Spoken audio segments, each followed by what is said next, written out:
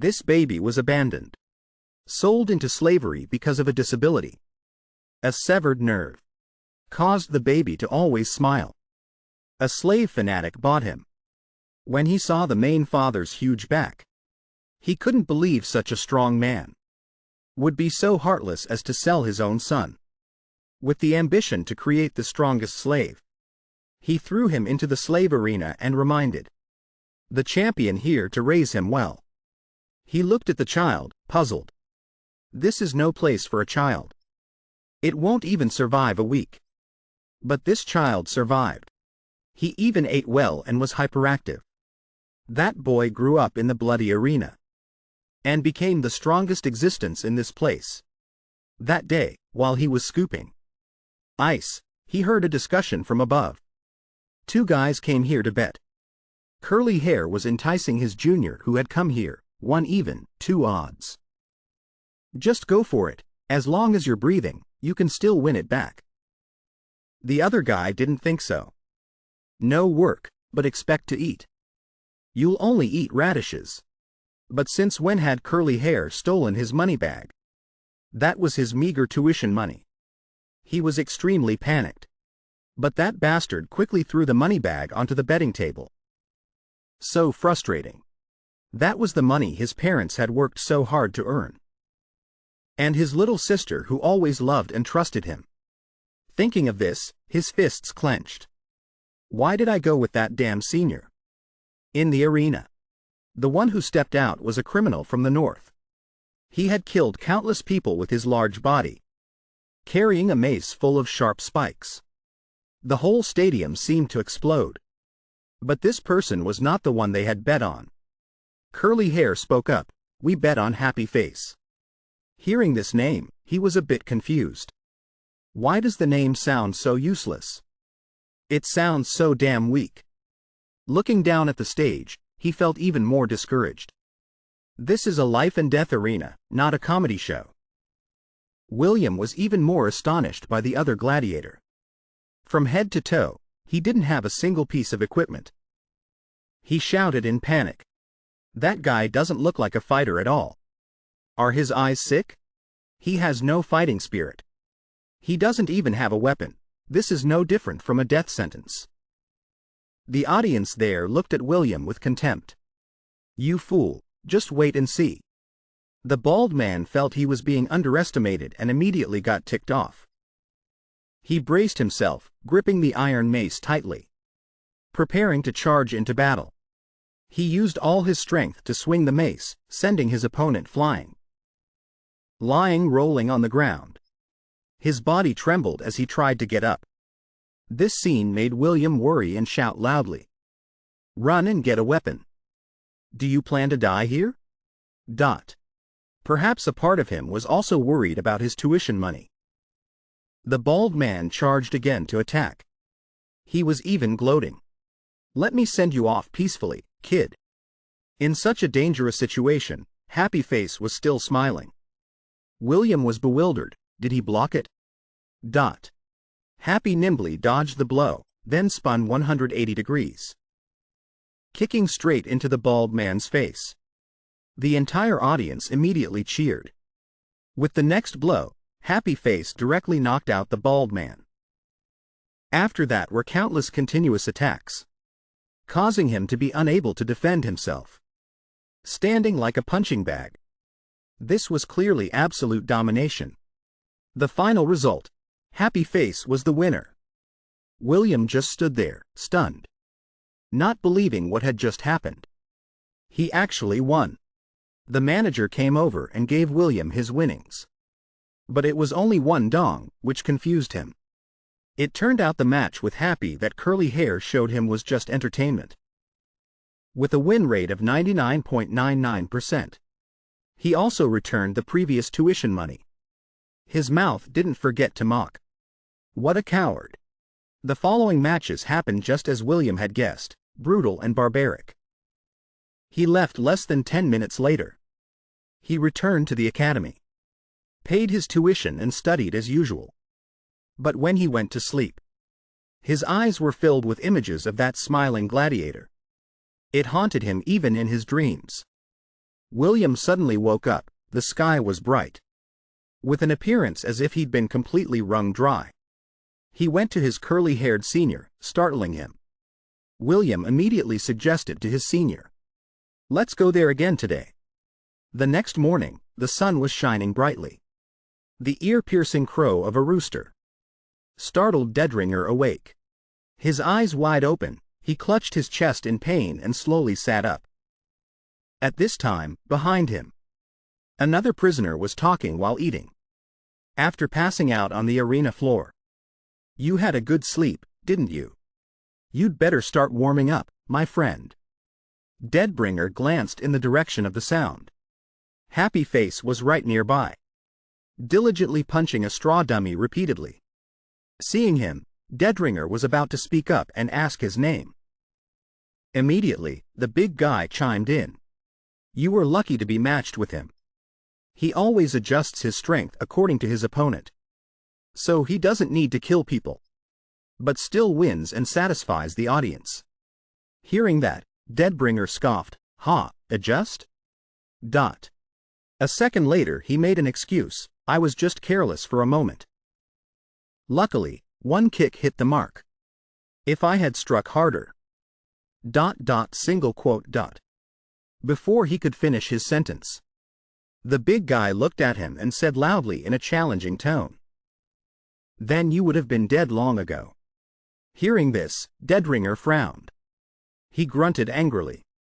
The other guy pointed at the pile of corpses being dragged away, thrown into a container. "Then you would be in that corpse container." After hearing that, Deadbringer angrily clenched his trembling fists. But the other guy wouldn't stop. He continued, "Oh, calm down, I'm just telling the truth." At this moment, Happy Face finally spoke up, laughing. "If you want to fight, go to the arena." The other guy immediately knelt and replied, "Yes, sir." But Deadbringer next to him was extremely surprised. He turned his head to look behind him. A group of other prisoners just turned their faces away, silent, not daring to speak. Seeing that, he immediately gloated. "Ha! Could it be that brat is the leader here? That snot-nosed kid? Deadbringer now started to brag again. "Are you guys trembling because that guy defeated me? Oh, that must be it. But that match was just a lucky W. He looked at the prisoners here and silently assessed them. A quick glance, they're all just brats. This is totally my world. If I can kill that guy, I will rule this place." A deep, muffled voice suddenly rang out, breaking the silence. "Hey kid." Happy slowly turned his head towards the call. Slowly advancing towards him was a large man. With scrutinizing eyes, he questioned as he walked. "How were you sold to this hellhole? Slave market? Prisoner of war, debt, or captured by pirates? Happy, with his usual smile on his face, replied calmly, "I was sold here by my father right after I was born. At least, that's what I was told." Hearing that, Deadbringer couldn't help but exclaim in amazement, "Ha! So you grew up right in this iron cage?" Happy nodded in confirmation, "That's right. The people here raised me and taught me how to fight." Deadbringer frowned, seemingly skeptical. "Oh. So they were stronger than you. But why are they so afraid of you?" Suddenly, Happy chuckled. "Oops," he blurted out as if suddenly remembering something. He quickly corrected himself, "Ah, my mistake." In just an instant, the shirt on Happy's body was ripped off, revealing a solid body, covered in countless scars, old and new. But his face still held an innocent smile. It was chilling. Happy slowly said, "The people here are all dead now." In that moment, a slight confusion flashed in Deadbringer's eyes. Happy continued, his tone still even. "Now there's no one left strong enough to teach me, or to fight me to the death. It's always just the rookies." As he spoke, he reached out his hand. Deadbringer immediately went on high alert. His body tensed up in a self-defense instinct. But Happy just gently touched his shoulder and whispered, "Like you." Then he raised his hand to scratch his head, his expression thoughtful. "So I have to evaluate the new recruits. I intentionally let myself get hurt. I pretend like you're about to W-in. That way, the audience and the opponent get excited." These words hit Deadbringer like a powerful blow, leaving him completely stunned. In his mind, an image of the recent match appeared. When he swung the club at Happy, he just smiled, grabbed the spikes, and even winked at him.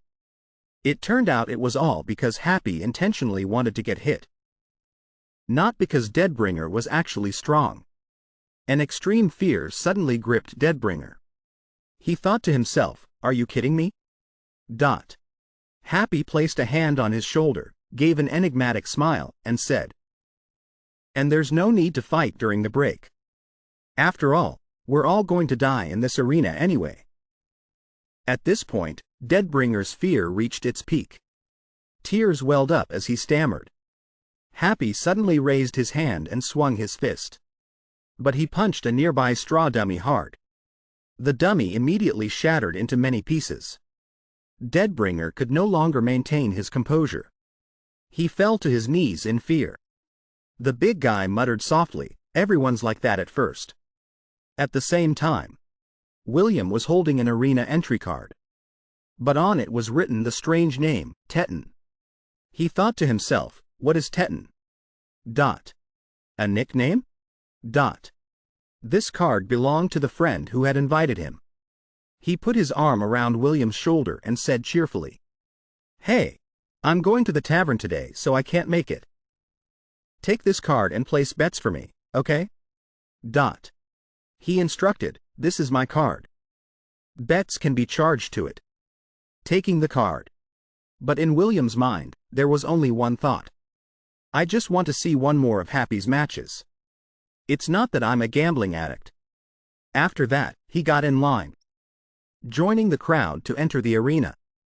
In another place, at the gravedigger's house, the old man was bent over, carrying a shovel on his shoulder. He called out, "Saga, follow me to the arena. Lucaston, let's collect the corpses." Saga replied without delay, "Yes, master." A while later, the two of them had arrived at the arena.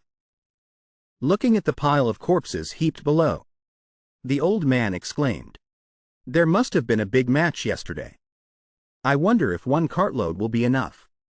Saga pulled the cart and reassured him, "I will stack them neatly." The old man nodded in satisfaction, so reliable. He thought to himself, "Only hired for a month and already so resourceful. I really chose the right person."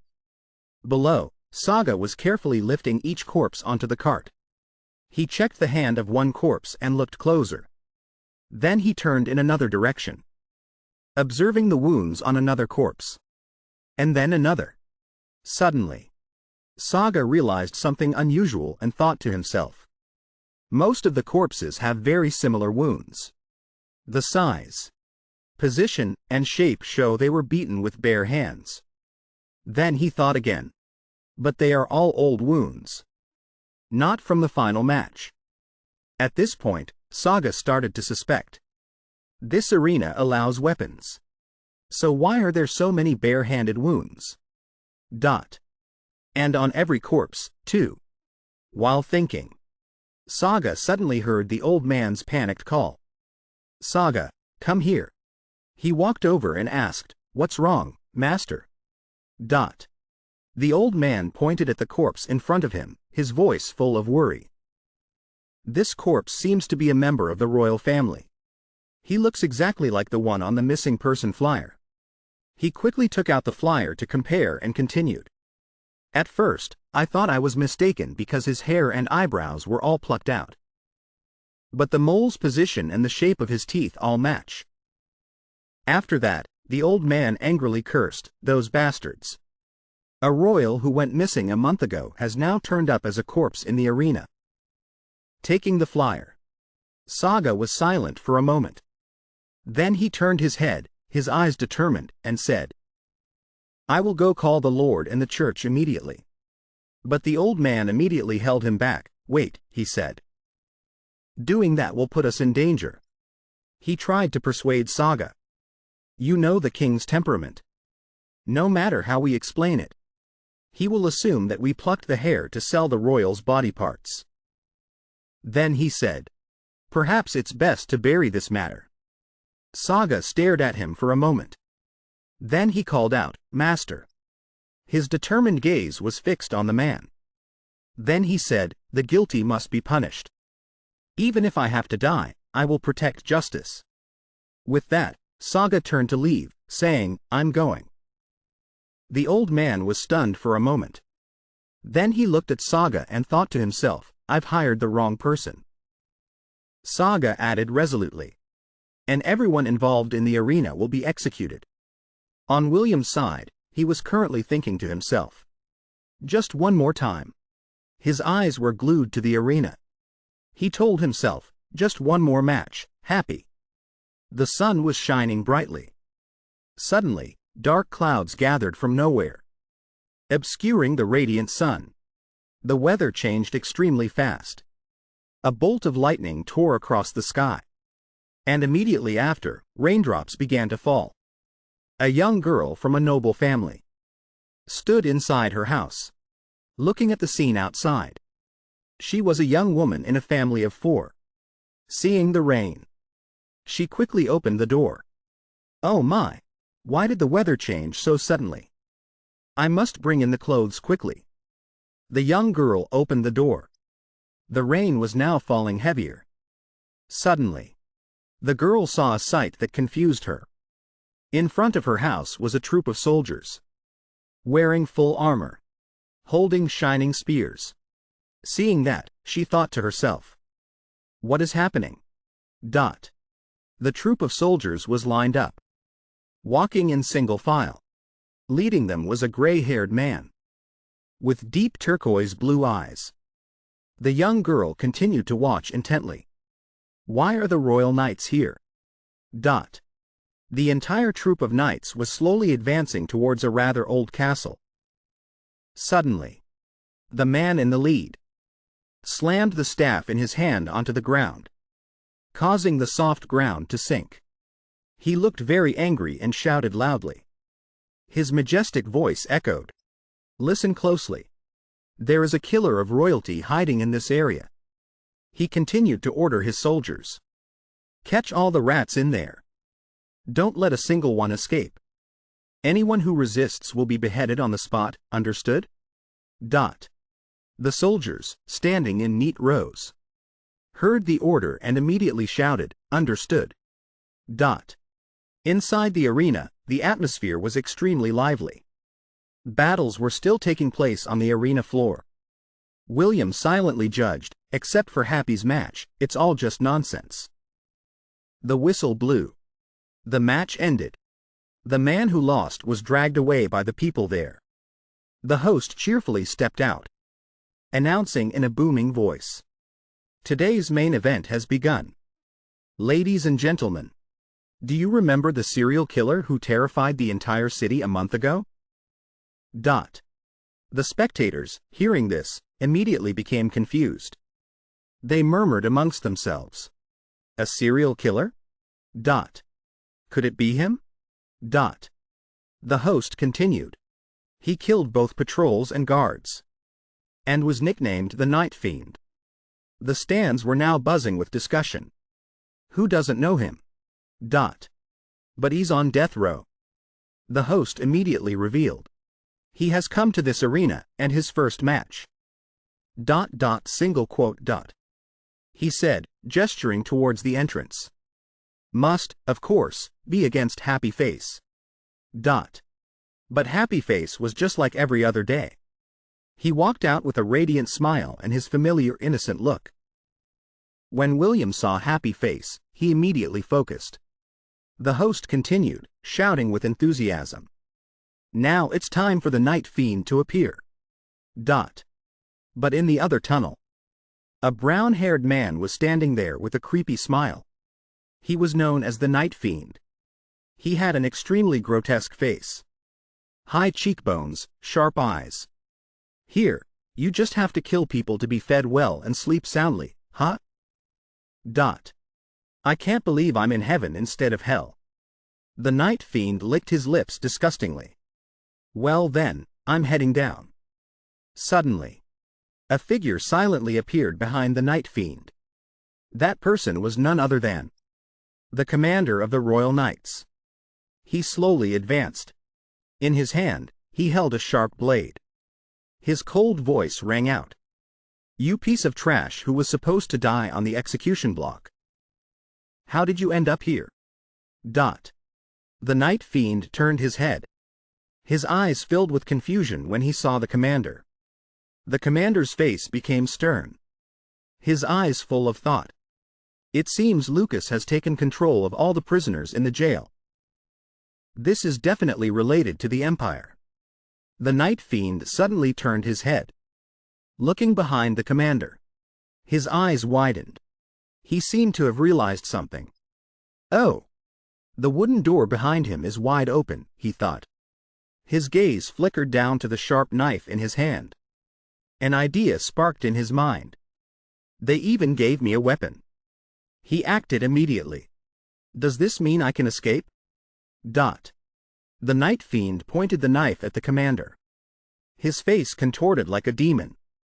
The commander didn't hesitate either.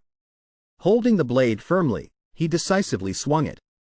The upper half of the night fiend's body flew into the air. In an instant. In the stands. The match host started to worry. When he didn't see the night fiend appear. Why isn't he out yet? The audience began to grow dissatisfied. Murmurs rose. Are they lying? There's no way that killer is here. Suddenly, a shout rang out. Wait, look. William heard the commotion. And looked in that direction. The person who walked out was not the night fiend. But the commander of the Royal Knights. The stands were once again in an uproar. Why is a royal knight appearing here? Could he also be an arena fighter? That's absurd. The commander's loud voice immediately silenced the entire arena. All of you. His gaze seemed to pierce everyone's soul. Kneel. His voice rang out evenly. From this moment on, everyone here is a suspect in the murder of royalty. Immediately, soldiers appeared from all sides. William turned, his face bewildered. A man suddenly shouted, I'm innocent. Get out of the way. William was now in a panic. His eyes filled with fear. As he saw a blade flash like lightning, stopping right behind the resisting man. His face turned pale, drained of blood. The soldier withdrew his blade, his voice cold. This is the king's order. Kill all who resist. Everyone, kneel. William trembled and knelt. Too scared to even move. The host didn't dare resist either. Hastily kneeling in the middle of the arena. The commander continued, Did you not hear my order? He was talking to Happy Face. But he wasn't scared at all, still smiling brightly. The commander started to get annoyed. Are you looking down on me? But Happy Face's eyes were focused only on the sharp blade. In the commander's hand. On it, a few drops of the night fiend's blood still clung. His eyes lit up like a predator. Suddenly, he dashed towards the commander. Without saying a word. The commander didn't flinch. He just glanced down lightly. This bunch, they all like to resist, huh? He gripped his blade tightly again. Happy Face's running legs suddenly bent as if to gather power, causing the ground to crack. The commander's blade swept past his face. The commander was extremely surprised. The blade almost touched his head. He thought to himself, I hadn't even finished my swing and he stopped. What's going on? Suddenly, Happy Face ducked low. His legs tensed again as if about to jump. To the commander's surprise, he leapt high, pouncing like a hungry tiger. His face still held that bizarre smile. For the first time, the commander showed a look of fear at this unexpected action. Happy Face wrapped his arms around the commander's upper body and headbutted him hard. All the soldiers and spectators were stunned. But Happy Face still kept his mischievous smile. Tumbling backwards, the commander landed lightly on his feet. The commander was furious, this bastard. He gripped his blade again, his grip even stronger. His speed also increased. The commander swung his blade high, angrily turning around. Suddenly, his eyes constricted, as if seeing something terrifying. But Happy Face was standing not far away, motionless again. This time he was standing still, just like before. The commander's blade stopped in midair, too close to swing the weapon. He glanced at Happy Face's hand and thought, but it's also too late to dodge. His eyes widened as if they would fall out. The only way is to land a perfect blow. I have to seize that moment. But while the commander was still hesitating, Happy Face did not. He threw a powerful punch, striking his opponent straight in the face. His face now looked like a murderer, satisfied with his game. The punch was so strong that even a giant like the commander was sent flying. His mouth hung open, unable to close. William witnessed it all, unable to believe what had just happened before his eyes. However, the commander did not give up easily. He quickly stood up, his eyes determined, as if he could devour a whole person. William didn't take his eyes off the scene, his heart full of worry for Happy Face. Did it hit him? The commander gripped his blade and smiled confidently. He dashed forward and swung a sharp blow. But when he stopped, there was only a cloud of dust. Happy Face had disappeared. Suddenly, Happy Face appeared from nowhere, using his leg to trip the commander, causing him to lose balance and fall to the ground. His face slammed hard into the dirt, but he still managed to glance up. Happy Face was still smiling. His whole body radiated a dark aura. His eyes looked like he wanted to devour his opponent. From behind, many arrows flew towards him, but most of them were caught cleanly by Happy Face. Only a single arrow lodged in his back. Happy Face was injured and fell to the ground. The commander slowly sat up, muttering, "Damn it." The soldiers from above called down, "Are you all right, sir?" He wiped the blood from his nose, his heart full of doubt. What on earth is happening? His eyes were full of worry. Sweat began to pour. Who is he? The sight that terrified the commander the most was Happy Face lying on the ground. An arrow was sticking straight out of his throat, but he was still smiling with delight. The commander's sword arm began to tremble. He felt like he was facing a living demon. The commander clutched his wound, looking at the scene before him. He's looking at me with contempt. Though angry, he could only think.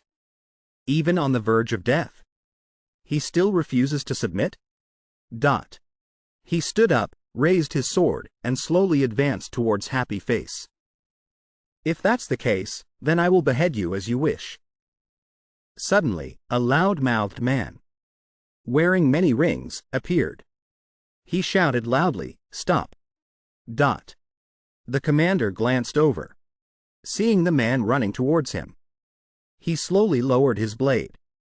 The man, Lucas, was panting heavily. He's only attacking because he thinks this is an arena match. He's never been to the outside world. He can't understand this situation. Lucas pointed forward, his tone agitated. He's just a dog. He sees anyone wearing equipment in the arena as a dueling opponent. He's just a trained dog. The commander seemed to be thinking. He glanced at Happy Face, still with that terrifying smile. Lucas quickly explained. That expression is because he's had a disability since childhood. The nerves in his face are all damaged, so his facial muscles are frozen like that. The commander listened, finding it absurd. Huh. Dot. Lucas continued, sweating even more. It's hard to believe, but it's the truth, sir.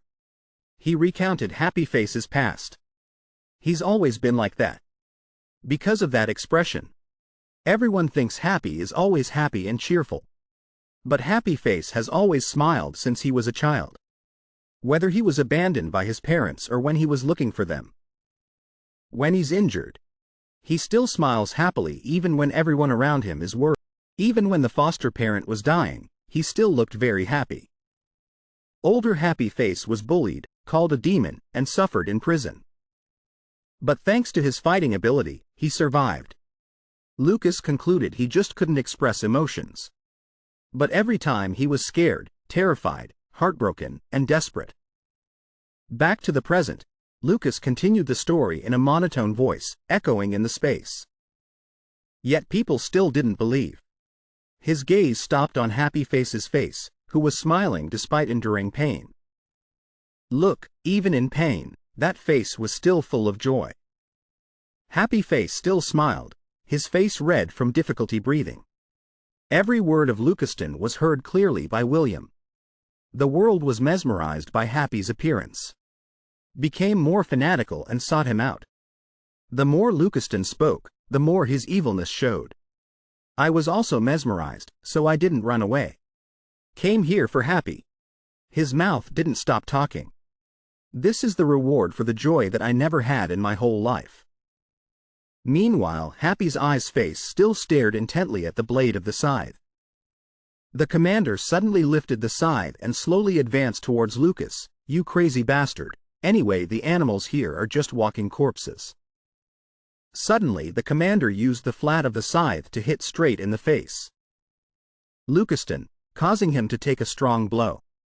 After that, Lucas confessed and was hanged along with the arena operators. On that day, the king stood from above looking down at the bodies of the 4 criminals being hanged. The king's eyes watched the criminals intently. His anger gradually subsided. Meanwhile, in the prison awaiting execution day, some prisoners began to wail. I don't want to die here. Some even cried because they were locked up. William sat in the cell, his whole body trembling. He hugged his body tightly, trying to stay calm. But the wails continued. I heard those involved are all dead. Now it's our turn. Oh God! William was extremely scared at this moment. Negative thoughts started appearing in his head. How did it become like this? Execution? What did I do wrong? Why? While thinking, William hugged his head, muttering, please spare me. Please, I know my crime. Happy Face sat opposite William, still cheerfully asking, are you okay? William slowly raised his eyes to look at Happy Face, recognizing the person. He startled and stood up. Happy Face, since when were you here? Happy Face smiled cheerfully and replied. Since yesterday, we've been locked up in here together. He said it as if it were a normal thing. Seeing you muttering to yourself. So I didn't speak up. William heard this, calmed down, and thought to himself.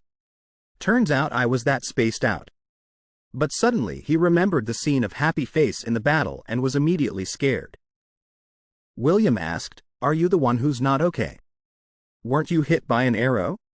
Happy Face replied, still cheerful, yeah, I got hit a few times. He recounted.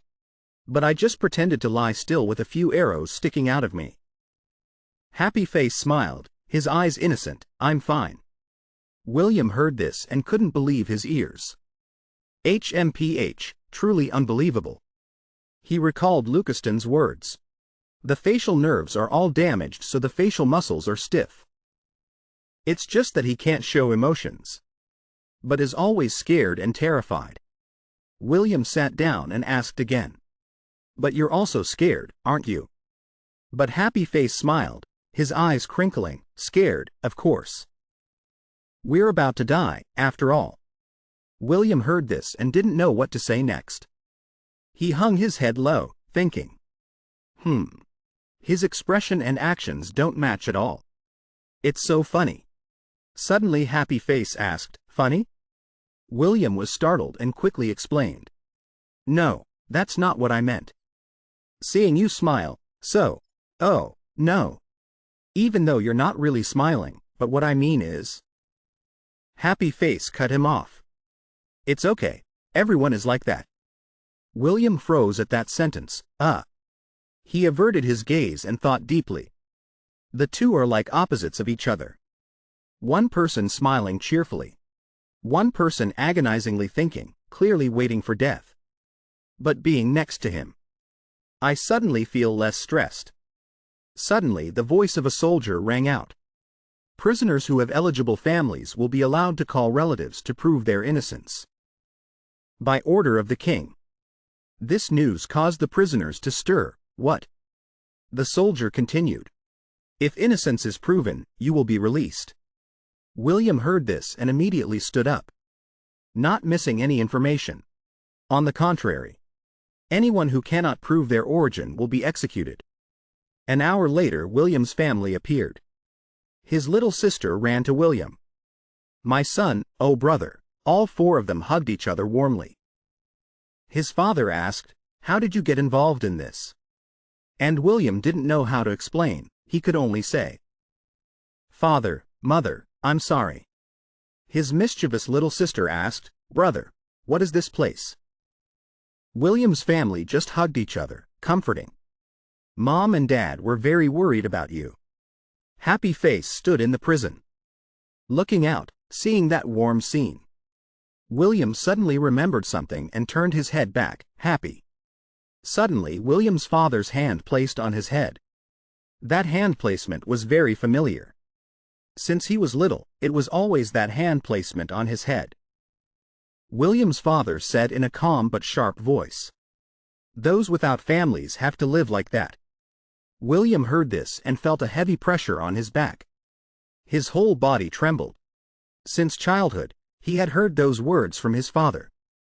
They are born as slaves. Their fate was decided from the moment they were born. As a child, he only knew fear, welling up with tears, Father. Now, even though he's grown up, William still couldn't escape that fear. But that's not a reason for them to be executed. He remembered when he was little. When Father always made him raise his head and look towards the palace. Magnificent. Suddenly, William's father angrily pulled him away. Also pulling him out of those memories. Rewritten and edited version. The man pulled William away while yelling, Shut up and follow me. William's eyes were pensive, his body like a puppet on a string. Without any strength left to resist. I'm still as weak as before, he thought to himself. His mood grew heavier and heavier. No longer able to act on his own will. Darkness enveloped the surroundings. As if swallowing his soul. Suddenly from the dungeon, Happy Face smiled. In a gentle voice. It's okay. William stood stunned, his eyes vacant. His feet as if glued to the ground. He had no idea that behind Happy Face's back, the wound from the arrow was still bleeding. From above, the commander looked down. Seeing William's family slowly stepping out, a soldier stepped up to report. All the innocent people have been released. The commander nodded. Gave the order. Then lead all the remaining ones to the execution block. Suddenly that soldier added. But there is one special thing. Sir. The commander frowned. What is it?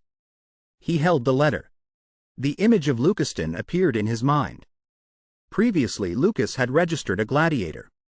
As a follower of the church. He had donated a large sum of money. The soldier continued, according to church law. This person will not be executed, but must live the life of a slave to atone for life. The king has also approved. The commander slowly turned back and asked, So who is it? The soldier replied immediately. He doesn't have a real name, only a gladiator nickname. The commander suddenly remembered the image of Happy Face. It's Happy Face, sir. He walked away, pondering in his heart. Turns out Lucaston's words were like that. He remembered Lucaston's words. This is the reward for the joy. That I never had in my whole life. The commander's eyes gazed into the distance. Who is Happy Face, after all? That he tried so hard to protect. 1 week later. At the slave market, the space was desolate and gloomy. Happy Face was locked in a small cage. A man walked past, glanced over and said to the man in the hat sitting at the table, "Is this new slave mentally ill? Why does he keep sitting in there smiling like that?" The other person replied indifferently, "Who knows, like this, no one will buy him. The church doesn't need more slaves either. Selling him for next to nothing." Suddenly a person appeared, using a cane to point towards the cage. "I will buy him." The man in the hat turned around, surprised. "Huh? He's not a child." The customer used the cane to point straight at Happy Face's face. "I mean the one who is crying pitifully over there." In Happy Face's eyes, confusion showed. It was an old woman with white hair, her voice gentle. "I will buy him." In her eyes, Happy Face was crying. Crying pitifully. In the cozy house. The dining table was full of food with flickering candles. The young woman asked, "Grandma, you bought a slave?" She was worried. "Why would you do that? Now in the house, it's just you and the slave?" The middle-aged man sitting opposite reassured. "You also often have to wait at the clinic like today. We are old already. Having someone to help in the house is better." The servant carefully brought a glass of beer for him. He picked up a chicken leg and offered it to his daughter. But she still couldn't stop worrying. "But anyway, this world is very dangerous. How can you trust a slave?" He calmly replied, "He's a gentle child. Don't you worry too much. Grandma is a very good judge of character." She looked at him seriously. "So tomorrow I don't have work. I will come home. I have to check with my own eyes to see if he is trustworthy." Dusk fell. The simple house amidst the green fields. The tall boy entered the house. The old woman said, "First, go take a bath and change your clothes. It seems you haven't changed since you arrived here."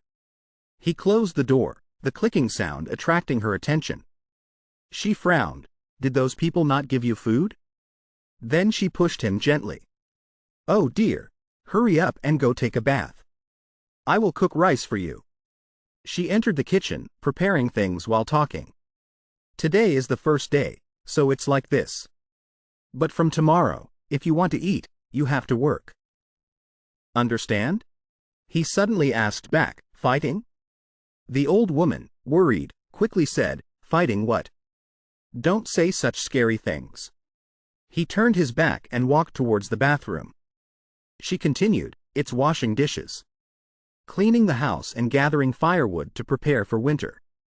Go take a bath quickly." The boy entered the bathroom in a happy mood.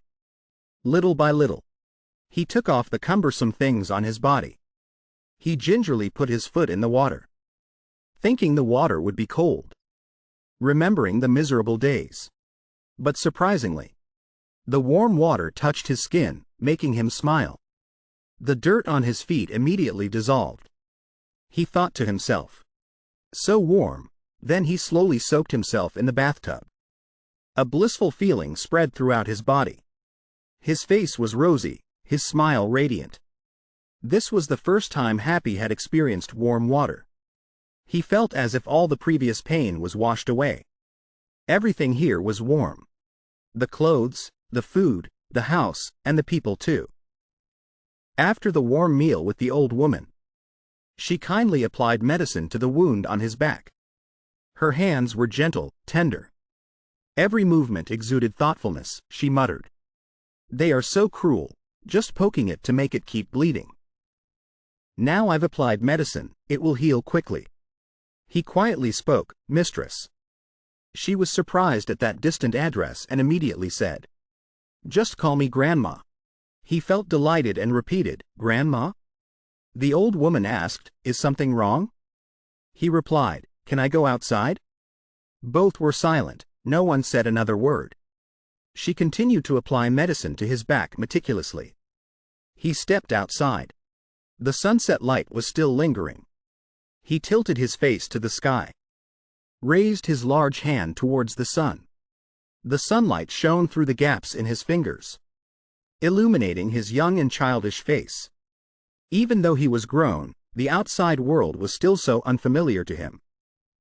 He felt the warmth of the sunlight, completely different from the weak light that filtered through the iron bars in the basement back then. At that time, he was still a naive little boy with big round eyes, always curious and eager to discover everything. The man spoke up, happy. The world outside the window is much bigger than what you think. He had shoulder-length hair and a long scar on his face. He said, the sky and earth are vast and endless. If you were free, you would understand what I mean. You could go anywhere. Back to the present. He could now step out into the wide world. He turned his head to look at the old woman's house, remembering her words. If you want to leave, that's fine. Anyway, I don't have the strength to keep you. His eyes suddenly darkened, flashing with danger. He entered the house, his face radiant with a smile. I've seen enough, Grandma. He advanced step by step towards the old woman, like the faltering steps from when he learned to walk. Unsteady but determined.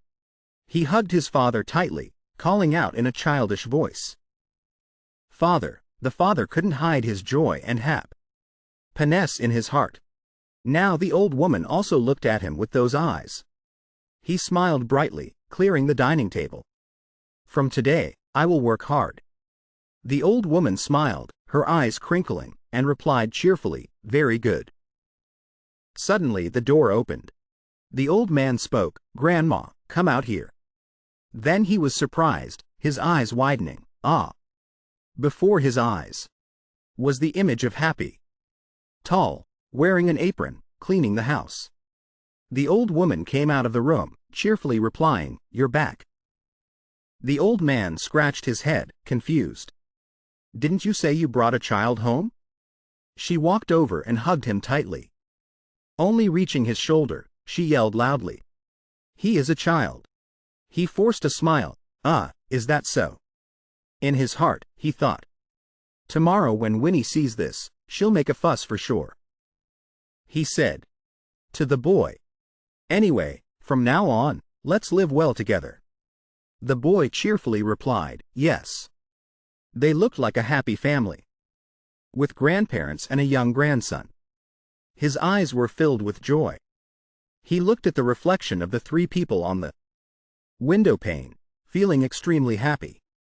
Happy had experienced the warmest day of his life. When the scene changes, a rock suddenly flew in and broke the window. Meanwhile, that same night, William was experiencing the coldest day of his life. The bedroom. Across the table were crumpled letters. All curses. Get lost, you barbarian. You're a top student, but you're so pathetic. Kill yourself within a week. The story about the arena had spread throughout the academy. William was seen as a criminal in the dormitory, even if he shouted that he was innocent. The verdict of standing by and watching royalty be killed in the arena still couldn't be erased. At that time, he was present at the arena, even though the reality was that William hadn't seen anything. Because of this, he was stripped of all titles at the academy. His scholarship from the church was also cut. The expulsion hearing had been scheduled. Everyone in the academy turned their backs on William. He stood in front of the headmaster's office door, looking through the glass. His father was kneeling, begging non-stop. Please. Give him one more chance. You know he's not that kind of child. This is all the fault of this useless father. Please give him a chance. He angrily gritted his teeth, unable to bear the sight. Why do I have to endure this humiliation? He quietly left. He banged on a door, yelling, Senior, come out here. This access card is yours, isn't it? Come out and talk, I'm innocent. He roared angrily, banging on the door non-stop. I've never even seen royalty before. I'm innocent. The door suddenly flew open. William was startled. The senior opened the door a crack, looking at him with cold eyes. This guy saw me hang out with you once. And thought we were close? Get lost, you barbarian. But he was completely stunned, unable to believe what he was hearing. The door opened wide. Inside there were many people. He was making a joke out of him. Look at him blaming me. How disgusting, you bastard. The people inside the room laughed and joked non-stop. The laughter rang out endlessly. What's he doing? He clenched the card tightly in his palm, then suddenly lunged forward to everyone's surprise. Lunging towards the senior. He intended to use that card to beat this guy to death. But life wasn't as he wished. His whole body was immediately restrained. The guys holding his arms spoke unhappily. Trying to kill someone now? You're really crazy. He struggled with all his might, but couldn't fight against the strength of the two of them. The senior sneered, Hey! You're definitely getting expelled. He used all his strength to lunge forward, and spat a disgusting glob of saliva at that despicable guy. He yelled, Shut up. You trash. That night, William was kicked out of the dormitory, and the official processing was postponed. The next morning, William didn't dare to go home. He could only wander in the forest, his heart full of pain remembering his family. Mom, Dad, I'm sorry. I don't know what to do anymore. At this time, Happy was busy collecting materials in the forest. He cheerfully asked, Are you okay? Happy's sudden appearance startled William. You? Why are you here? I thought you were dead. William exclaimed. Happy smiled brightly, holding a brightly colored mushroom in his hand. I was sleeping and felt hungry, so I went out to find something to eat. Here, you try some too. He offered the mushroom to William. William looked at him with suspicious eyes. That's a poisonous mushroom, oh God. Happy quickly dropped the mushroom. I almost died while the two were talking happily. From a distance, a group of people was silently watching them. The one with the conical hat turned and asked his companion, Are you sure? The other guy affirmed. I saw him come out of the academy that's only for nobles. Must be a noble's kid. Then the one with the conical hat asked again. But who's the guy next to him? A noble's ghost? At this time William and Happy still hadn't noticed their presence. Of them were still relaxing and joking around. That one looks okay, William said. The other man replied. He's the village idiot. Nobles always keep an idiot by their side. After finishing their discussion, the whole group, with murderous expressions, drew their weapons. All right. It's been a long time since we had a chance to rake in gold. Then William and Happy continued walking together. William asked, So now you're working as a slave at that old woman's house? Happy nodded. Yeah, just go straight and you'll see the house. William was worried. But is it okay for you to just go out like this? Happy replied. Grandma said as long as it doesn't affect work hours, it's fine. William was curious. She must be very kind, huh? Just from this brief contact, I can see she cares a lot about you. See? Happy laughed. I think I'm probably about to die. He turned to ask William, But are you okay? Why? Were you crying earlier? William sadly lowered his head. That. Right at that moment, the bandits appeared. The one with the conical hat held a long sword in his hand. He asked, Why is a noble kid like you up on the mountain? Dangerous like this? The two looked at each other, confused, showing no fear. The other men also started to surround them, in their hands, holding all kinds of weapons. William coldly ordered, Happy, get down. Happy hadn't even understood what was happening, when William had already bowed his head to the ground, in his hand, holding a money bag. He tremblingly took out gold coins, his voice weak. "Please spare my life, I'll hand over all my assets." The bandits sneered but still didn't let them go. The leader clapped his hands in praise. "Oh, quick reaction." He pressed his knife, threatening. "But our target is your parents. You will be the hostage," he ordered. "Tie him up." Immediately the whole group rushed in to grab them. William protested, "Wait, I'm not a noble." They searched both of them. One guy held Happy's basket, looking at the food items inside, laughing with delight. "Ka ka ka, what's this?" Before he could even celebrate, he was hit by a punch straight in the snout, falling to the ground. The whole group was confused and angry. Another guy asked, "Why did he suddenly faint? Huh, what is it?" Happy was still grinning from ear to ear.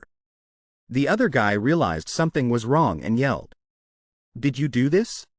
At that exact moment, Happy had already raised his palm and slapped him across the face. The massive amount of damage made him dizzy and collapse. The group was still not over their surprise. In just one hit, he took down the big robber. Happy flashed a sinister smile. His hands clenched into fists, advancing step by step towards the robber, even though just fighting with his hands, while the robbers held weapons. But he was not afraid at all. The leader yelled, "Kill him!" The whole group rushed in together. The leader rushed forward, swinging his sword. Happy nimbly dodged the blow and tripped him, making him fall. Another one rushed in. Happy put his hands on the ground and launched a kick towards him. In an instant, two robbers had fallen flat on their faces. Another one swung an axe, but the axe was caught precisely in Happy's hand. He jumped, spinning like a whirlwind, twisting the robber's arm, making him scream in pain. The one with the conical hat scrambled to get up, terrified at the sight before him.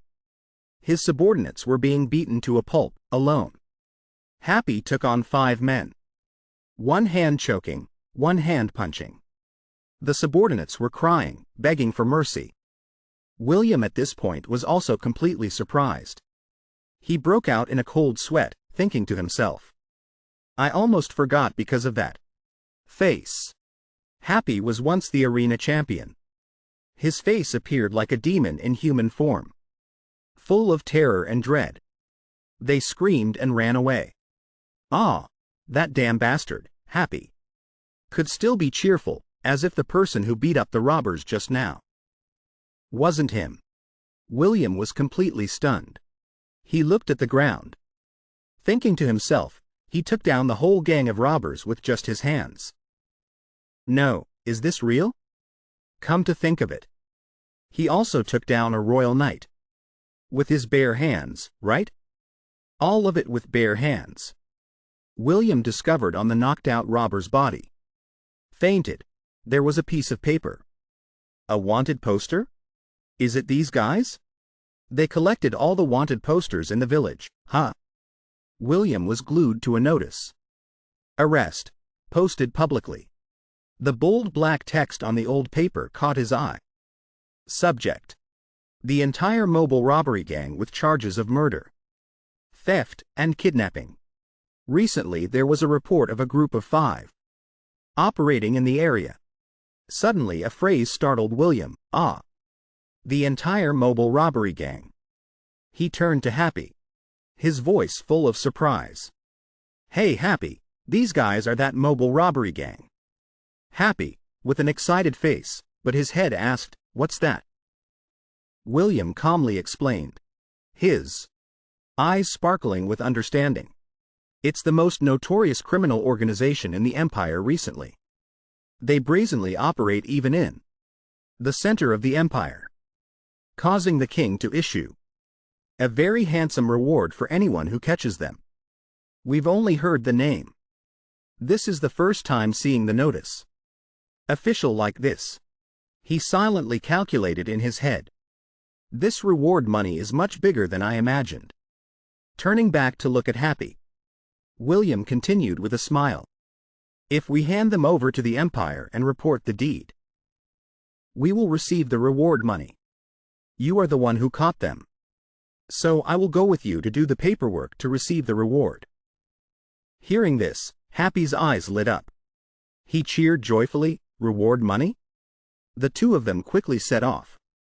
When they arrived at the local government office to do the paperwork, they met a middle-aged official with a stern face. This man glanced at Happy and coldly declared, "Slaves are not allowed to receive reward money." William immediately showed his displeasure, his voice rising slightly. "What? He is my friend. I can absolutely vouch for him."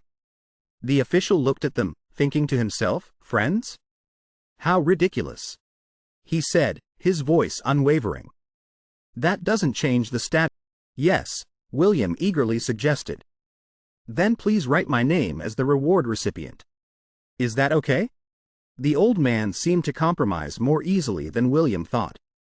A slight smile appeared on his lips. "All right, anyway, the robbers have been caught. I just need to complete the paperwork to follow the regulations." On the confirmation paper, the reward amount was clearly stated as 1,013 gold coins. The crime, mobile robbery gang. Method of capture, tied up, and the capturer was William. After completing all procedures, William gave Happy a heavy cloth bag. Happy happily accepted it, his face beaming. William smiled and advised, "Now, don't go digging for mushrooms anymore, okay? Use this money to go to the market and buy food to eat." Happy smiled brightly. "Wow, thank you, William." However, he looked at William naively, his big, round eyes full of questions. "But I don't know how to buy things. And I also don't know how to use this money." William suddenly realized Happy's immaturity. He thought to himself, does he really not know anything? He gently said, "Well, next time, come with me, okay? I will teach you everything." Happy joyfully replied, "That would be great." The two had an intimate conversation, helping them become closer. William asked worriedly, "So, besides the arena, you don't know anything about life outside?" Happy was still busy playing with the small snail on his hand, replying innocently, "Yes, I've only heard people talk about it.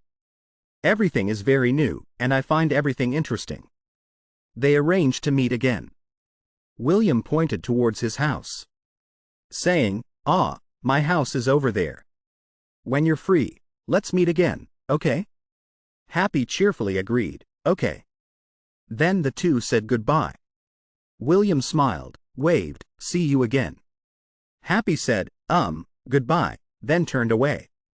The snail was still perched on his head. William watched Happy's figure fade away. His eyes held a trace of regret. He turned back, his face sad, sighing deeply, head bowed. The next morning, the Academy's hall was packed with people on the day of the hearing for the expulsion of William. A high-ranking official looked at William, thinking to himself, "Clearly, there are no significant injuries." Meanwhile, on one side, the senior was trying to look miserable, with a bandage loosely applied to his forehead, hiding his fake wound. The person presiding stood up and solemnly read William's name. "After fair consideration, I will announce the verdict." William kept his head down, not daring to look up at anyone. He continued, "William, regarding the brawl with a fellow student at the arena, you should have received a corresponding punishment. However, thanks to your great contribution in eliminating a part of the mobile robbery gang, the most dangerous criminal organization in the empire, that specializes in murdering and kidnapping nobles, you will be awarded a Medal of Honor." William was completely stunned, utterly surprised to see the medal, sparkling, being pinned onto his chest. His parents, sitting below, were just as surprised. That senior noble couldn't hide his dissatisfaction, roaring, "What?" The person presiding continued, "Although still a student, William has bravely fought for the safety of the empire. By order of the king, your crime will be pardoned. and you will be given another chance." The senior shot to his feet. His face red with anger. Impossible. Throughout the hall, murmurs and gossip arose incessantly. "What is happening?" "That William," he said loudly, his eyes full of contempt, looking towards William's parents. Those simple people in common clothes. Their parents must have used money to bribe the officials. He ripped the bandage off his head, grinding his teeth. "Damn it. I planned to get him all at once." Meanwhile, the night before meeting William, Happy had experienced a difficult night. He couldn't sleep at all because of a strange pain. The cause was unknown. He curled up in his small blanket. His eyes were bloodshot with scary red veins. His whole body trembled uncontrollably. His 2 arms gripped his body tightly, trying to soothe the pain. Even though a few hours had passed, the pain still didn't stop, forcing Happy to find the cause himself. When he pulled up his shirt, countless scars, large and small, were revealed. Sweat poured like rain, soaking his shirt. He looked towards the basket, thinking to himself, "Is it because I'm hungry? Or should I go find something to eat?" Actually, it wasn't because of hunger. It was because his body was used to the harsh life of fighting in the arena. Now it couldn't adapt to the sudden peace. Happy's whole body radiated killing intent. His eyes flashed with a dangerous glint. His body couldn't help but tremble in waves. However, thanks to last night's event, the fight with the robbery gang, his body had returned to its familiar state. And so, Happy had a morning that was the most comfortable since leaving the arena. He woke up with a face full of life, exclaiming, "This is the first time I've slept so well since leaving that place." The rays of morning sunlight gently crept through the window. Happy smiled, happily enjoying them. Suddenly, a clear voice rang out from outside. "Grandma, I'm home." Happy sat up abruptly. The elderly couple hurried out to greet their granddaughter. The grandmother hugged the little girl tightly. "Oh, my dear grandchild. Come in quickly." The girl smiled brightly, her voice cheerful. "I missed you so much, Grandma." The little girl asked, "But where is the child you mentioned the other day?" The old man gave a forced smile, pointing behind him. He's in there." The little girl cheerfully took out an exquisitely carved wooden duck. "Actually, I bought a gift for him at the market. He's probably still unfamiliar with the house and people. So I want to make a good impression." The child the little girl was happily talking about suddenly fell silent. In front of her was not a child, but a tall, adult man, with a bewildered face, and innocent. The two stood staring at each other. The girl was so shocked she dropped the wooden duck. The little girl cried out in alarm. "Who is that? Wait a minute.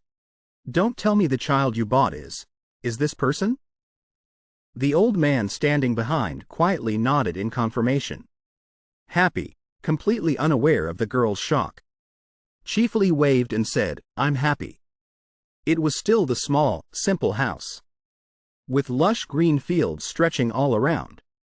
The granddaughter whispered to her grandfather, "He doesn't look like a child at all. And he came from the arena? That's so scary." The old man smiled kindly and replied, "Just observe him a little longer. I've only interacted with him recently, but I think the boy is fine." He looked towards Happy, who was working enthusiastically. Both grandfather and granddaughter looked out the window. The old man smiled and continued, "Besides, seeing your grandmother smile so happily like that makes me very happy." The old man affirmed, "The boy is definitely the most cheerful person I've ever met." However, the granddaughter was still full of suspicion in her heart. "The important thing is, he works very well." Happy was carrying a large barrel, smiling and asking the grandmother, "Grandma, where does this go?" The old woman pointed to the corner of the garden. "Put it over there, okay?" The grandchild inside the house The granddaughter saw her grandfather's happy expression and thought to herself, "He likes to say that, huh?" As for the old man, he was still lost in his own thoughts. "It's less strenuous now. For the past few years, my back has been hurting, so I kept postponing cleaning the storage." The girl still couldn't fully trust this large man. The doubts in her heart were still a mess. Outside, the blue sky was adorned with fluffy white clouds. The golden sun shone brightly. Piles of wood were stacked messily next to an axe. Lying on the ground, the girl picked up the axe and muttered, "Even without slaves, I can still do it myself." She used her strength to split each log carefully. Little by little, with her own strength, she had managed to chop a fair amount of firewood. Happy was still happily doing his work. He carried water while she chopped wood. The girl let out a tired sigh as Happy returned. "You're back with the water?" Happy replied cheerfully. "Yes, I've finished preparing the bath water." She said, "When you're done, go rest. I'll finish chopping the rest of this firewood." "Yes," Happy replied politely, "yes." He put down the water buckets and sat right there, his big, round eyes watching her intently. Sitting there, watching her without blinking, the girl felt a bit awkward and had to speak up. "Why don't you go rest? Why do you keep sitting there staring?" Happy replied cheerfully, "I'm learning. Because I'll have to do these things too." She smiled, thinking to herself, "That's a good attitude."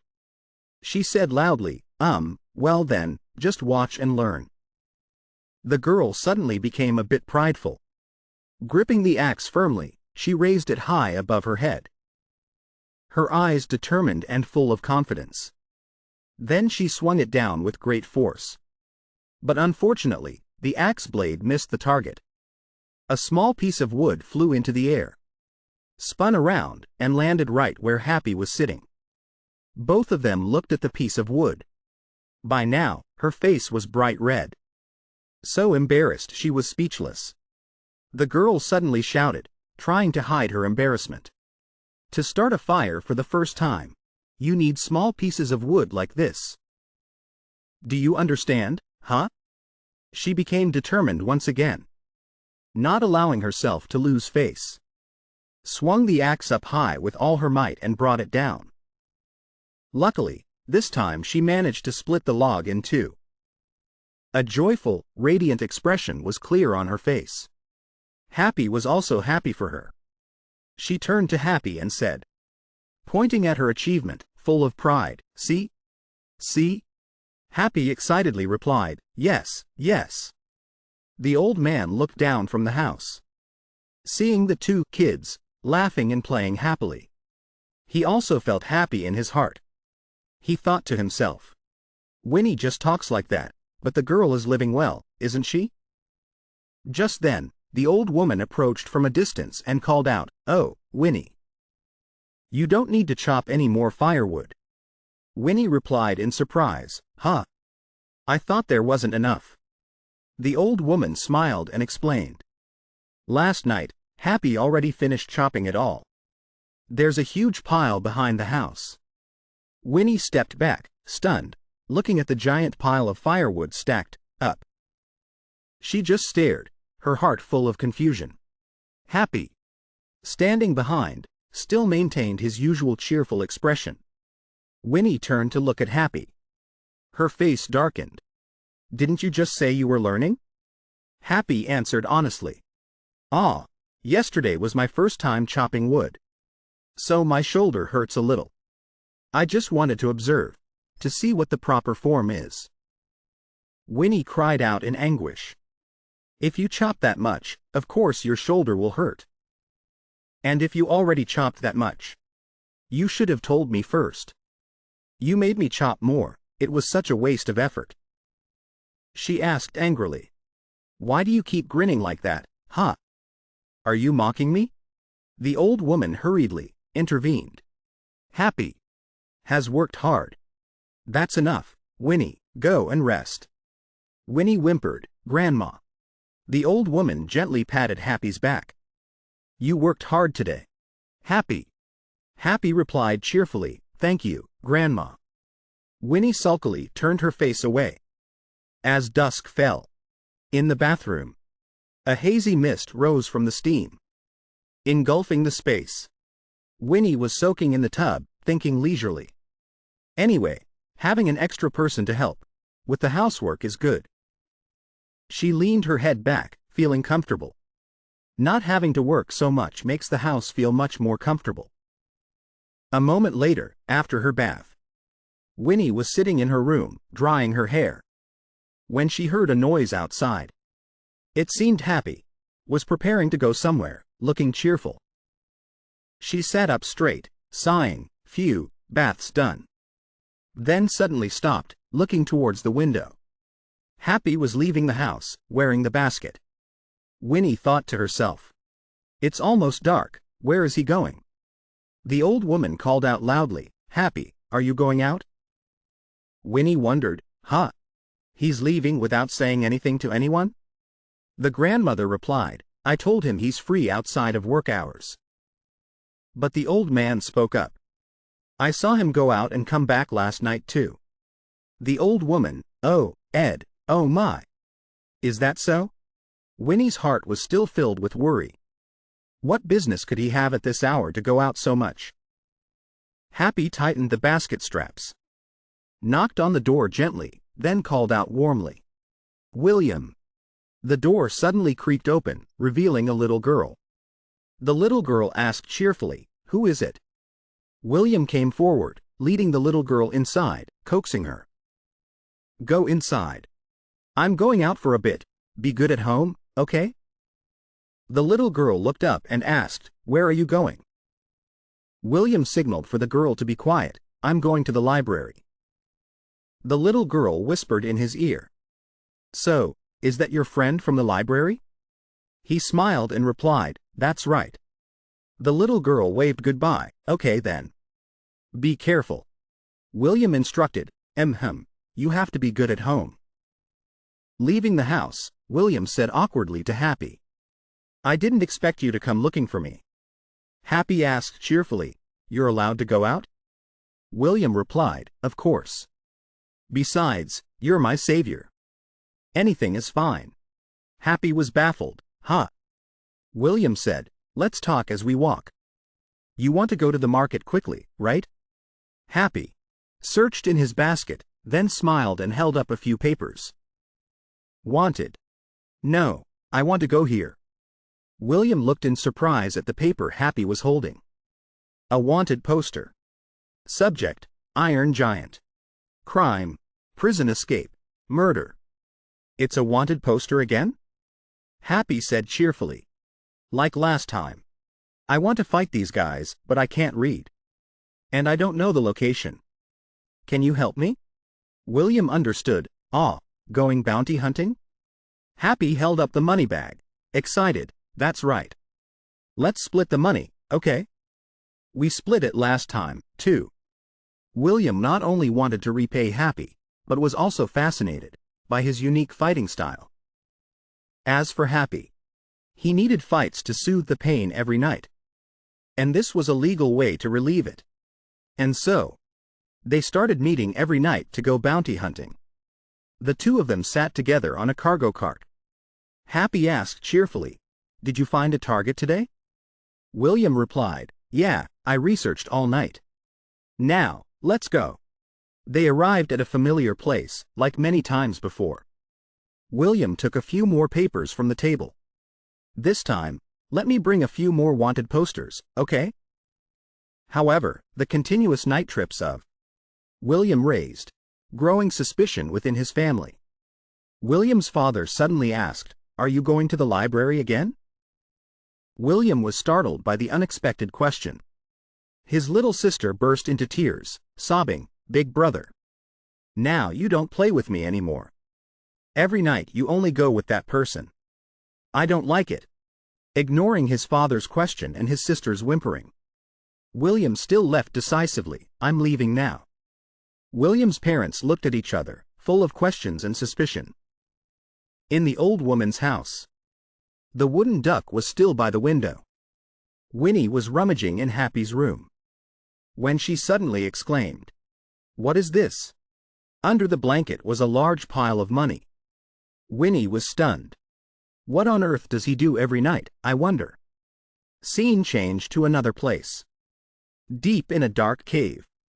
There were many mirrors reflecting a golden light.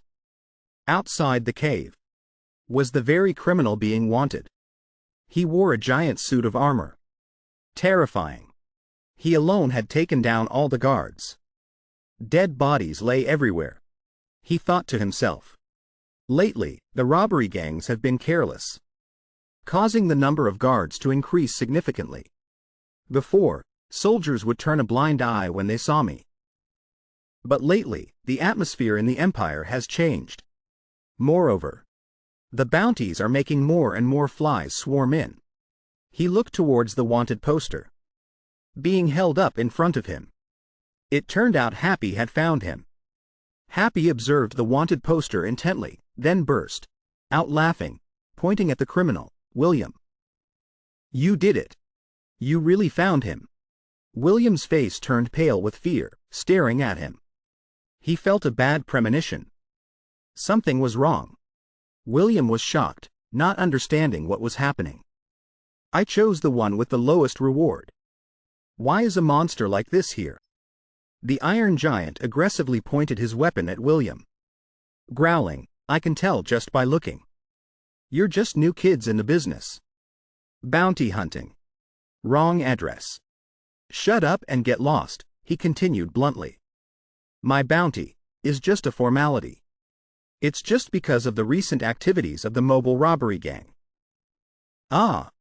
William questioned doubtfully, "a formality?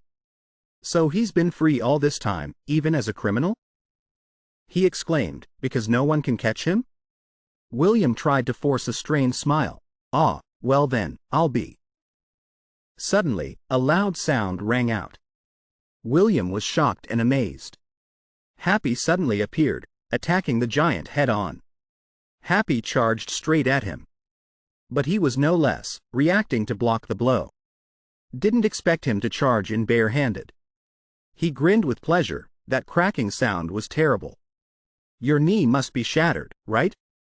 Happy was hit by his counterattack. But he still laughed with delight, as if it was nothing. William also managed to react. The situation came too suddenly. "No," he advised worriedly, "stop and run away." The giant appeared resolute and cold, too late. A loud charge sound was heard. The giant had just finished speaking and suddenly attacked like lightning.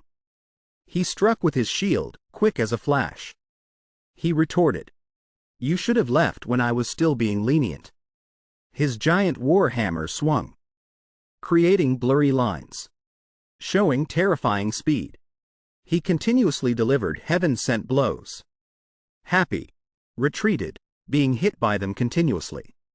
William, witnessing this, couldn't keep his composure. "Stop." Happy glanced at William. His eyes clearly showed he didn't understand what William was planning to do. William worried and shouted loudly, "Happy! In the arena, your fighting style didn't feel cruel to me. It was just really cool." He spoke more clearly. "Furthermore, I even believed you would win, so I wanted to keep watching." William roared, moved to emotion. "Because you caught the mobile robbery gang, I was able to return to the academy. So, when you came to ask me to go bounty hunting, I agreed. But I was too reckless." William's tears streamed down. "This isn't a match with people cheering, like in the arena. I just wanted to watch you fight, not push you to your death. I'm really sorry. I should have researched more thoroughly." Without saying much, the giant swung his spear, attacking William as well. Happy pulled William back in time to avoid the blow. Happy still had his trademark smile. "You really are someone visiting the arena for the first time, huh?" Quick as lightning, Happy kicked his spear away. The guy involuntarily stepped back. "What kind of speed is this?" Happy caught his spear. Happy sank into a stream of memories. His voice was soft but haunting. My former master, Lucas, was a maniac for power.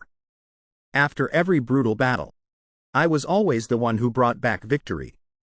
But, ironically, every time I won, he would find every way to scour the world, to find stronger opponents. Although I always won, because I ended the matches too quickly, he didn't make much money. And that made him more and more frustrated. I knew that clearly. So to please him, I was forced to act, to pretend I was losing badly. Suddenly, in the current battle, Happy's hand went limp, and he gave a forced smile. He tossed the spear up. The spear fell to the ground with a clatter. He held his hand out in front, seemingly signaling or preparing a new move. Behind him, William's face showed surprise mixed with worry, while the giant's face clearly showed frustration. While talking, Happy was also taunting him before his blows. I've never fought for pleasure. A terrifying memory fragment rushed back. It's just that if I didn't obey orders, I would be tortured to death. That pain just gnawed at me. But perhaps it was already ingrained in my flesh and blood, making me, even after escaping the arena, still endlessly seek out fights. Or rather, I am forced to fight. Before he finished speaking, Happy unleashed continuous blows towards the opponent. He challenged. Hitting like that won't be able to hurt me. He unleashed powerful slashes towards Happy. A loud roar rang out. He put all his strength into slashing and attacking relentlessly. Happy dodged the slashes without any issue. His heavy breathing was heard. Still not understanding what was happening. What the hell? He suddenly realized something was strange.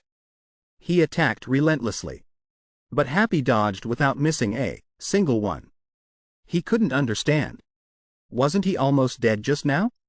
He looked at Happy resentfully. Why is he so calm now? He gripped the spear tightly, demonstrating superior strength. A loud scream rang out. His leg lost its footing.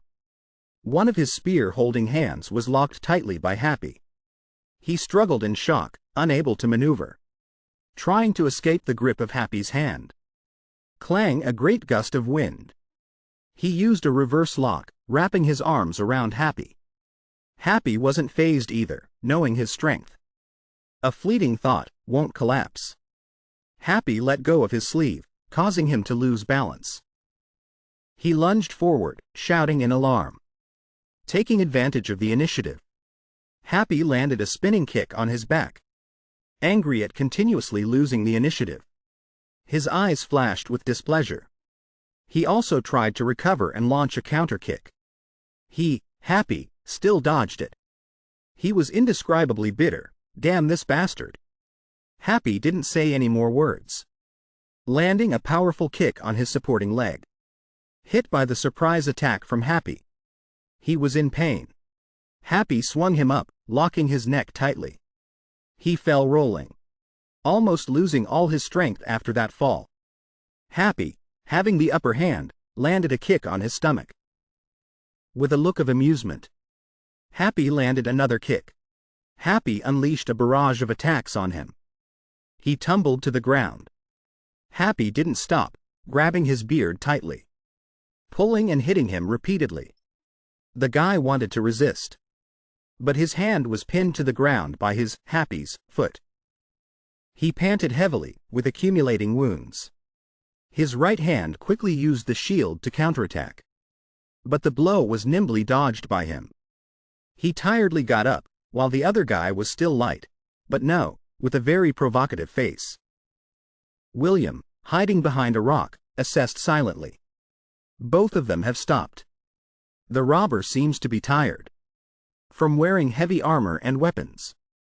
He's starting to change tactics, bracing his shield firmly on the ground. He's only aiming for my unarmored head. Meanwhile, Happy turned his head to thank William. Thank you for protecting me earlier. You are my only friend. If you get hurt, I'll be sad. He slowly picked up the broken spearhead.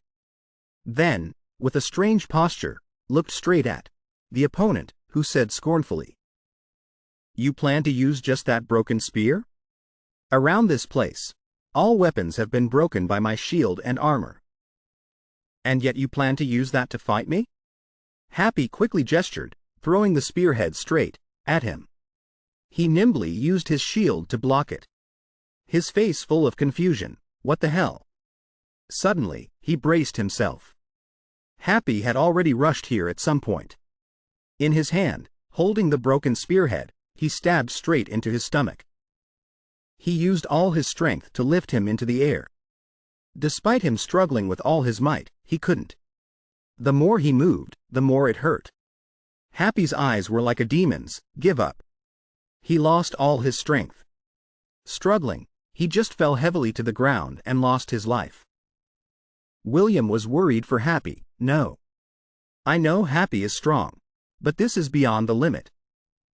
This is Happy's full strength. Yeah. Happy chuckled. He's not dead. Just passed out from the pain. William was stunned. Huh? Happy said nonchalantly after knocking out his opponent. It's not great, is it? This isn't a fair fight. My master also really hated fights like this. William was excited. No. The fight was great. Moreover, William, with a look of complete trust in what he had just witnessed. As you said, there's no need to worry about fighting anymore. Now I completely trust you. Happy asks, so it's all over, right? William answers, leaving right now. Happy looks tired. No, I haven't been able to sleep these past few days. I'll take a nap here for a bit. William wonders, here. Happy lies down, relaxed after the battle. Actually, after fighting, I'm also very sleepy. The rest is up to you. William doesn't know what to do. Is he really asleep? What should I do now? Just leave him here and go report. William picks up the spear, wondering what weapon Happy used to take him down. If the broken spear was just a distraction, what did Happy stab him with? Is he hiding a weapon, or is the weapon from his body? William approaches and lifts him up. Panting, still can't lift him. He's too heavy. How could Happy carry him? There's not much time left. William hurries, I'll go report first. Just then, the captain of the Royal Guard approaches. The two look at each other. He says, are you the one who caught the criminal? William is stunned. A soldier speaks up. I almost died. Luckily, I managed to escape to call for reinforcements from the Empire. At that time, I saw you holding the bounty flyer and going into the forest.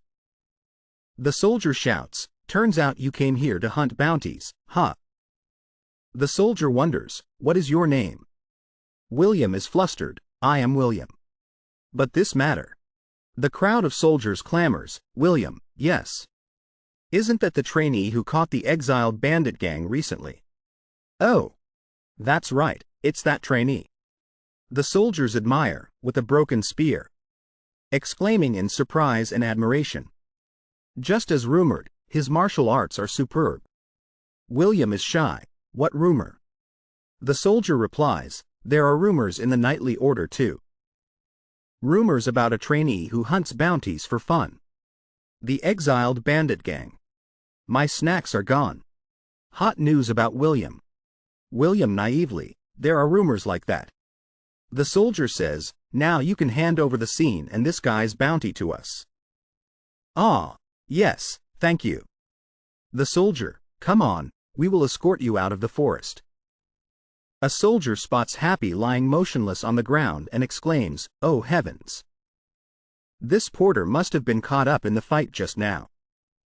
The captain frowns slightly. His eyes are contemplative, as if just realizing something unusual.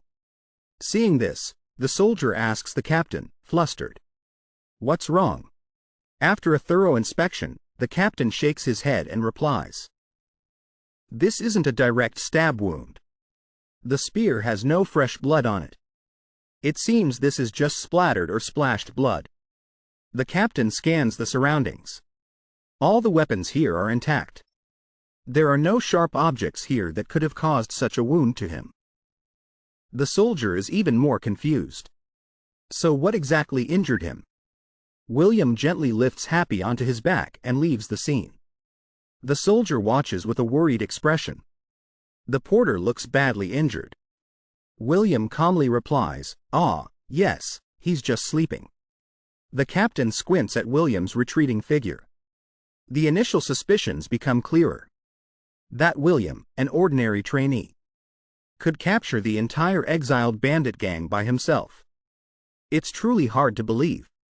In a large sewer, the bandits' lair, a man covered in wounds is kneeling. A scary-looking scarred man threatens. "We were already abandoned once, so we can't run away anymore. And yet you knelt before the arrogance of the nobles and even lost to a trainee." The man on the ground pleads, "I'm sorry." But he was still executed. His eyes turn back, terrifying. We are not ordinary bandits. Because fighting the Empire to the death is what makes us the exiled bandit gang. The man standing next to him asks the girl, "So, have you investigated that trainee yet?" The girl replies, "He is William. He's a newly emerging bounty hunter." The scarred man immediately decides, then, our next target is him. The blood from the corpses just flows outside, creating a terrifying scene. Above, in the mansion, a nobleman inquires, "What lineage does that trainee nobleman belong to?" The other one yells, "He's nothing special. It's just that his parents are successful in business. They used money to buy his status. The bounty hunter thing. It's probably also just using money to bribe officials." That man then gives the curly-haired guy a piece of paper. "Then let them know the consequences of humiliating us." Curly Hair opens it. In his hand is the Brigand Pact. He wonders, "What is this?" The old man answers, "That is the assassin organization our family hired. I planned to wait until you graduated to let you know. But it's fine now. Go there and tell them to deal with William." A dangerous atmosphere spreads. The junk collector and Saga are both shocked by the news. This morning, 3 bodies were found on the road leading into the kingdom. Saga wonders, if they were already moved, then how? The examination of this case is already over, yes. It looks like a murder case. The junk collector snaps. "Stop this nonsense reporting habit. The incident at the arena last time was the same. You almost got me thrown in jail while cleaning up." The old man says the victims were the exiled bandit gang. No need to investigate, in this kingdom. No one is sad when they die. They might even clap their hands in joy. However, Saga notices something unusual. He carefully observes the corpses. The bruises on their bodies. They seem to have appeared only a few days before death. They look exactly like the bodies found at the arena recently. Winnie enters. "I'm here. I brought all the herbs you asked for. I'll put them inside." The old man asks about Winnie. "Oh, you've worked hard." "Winnie, is your old man still healthy?" "My grandfather is still healthy." The old man cheerfully teases Winnie. "That old man doesn't know what worry is, does he? If you keep this up, you'll die before him." "Oh, here we go again." Winnie says. She waves at Saga. "Hello, Saga." Saga replies in surprise. "Ah, hello." Winnie asks. "Yes, I also brought herbs for you." "I'll leave them here." Saga seems embarrassed. "For me too." She asks with wide eyes, "Why? You don't like it?" Both chuckle awkwardly. Saga quickly replies, "No, it's not that. I'm always grateful to you." "Thank you." The old man praises the kind girl. Winnie is too kind. These things should have been sold for money. She giggles. "I've helped you a lot, old man. So I have to prepare some for Saga too." The two chat intimately. Winnie says, "By the way, your previous slaves couldn't stand it. They all left within a week. But Saga has been here for over a month. You must be very pleased with him this time, right?" The old man nods, satisfied with Saga but also a bit curious. He really works well. But he seems to be lacking something. He wanders off somewhere every night. Calls Winnie, saying nothing. The old man looks straight at her and asks, "What's wrong?" Winnie says softly, "Actually, we have a similar situation." The old man exclaims in surprise, "What, they bought a slave too?" She replies, "Yes, but something is very suspicious. He goes out every night. And there are bags of money from unknown sources. Hidden under the blanket too." The two whisper. Winnie continues. "On top of that, he used to be an arena fighter. So I'm even more worried. The suspicion about Saga's identity. Is he doing something shady grows in Winnie. Saga, who was standing nearby and heard the story, approaches. This city only has one arena. But it disappeared recently. And all the fighters there were executed. Winnie is surprised, "Huh. But I'm sure he used to be an arena fighter." Saga wants to clear up all suspicions. Explains. Those fighters were all prisoners or dangerous criminals. He continues, "If a homeless person with no relatives can still survive, he must have strong backing. Backing strong enough to influence even the king's command." Saga concludes and states a condition. "Perhaps she has brought home a dangerous person. If you give me his slave papers, I will conduct an investigation." Winnie also wants to clarify things. "Yes, can I rely on you? Tonight I will review it and I will return tomorrow." The old man, after hearing the information about the fighters, turns to Saga. "Saga, I'm sure you will die soon. Keep rummaging through everything like that. You will see the blade before you see the truth." Saga replies firmly, "I just want this world to have only good people left. I'm telling the truth." Back to William and Happy.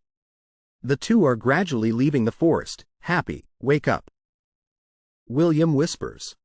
He stayed up all night for several nights. So now he's sleeping like the dead. In the dark night, following William's long strides, the two see a house with its lights still on. William approaches and calls out, "Is anyone home?" An old woman peeks out. Inside there are 3 other people. The old woman sees Happy in an unconscious state. Shrieks in alarm, "Oh my goodness! What happened?" William reassures her, "He's just sleeping. Please don't worry." Winnie asks William curiously, "All this time, did you two go bounty hunting every night?" He replies happily, "Yes, everything started since." William starts recounting everything he knows about Happy. Happy lived his whole life in the arena. His nerves were damaged. His face, he had to endure terrible physical pain. To the point where he couldn't sleep. Forced to fight continuously. William explains everything about Happy.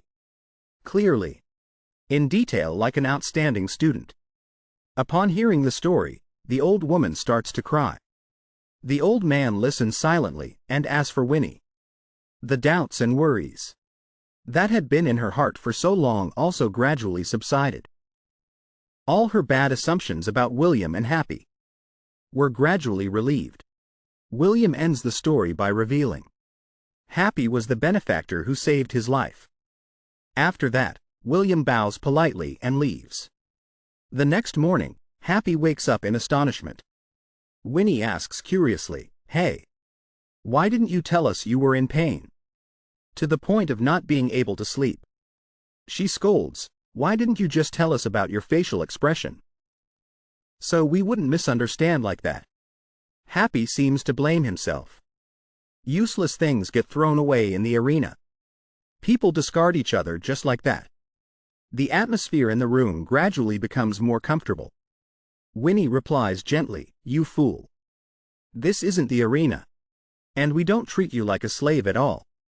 Winnie continues, "Grandma already sees you as family. We will treat you, so don't fight anymore. Understand? The family will help you live a normal life."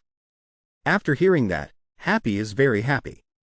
Winnie seems to have shed her negative thoughts about the fighters. Smiling, she teases. It's not for nothing that I became a pharmacist, you know. She extends her hand towards Happy. Affectionately says, trust me. I will definitely cure you. Happy replies with a yes. Happy takes an item out of his pocket. Says, I bought this with my first wage. Honey is confused. What is this? Wait, what are you doing? Quick as a flash, he put it on her middle finger, making her panic. That's a wedding ring. He wonders, not understanding what it is. Her face is shy. You fool, a wedding ring is. She is too shy to speak. Happy looks goofy. LMAO, he's pretty smart, isn't he, folks? Ha ha. The old couple walks in, smiling, and says, Happy. This morning William brought your bounty money. Happy seems to feel the love that everyone has for him. Says, everyone, just take it all. I won't fight anymore. Yes, Winnie said she will treat me. The old man happily hugs Happy tightly. Oh, my good grandchild. My darling. The old man nods.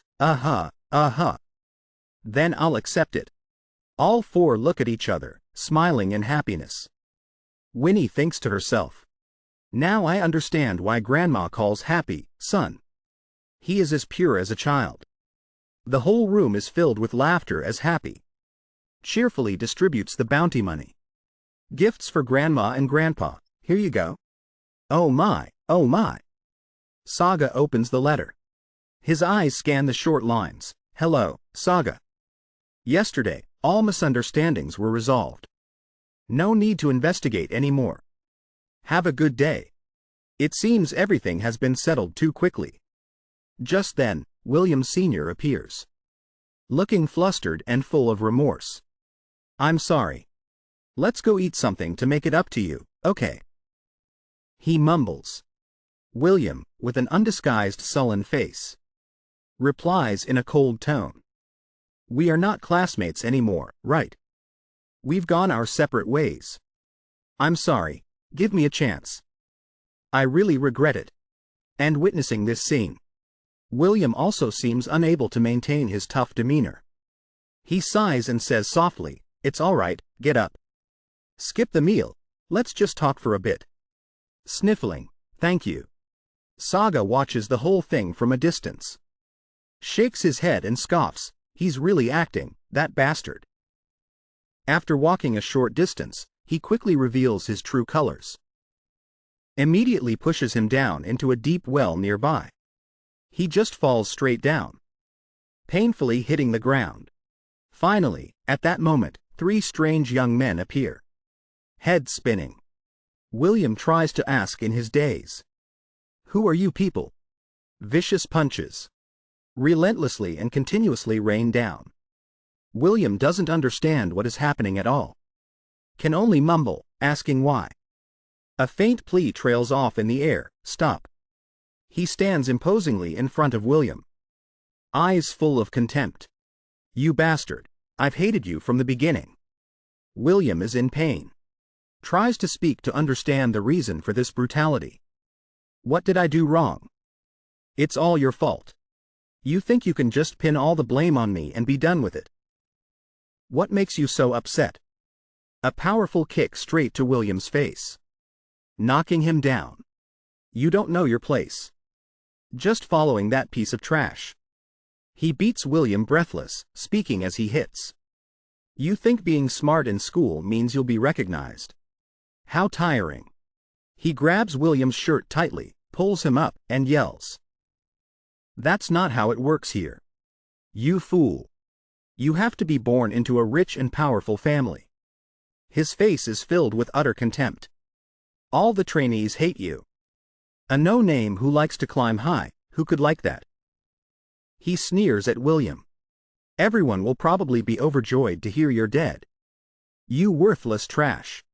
He turns and walks away, leaving William motionless, and calls back. In your next life, remember to learn how to kneel before you learn to hold a pen.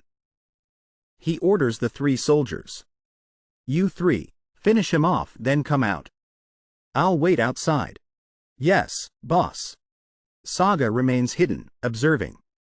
Gradually piecing together part of William's story. They are the Briganti mercenary squad, specializing in assassination missions. I thought they were just bullying. Who knew they actually took a murder contract? Saga reflects, his face hardening. The nobles' methods are always disgusting. I once thought I'd get a chance to hunt the Briganti. But I didn't expect it to be today. Quick as a flash, Saga slips into the building, hiding in the shadows. They continue to torture William, their mouths ceaselessly taunting. Rumor is you're a bounty hunter. Who knew you were just a kid? How boring. They threatened to take William's life in the most brutal way. The boss said to kill you in the most painful way possible. So this will take a while. William feels excruciating pain racking his whole body. But in his mind is a bitter question. How hard have I tried? He clenches his teeth, his determination unwavering. Overcoming so many difficulties to get here. He thinks bitterly. Just because of the whims of those nobles. I have to die like this. Why? William struggles to get up. The 3 soldiers continue to provoke. Oh. Why are you standing up again? A man should put up a fight before he dies, right? The determination and resolve in William's mind still hasn't changed. I didn't walk this path just to end up like this. The future I envisioned was to become someone who brings change. But it turns out, to make a change, one must have status. Suddenly, a woman appears. With a faint, cryptic smile. Sorry, don't look at me like that. She says, her sharp gaze fixed on William. You are William. The 3 soldiers are unaware of her sudden appearance. Crazy, what is this nonsense? A soldier mutters, what is this? Where did this bitch come from? Who is that? They ask each other in panic. But before they can react, a sudden powerful blow from her knocks all 3 soldiers flying. She looks straight at William. Her voice cold but powerful, wake up. I'm asking if you are William. Then she yells, like an accusation. Someone like you could never defeat 5 exiled bandits. William is stunned. Exiled bandits. She continues, I heard there were 2 people at the scene. I thought the one who reported the bounty was the one who did it. But who knew it was the other way around? She continues to interrogate the exhausted William. Who was the other one? The 3 soldiers, having just staggered up, hear the dialogue. Immediately speak loudly. What, you're from the exiled bandit gang? The soldier points his sword at the 2 of them, mocking loudly. Sewer rats daring to crawl up here. Disappear, or your head will be separated from your neck. She simply gives a light tap, causing all 3 soldiers to fall flat again. William's eyes widen, not understanding what is happening. A bit shy. She says in a cute tone that's annoyingly cute. If you still have necks, I'll chain you up like dogs and lead you away. She turns to William, the smile still on her lips. It's quiet now, let's continue our chat, William. The room's atmosphere suddenly becomes silent. Only the dialogue between the 2 of them remains. At this time, Saga is still hiding on the roof. He heard the story, but still has many hidden doubts in his heart. Is that the leader of the exiled bandit gang? Or the vice leader? Who is William? That everyone from the underground arena to the nobles wants to kill him. Saga senses the tense situation. Something much bigger is happening. Whatever the reason, this matter has exceeded the limit that I can interfere with. Must retreat. She continues the interrogation, her tone becoming more serious. So, who was with you then?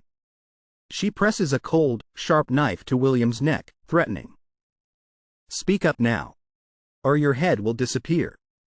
William, in extreme pain, recalls the memory of Happy. He remembers Happy's words. Spoken to him when facing the ironclad giant. You protected me just now. I'm very grateful, but don't do it again. You're the only one who sees me as a friend. If you get hurt, I'll be very sad. Tears can no longer be held back. William shouts his friend's name, Happy Face. Happy. The former slave from the arena, currently living at Saga's farm. Who was leaving, heard those words. And frowned. While William is facing danger. Happy, at Winnie's family farm, remains unaware. He thinks about William, full of worry. I have to find William. And tell him to stop bounty hunting from now on. He is enjoying a happy life. With his new family. But still doesn't forget his close friend. He is in a happy family. And thinking of his friend. I have to give him a gift too. My friend William. Karina stares at William. Her tone completely nonchalant. You're just a weakling not worth killing. If I knew you were this useless, I wouldn't have needed to kill your whole family. His eyes fly open. His bruised face shows clear, confused shock. What do you mean? Karina answers without hiding anything. When we take revenge, we kill the entire bloodline. She frowns at William, her eyes flashing with pity, just in case. I've sent people. By now, my people have probably reached your house. Just as Karina said. Members of the exiled bandit gang knocked on William's door. After speaking, Karina lets him go and turns, preparing to leave. Then I'll go meet this Happy. Goodbye. William struggles to kneel on the ground. Watching Karina open the door and leave. He can only reach out to stop her, but cannot. No, wait. His face is pale. His dull gaze floods with tears. No. He remembers his previous conversation.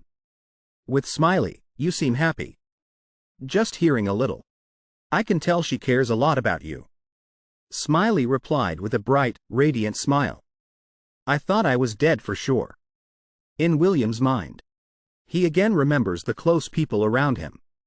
The people who saved his life. He thinks of his always loving, caring family. The people who always protected him. William's hand tightens into a fist. William seems to fall into extreme despair. He lowers his head to the ground, his hands shaking uncontrollably. But what about me? He feels so useless. If I were stronger, they would only need to kill me, and that would be enough. Karina would only pay attention to him. And not harm others. Go away, kill me. But in his heart, William now feels a surge of regret. If I hadn't gotten involved from the beginning, none of this would have happened. He remembers when Curly Hair tried to tempt him.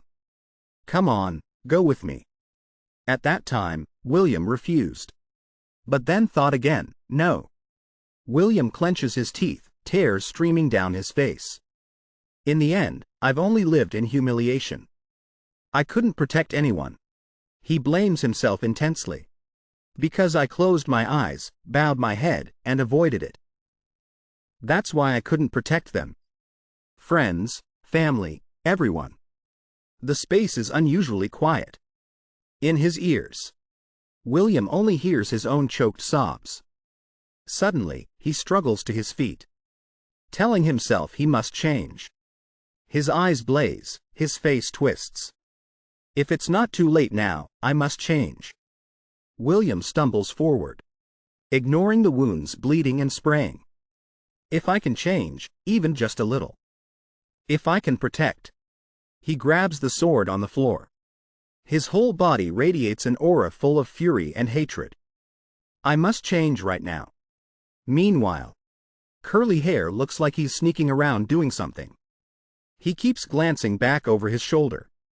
Oh God, when will this be over? Hurry up, why is the door open? What if someone sees? Suddenly, he realizes something. His eyes dart to the side. William suddenly appears. His face cold and terrifying. Curly Hair's eyes show disbelief. His face pale. William. had single-handedly hacked all his comrades to death. Curly Hair is startled, terrified, stumbles backward, screaming in horror. He wasn't paying attention. Stepped too far back and lost his balance. Immediately after, he fell headfirst to the ground. As Curly Hair grits his teeth and groans in pain, William slowly walks over. His footsteps like hammers, pounding into Curly Hair's mind. He stares wide-eyed in fear, wanting to move away but unable to. Curly Hair reacts instantly, kneeling and kowtowing to William. His tone extremely urgent, "I'm sorry." In his head, he thinks, what the hell? Is he really that strong? Impossible. But what is this? Am I about to die? He no longer cares about so-called dignity, but crawls to William's feet, licking his shoes like a dog, sucking up to its master. "Please spare my life, I'm willing to be your dog. Please, please, spare my life." However, inside, he was silently cursing. Damn it, William didn't show the slightest hesitation.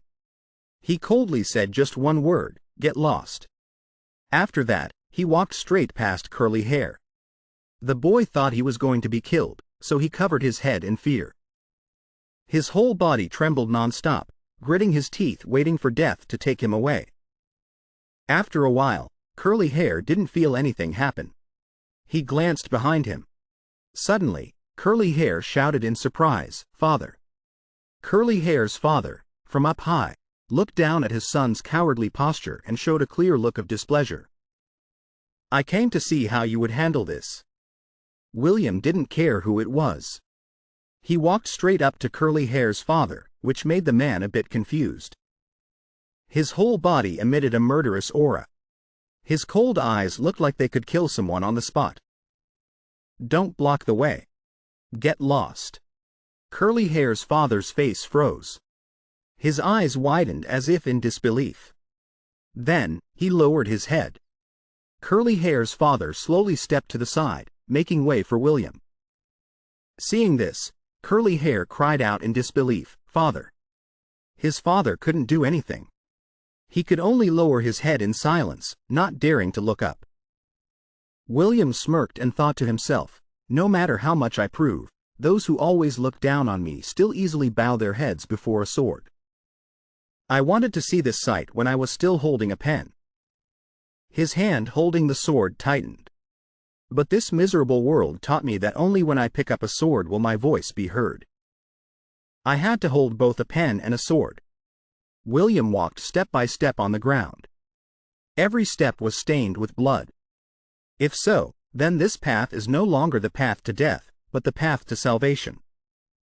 Elsewhere, William's family had opened the door after hearing a knock outside. "Who is it?" The person who came was surprisingly smiley. He waved his hand to greet them. "I'm happy, here to see William." After that, the family of three invited Smiley inside to chat. William's mother brought Smiley a bowl of soup. The smile on her face was very gentle. "Oh, I see." The story of William being a bounty hunter was hard to believe from the start. William's father also added happily, "I was also just staying put until I saw him go bounty hunting." It turns out he had a good friend helping him. Eli puffed up her cheeks unhappily and said, "But I hate it. Lately, Brother William doesn't play with me at all. He just hangs out with you all day." Smiley heard the little girl's complaint and replied, "I've decided to stop bounty hunting." Eli immediately brightened up when she heard that. The little girl asked again for confirmation, "Really?" She even crossed her arms and tilted her head up, looking very smug. "Then I can reconsider my opinion of you." William's mother pulled up a chair and sat down at the table. Her voice was very gentle. "You made the right decision. After all, it's too dangerous for a student to be a bounty hunter." William's father, however, spoke very bluntly, "Oh, I can tell at a glance you're from a noble family. You're both good at academics and martial arts." Smiley smiled and replied, "I am a slave." As soon as he finished speaking, the room fell silent. The faces of William's parents were filled with confusion. Her father couldn't help but ask Smiley curiously, "Are you joking? How can a slave go to school with William?" Smiley didn't hide anything and answered honestly, "I don't go to school. The bounty hunting was also thanks to William because I'm illiterate." William's father's hand on the table flinched slightly. His mother's face tensed up. William's father's mouth twitched as he continued, "A slave." He frowned deeply. His tone couldn't hide his anger and contempt. "So now slaves are demanding to sit at the same dinner table? Did your master's house not teach you slaves anything?" The atmosphere suddenly became extremely tense. Just a few minutes ago, everyone was very happy and friendly. William's father frowned deeply and warned Smiley, "Now I understand. Get out of my sight. Understand? Don't get involved with William anymore." Smiley lowered his head. He used his other hand to grip his arm tightly. William's mother was more polite. She turned to her husband and said, "Honey, after all, this is William's benefactor." William's father raised his hand, stopping her from advising him. Benefactors only exist between humans. Gloom filled the dining room. And slaves are just slaves. At that moment, Ellie had quietly left her seat. Just then, she heard a knock on the door from outside. William's father became more and more harsh. "Didn't you hear me say get lost?" Meanwhile, Eli tiptoed towards the door, her heart pounding with a little anticipation. "Is that you, brother?" The little girl cracked open the door. Her voice was still childish. "Who is it?" The light from outside cast a shadow on the figure of the person standing outside. The voice was extremely cold. "I'm here to see William. Is he home?" Eli looked up at the person and replied hesitantly, "No, sir. He just went out." "Do you know Brother William?" The person standing outside stared at the little girl. His eyes were extremely dangerous. Immediately after, a scream echoed from outside the door into the dining room. "Mommy!" The people standing outside William's house were Monkey Face and the leader of the Nomad Bandit gang. He turned back and said to Monkey Face, "If William isn't here, I'll lure him to the base." His face was extremely cold. Every word he said sent chills down one's spine. Kill his parents and use their blood to leave a message. Monkey Face then stepped inside with his sword. The leader stood outside, squeezing Ellie's mouth, lifting the little girl up like a piece of goods. "Come before the putrid water from your sister's corpse flows into the sewer." Ellie was choked to the point of suffocation. Tears welled up in her eyes as she tried to struggle free. The little girl squirmed nonstop, screaming, "Mommy!" William's mother, sitting inside the house, reacted immediately, jumping up from her seat. "Ellie!" She hurriedly ran outside. William's father also stood up and followed. Suddenly, he paused slightly. His face showed clear surprise. Smiley was still bowing his head, letting out a smirk. And William's father had seen that smile. In the next second, William's mother was slashed in the chest by Monkey Face and fell backward. Seeing this, William's father rushed over. "Honey!" Monkey Face sniffed the blood on his sword blade and became extremely excited. He glanced at the man and threatened, "Stay still. I'll kill her right away, and then it's your turn." William's father didn't dare to move. He stood frozen in place like a statue. Smiley was still sitting at the table. Only now did he turn around and prepare to stand up.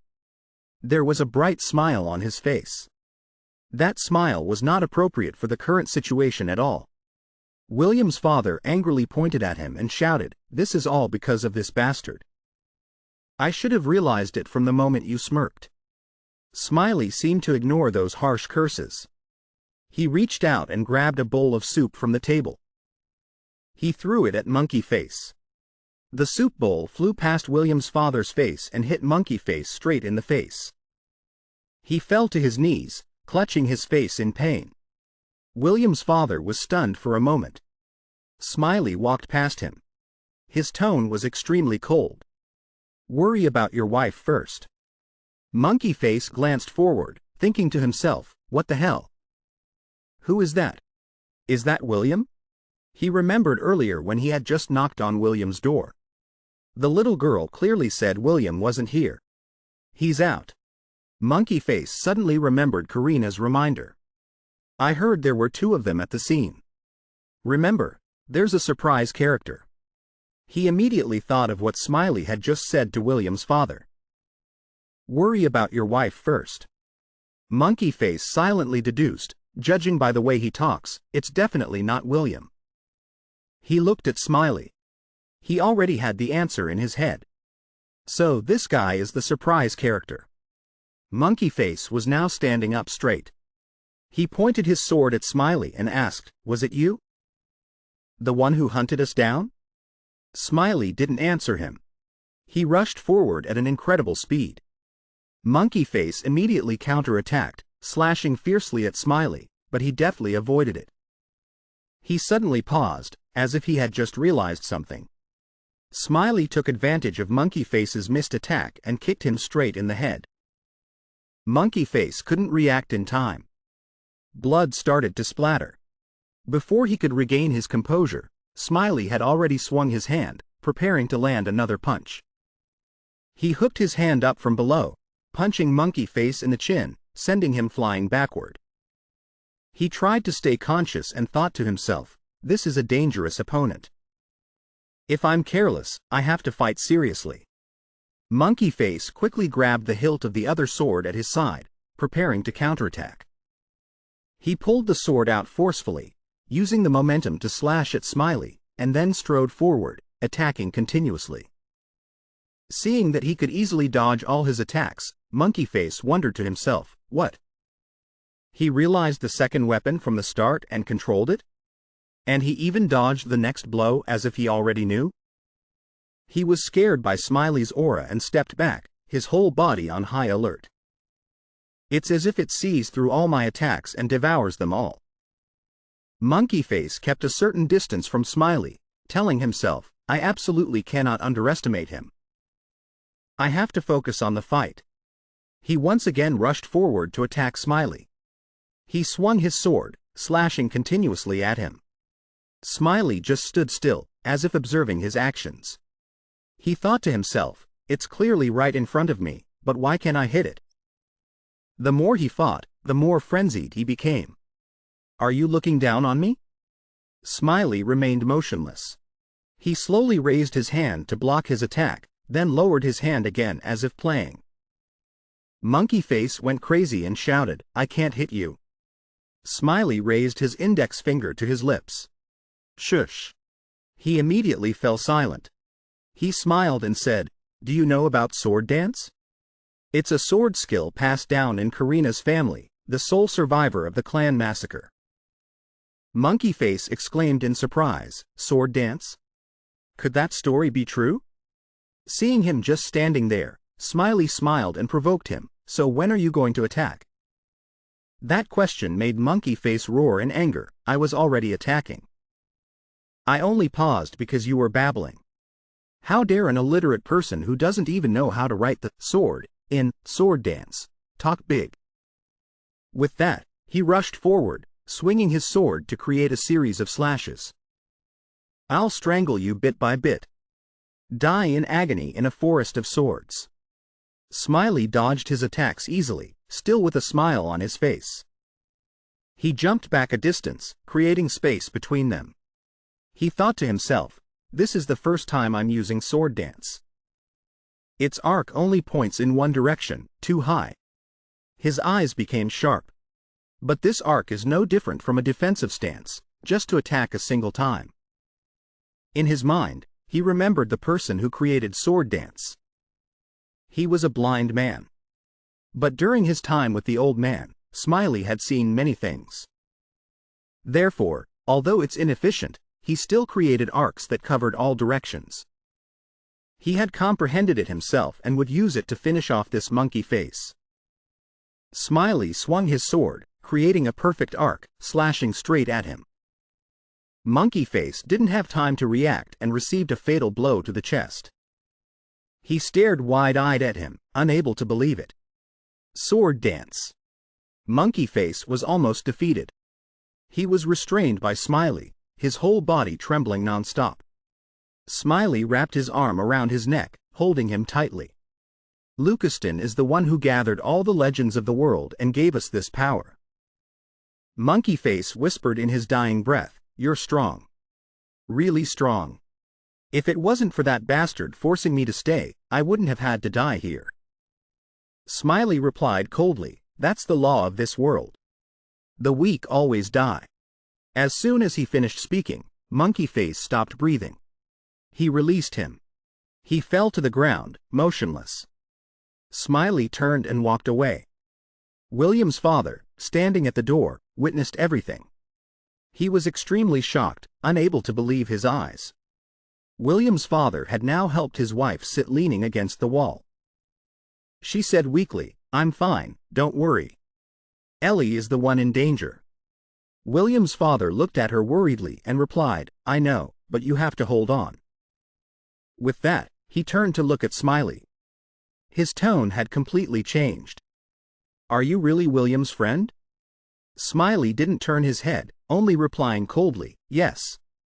"So what?" William's father hesitated and said, "I'm sorry. I misunderstood you. I didn't know you." Smiley replied in a monotone voice, "I already said, I'm not William's friend. William told me everything." When he saw Smiley leave to find Ellie, he was extremely surprised.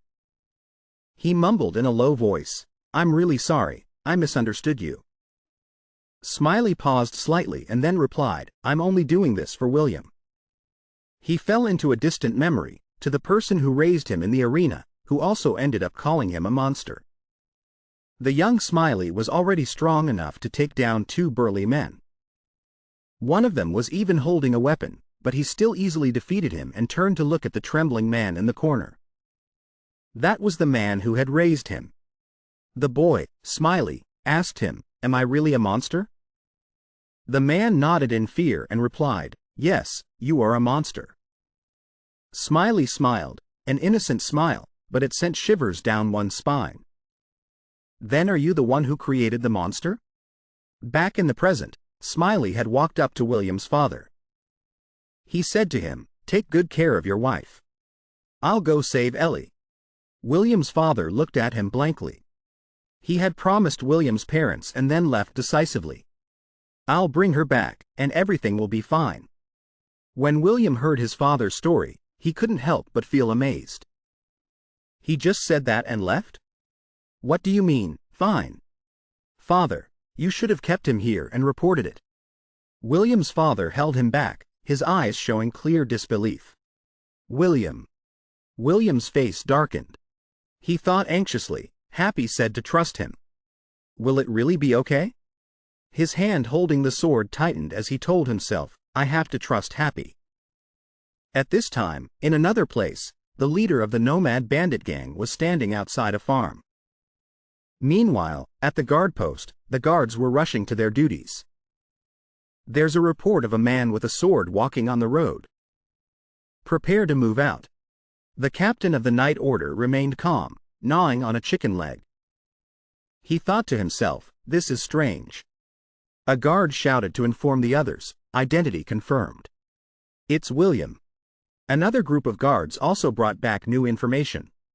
Confirmed. William has eliminated an unidentified group of people nearby. Hearing this, the night captain immediately stood up. He said with a serious face, "This is not a joke. William is an elite student of the academy. He can't possibly be a murderer. There must be something else going on here." He turned and ordered his subordinate, "Investigate this matter thoroughly and report back to me immediately." The leader of the nomad bandit gang is waiting for William at the farm. He's confident that William will come here to save his sister. The night captain began to deduce. William is an elite student. He can't possibly be a murderer.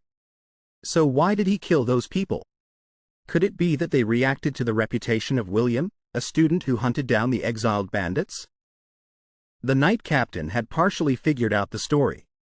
"So we sent people to kill William, but failed, so they captured William's sister to threaten him? He thought of the smug look on the face of the nomad bandit leader. The nomad bandits intended to use William's family as an example. The knight captain angrily slammed the table. Those bastards dare to cause trouble here. He turned and ordered his subordinates, inform everyone. William is not a criminal. He is a hero. We must support him in annihilating the nomad bandits. A guard hurried over to report. Captain, we've just spotted a suspicious group of people heading towards the farm. The knight captain immediately ordered, everyone, prepare for battle. We will wipe out all these bastards. The knight captain turned to a knight named Saga. Go to Winnie's tavern and tell her what's happening. Handle it quickly and then regroup. He spurred his horse and galloped off, replying, Yes, sir. The knight captain's eyes flashed with determination and resolve. William was no different. His expression also carried worry for Smiley. And the leader of the nomad bandit gang was waiting excitedly at the central sewer. He was surrounded by many comrades. Smiley walked calmly towards them without any fear. Ellie was tied up next to them. The little girl was crying hysterically in fear. The leader laughed heartily and said, You've finally come. I've been waiting for you for a long time. Saga rode his horse like lightning on the road. He thought to himself, I have to hurry. Otherwise, I'll be too late. He remembered the captain's instructions. Protect William at all costs. He also thought of William, his best friend. William, you must be safe. A guard on the watchtower saw Saga approaching the farm. Another person bent down. He picked up the helmet and thought to himself. So fast. After a while, Saga reached Winnie's tavern. At this time, she was neatly arranging herbs on the table. She smiled at them and said to herself, All right, now to make medicine from herbs for Happy. Winnie picked up each type of herb and carefully prepared it. First, painkillers and sleeping pills. Suddenly, her eyes darted to the side. She saw a small bottle of red liquid. An idea popped into her head. Or maybe I should try this. It might help Happy increase his strength. Winnie shook her head, telling herself, No. This is a forbidden drug. If I get caught, it will be big trouble. But then she thought of Happy. He's in danger. I have to do something to help him. Winnie bit her lip. She decided to use the forbidden drug. Smiley stood opposite the leader. He smiled contemptuously and said, You're all alone? How foolish. You think you can beat us? How funny. However, Smiley smirked wickedly. From the beginning, I wanted to kill you all to shut you up. He stepped out heroically. I will fight to the death. Everyone silently observed Smiley. No one here. Everyone held their weapons vigilantly. In this situation and with such a disparity in numbers, you're just charging in like that. Smiley smiled at them. His eyes were full of defiance. The leader roared angrily, Kill him for me. The bandits rushed forward to attack Smiley in unison. He deftly dodged their attacks and then swung his sword in return. One by one, the bandits fell. Smiley was like a god of death. Wherever he went, blood flowed. The leader was extremely surprised to see this. He didn't expect Smiley to be so strong. He hurriedly ordered his subordinates, Retreat. Everyone, retreat. But it was too late. Smiley had already rushed in front of him. He raised his sword, preparing to finish him off. Suddenly, a bandit rushed from behind, stabbing him in the back. Smiley fell to his knees. Blood gushed from the wound. The leader laughed heartily. So this is all you've got. He raised his sword, aiming for Smiley's neck. But Smiley was one step ahead. He used his last bit of strength to plunge his sword into the leader's heart. The leader's eyes widened. He couldn't believe he was killed by a kid. He collapsed to the ground, his eyes wide open in death. Smiley also fell. He had lost too much blood. He smiled. It's finally over. Ellie rushed to Smiley's side. She cried hysterically. "Brother Happy. Don't die." Smiley said weakly, "Don't cry. I'm fine." He reached out his hand and patted Ellie's head. "Be good. I won't leave you." It had attracted Scarface's attention. Smiley's eyes were full of confidence. He declared that he would definitely save Ellie. Hearing his words, he also felt relieved. Scarface took this opportunity to try and ambush Smiley. However, he quickly dodged it. Smiley suddenly jumped far away. Then he used all his strength for this attack. The robbers below were also continuously injured. Suddenly, at this, Smiley face just like that leaned back onto the guy behind him. To dodge the attack from the front, he grabbed tightly onto the shoulder of a robber. With just a gentle movement, Smiley face took care of two guys at the same time. Just then, two more guys appeared, taking the opportunity to advance and attack him. Smiley face was not scared because of this. He still advanced to attack. Suddenly, Smiley face bit the guy's hand. He took that chance to start channeling strength into his hand. Then he put all his strength into the attack. Just like that, another guy was taken down by Smiley face. The robbers nearby saw this scene. They started to become frightened. Countless guys were thus eliminated by Smiley face. He was like a demon in their eyes. One guy was eliminated by Smiley face. Then came the second guy. The number was continuously increasing. Scarface at this time was also a bit worried. This bastard is intentionally avoiding hitting vital points. He looked at the current situation. He could also guess what was happening. He is using the injured guys as shields to fight, because he's afraid the blade will touch his comrades, making my attacks clearly become softer. Smiley face at this time told himself, "Don't be too rough." He took careful steps towards Eli. Advancing step by step might save her. However, Scarface at this moment shouted loudly to his comrades, "Don't worry, just keep attacking. Just kill that guy and it's over." Just like that, tragic screams rang out continuously, signaling that Smiley face had attacked successfully. Scarface was very shocked at this time. The robbers just looked at him with resentful eyes. Scarface stood there stunned, unable to believe it. No, it can't be. The advantage of hostage numbers. Home turf terrain. From the beginning, all initiative belonged to me. He looked up at the scene. The bloody scene in front of him, shocked. Why is everything being controlled by this bastard in the palm of his hand? At this moment, Scarface seemed to remember something. He looked up at Eli cowering in fear in a corner. But he thought of something. Scarface started to pick up the crossbow. He aimed precisely at the little girl.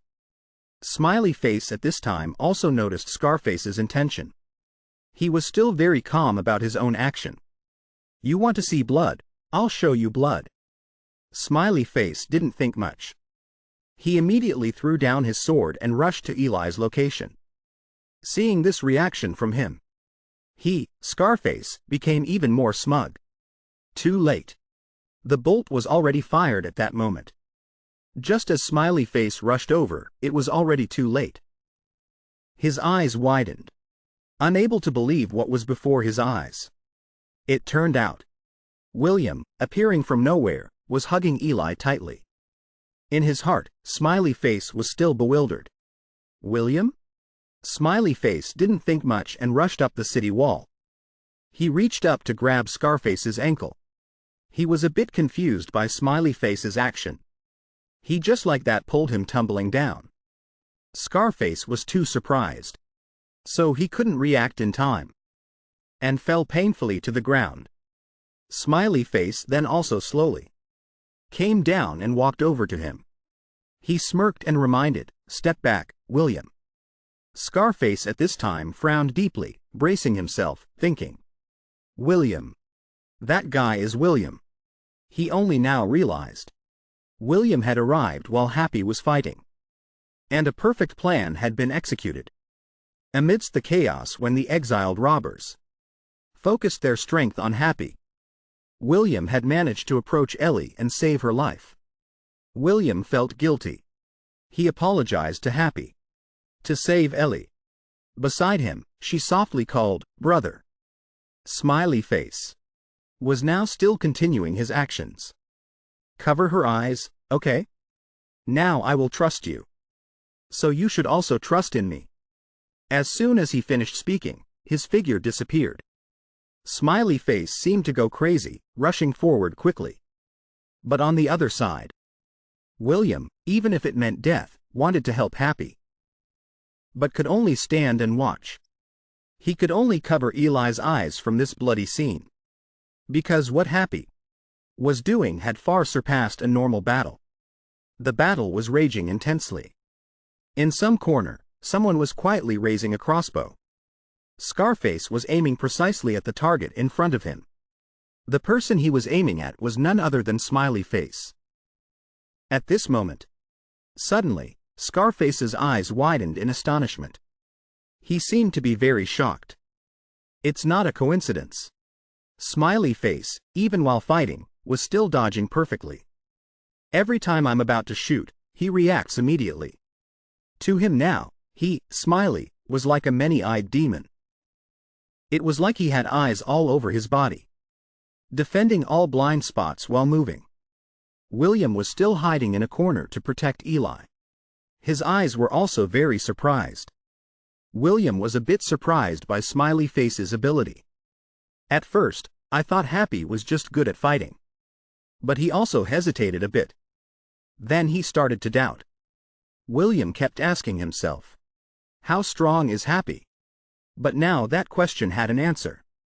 Now I understand.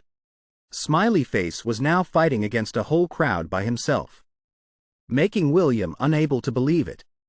No matter who came, they couldn't defeat Happy. Along with that expression was Scarface holding the crossbow, aiming. What the hell is he? Is he even human? This time he was determined to aim precisely and shoot to hit immediately. The bolt thus flew forward quickly. But it seemed Smiley Face already knew to be prepared. He let go of the sword and then immediately pulled a robber from nearby. Immediately after, a painful scream rang out, making everyone turn to look. Scarface, the leader. He put the crossbow, down and rushed forward quickly. The figure of Scarface dashed past the location of his underlings. He decided to remove even his cloak. At that moment, Scarface quickly reached for two knives behind his back. He shouted loudly to inform his underlings. Everyone, fall back. Just like that, Scarface began to launch his attack on Smiley Face. He was now as if he had gone berserk, just recklessly launching attacks. However, Smiley Face did not falter because of this. He just like that proudly received it, and Smiley Face kicked Scarface away, and even gave him another kick to the chest. Scarface immediately retreated back to maintain a new distance. Smiley Face now seemed to be quite pleased with this result. The two once again rushed in to attack. He easily blocked Scarface's powerful slash. The next second, Smiley Face continued to use all his strength to take him down. Both were evenly matched. Neither was willing to be inferior. Scarface at this time gained the upper hand again. So Smiley Face had to fall back to defend. At this moment, he suddenly widened his eyes at his Smiley's smugness. Just like that, Scarface had to dodge a swift sword strike from Smiley Face. He was not convinced. So he rushed forward, swinging his sword again. It can't end here. Scarface was now extremely confident. The revenge on the kingdom has only just begun. His face red like Guan Yu, he ceaselessly rushed forward. We were used as cannon fodder in the war. Flesh falling off. And then we were mocked like a bunch of trash remnants. Smiley Face, unable to withstand it, was kicked far away by Scarface. I feel immense regret and hatred for wasting time being a clown for those blockheads. He, despite being knocked back, did not lose his will because of it. A familiar image from the arena. Smiley Face looked at his opponent and assessed. He lives in hatred of the world and those who made him this way. In his head, at that time, the image of the champion suddenly appeared. Happy, do you resent the parents who gave birth to you? He gently patted Smiley Face's head, comforting him. Don't be like that, okay? The champion also didn't forget to advise. Never live with hatred in your heart. Otherwise. Now, seeing Scarface's current state, Smiley Face finally understood those words from the past. You will become something more terrible than the very people you hate. He, Scarface, widened his eyes in bewilderment. It seemed something very terrifying was happening. Smiley Face had now delivered a stab straight through Scarface's stomach. The outcome in the arena is always the same. He was in so much pain that he gasped for breath. When Smiley Face let go of the sword, it was also the moment Scarface fell rolling to the ground.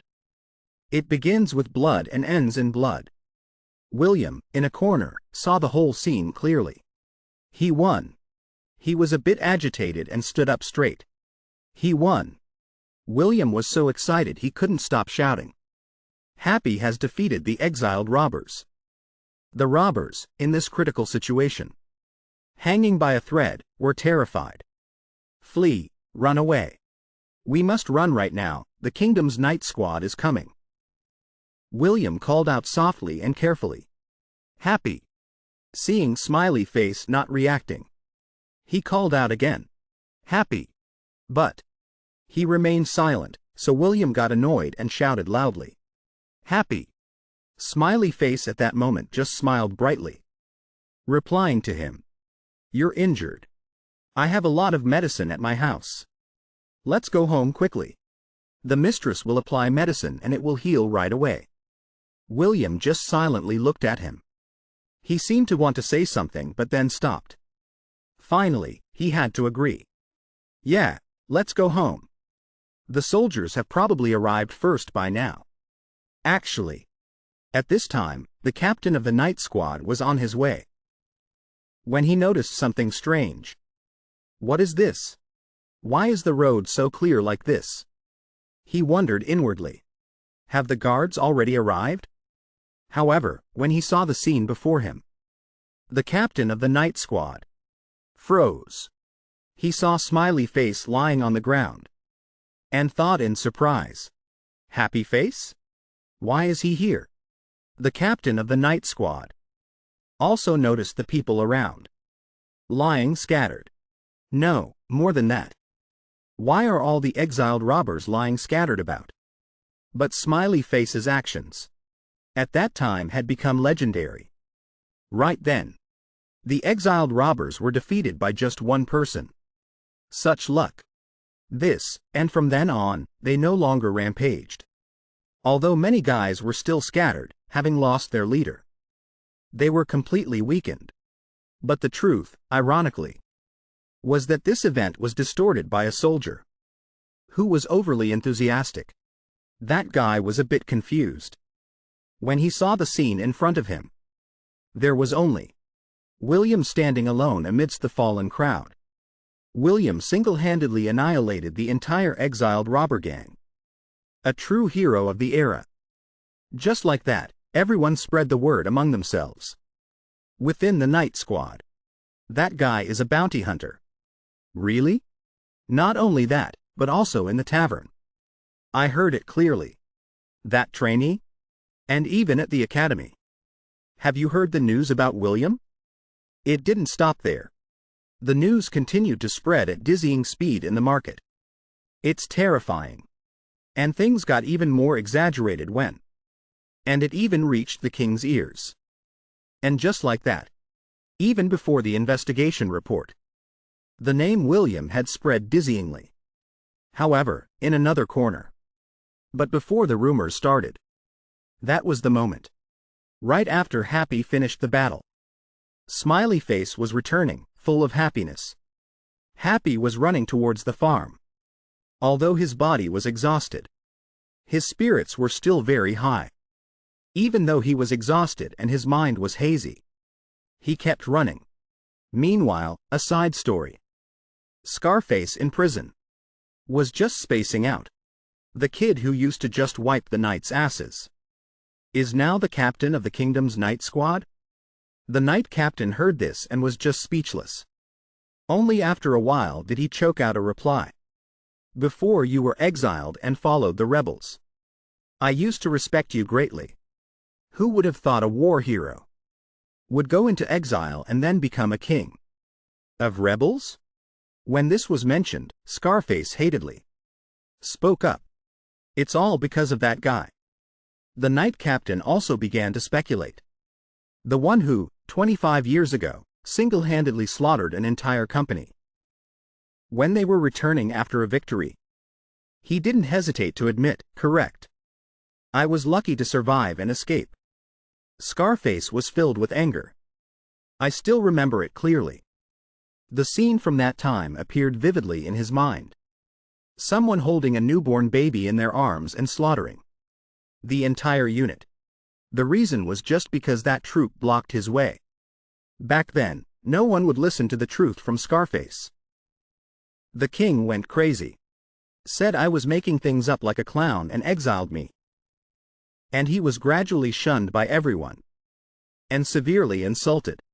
I became the shame of the night order. A joke at every drinking table. They relentlessly mocked Scarface.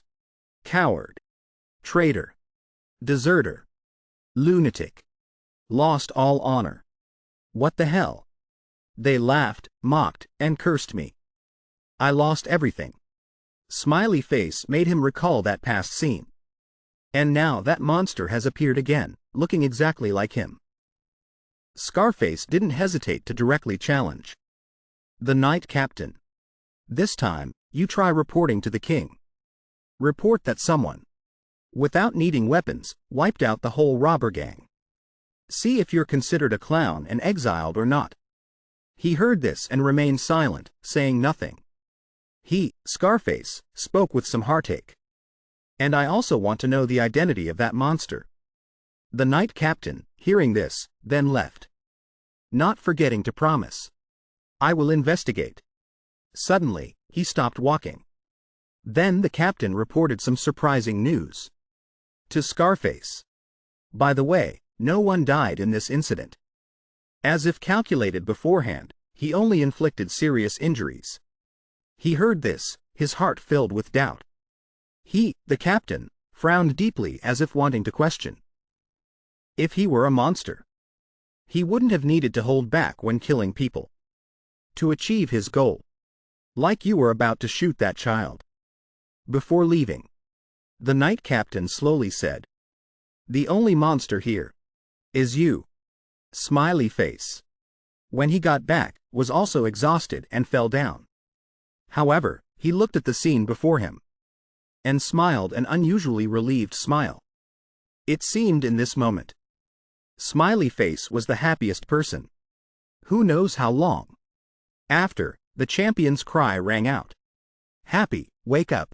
Breathe. Smiley Face squinted at the man in front of him. He was being extremely careful. Bandaging every wound for him. The wound is too deep. I told you, that was an opponent beyond your strength. Smiley Face, though in pain, still tried to endure without making a sound. The next second, he burst out laughing, as he began to understand what the arena was like. I knew I had to become stronger at all costs. The champion's voice was filled with some pity and sorrow. Why are you so obsessed with strong opponents? The more you act like that, it only makes Lucaston expect more from you. Smiley Face, hearing this, suddenly fell silent. The champion's figure once again gradually faded away. Every second, I think about the scene of my father disappearing forever. The tragic end of his life appeared again in his mind. Smiley Face lay motionless with a sword pierced through his body. The bad guys still wouldn't let the champion go. After that, he was thrown down a deep pit and disappeared forever. From then on, Smiley Face made a resolution to himself. I won't let that happen. I will face everything, so my father doesn't have to suffer anymore. Smiley Face laughed as if he'd won the lottery. Again. The champion saw him like that and was also a bit confused. Smiley Face's hand grabbed his hand, trembling involuntarily. I hate being left alone. Father is my only relative. He couldn't help but remember his father's cold hand back then. The warmth that I could feel. This whole world of mine is father. The champion's tragic scene appeared, making Smiley Face laugh. But his heart was filled with pain. When they saw him charge in, the guards immediately became alert. Whoever it is, stop. They intended to use their swords to stop Smiley Face. However, with just one blow, he had taken them down. Easily? The other guards saw this and immediately gave chase. Get him. But in the end, Smiley Face was able to rush inside. Winnie, they just like that stared at him blankly. Just then, a guard came in to drag Smiley Face out by the head. Move aside. She hadn't even recovered, calling out in confusion, happy? Winnie ignored everyone around and just rushed over to hug Smiley Face tightly. He, now being hugged by a beautiful woman, made his face look even more delighted. Winnie patted Smiley Face's head, constantly saying comforting words. It's okay. Everything is all right. Nothing's wrong. The second-rank knight saw this and also signaled for the guards behind to back away. Smiley Face raised his hand as if reaching for something. He seemed to be shielding something.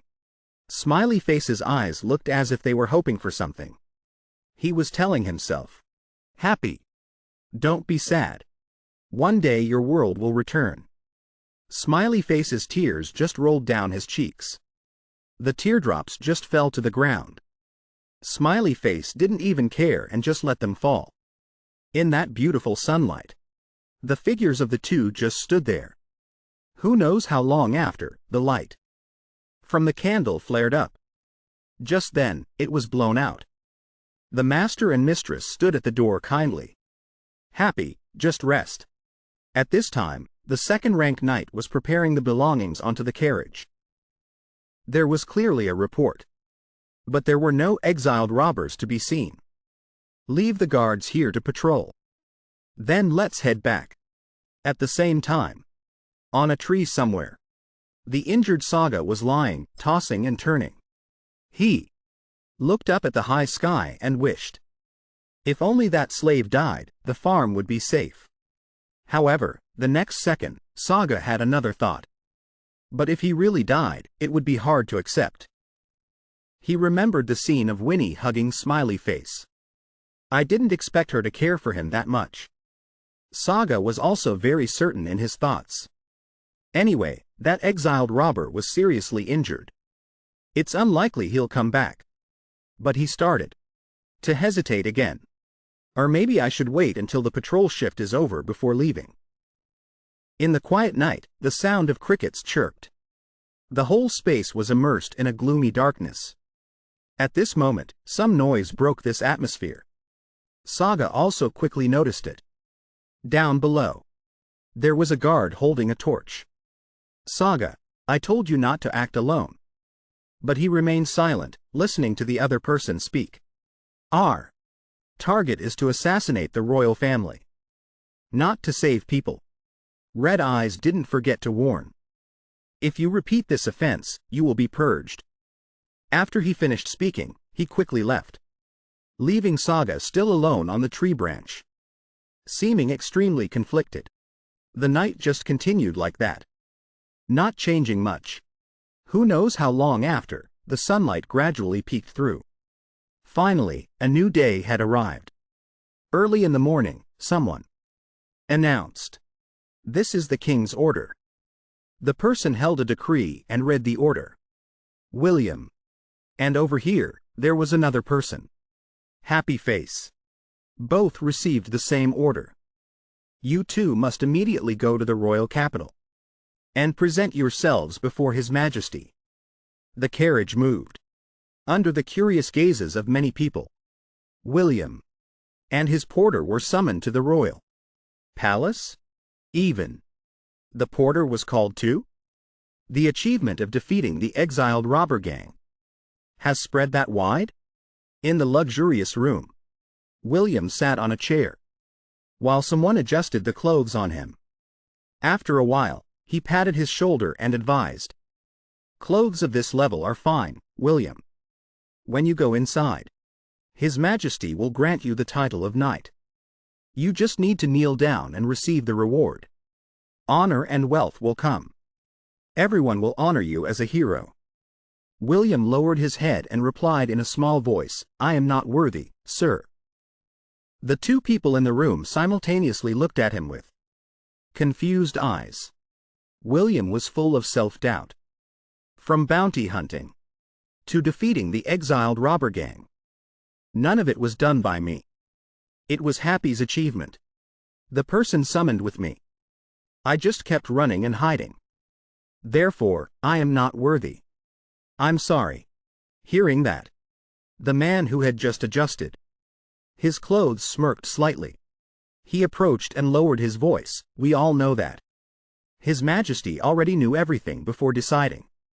An illiterate slave becoming a knight would only bring shame to the kingdom. The aristocracy would also strongly oppose it.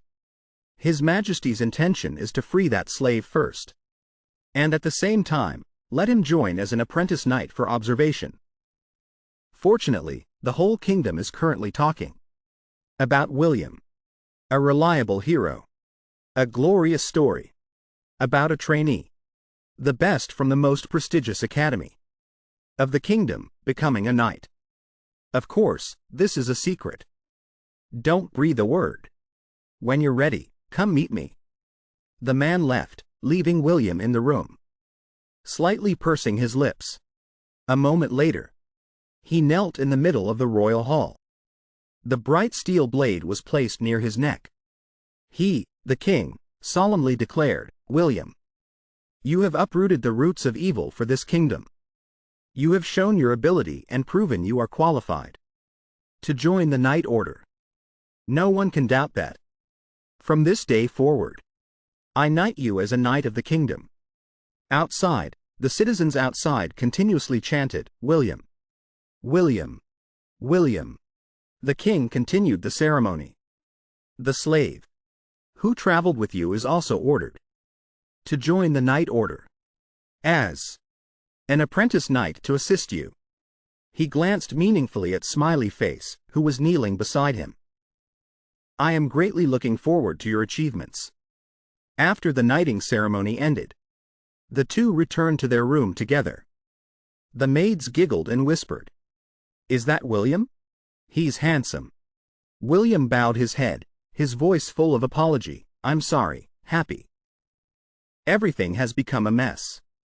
I was careless in handling the bounty.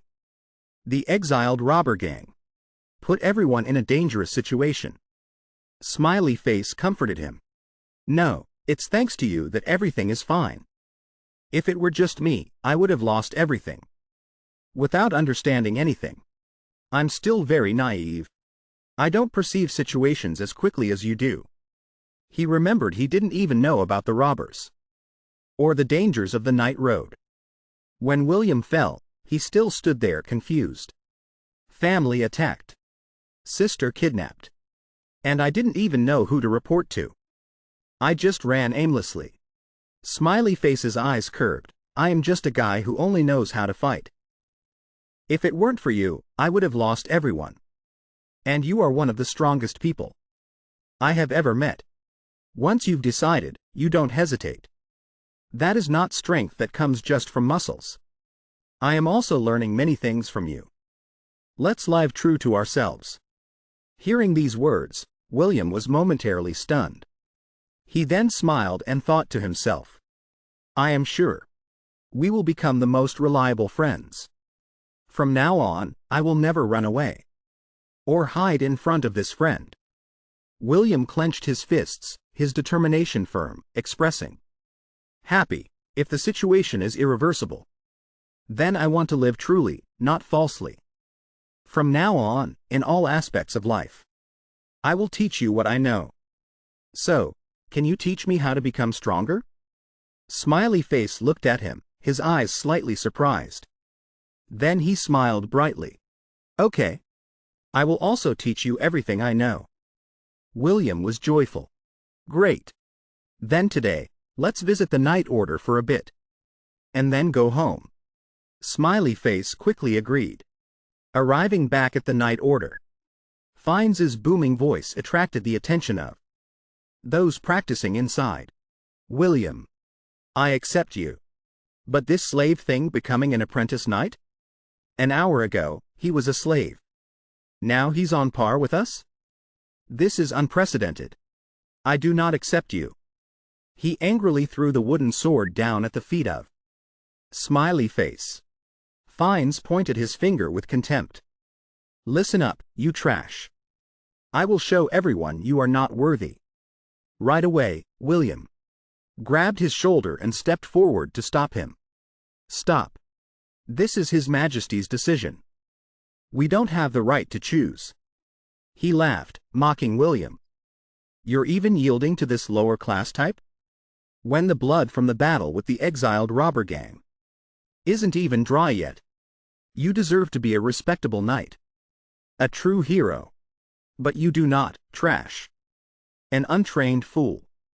Don't be ridiculous." William was helpless. "You madman, stop it. If you don't, you'll be killed. I predicted there would be opposition. But this is just too much." Fiennes, seeing his expression, became even more confident. Seeing William's flustered reaction, "I'm even more certain.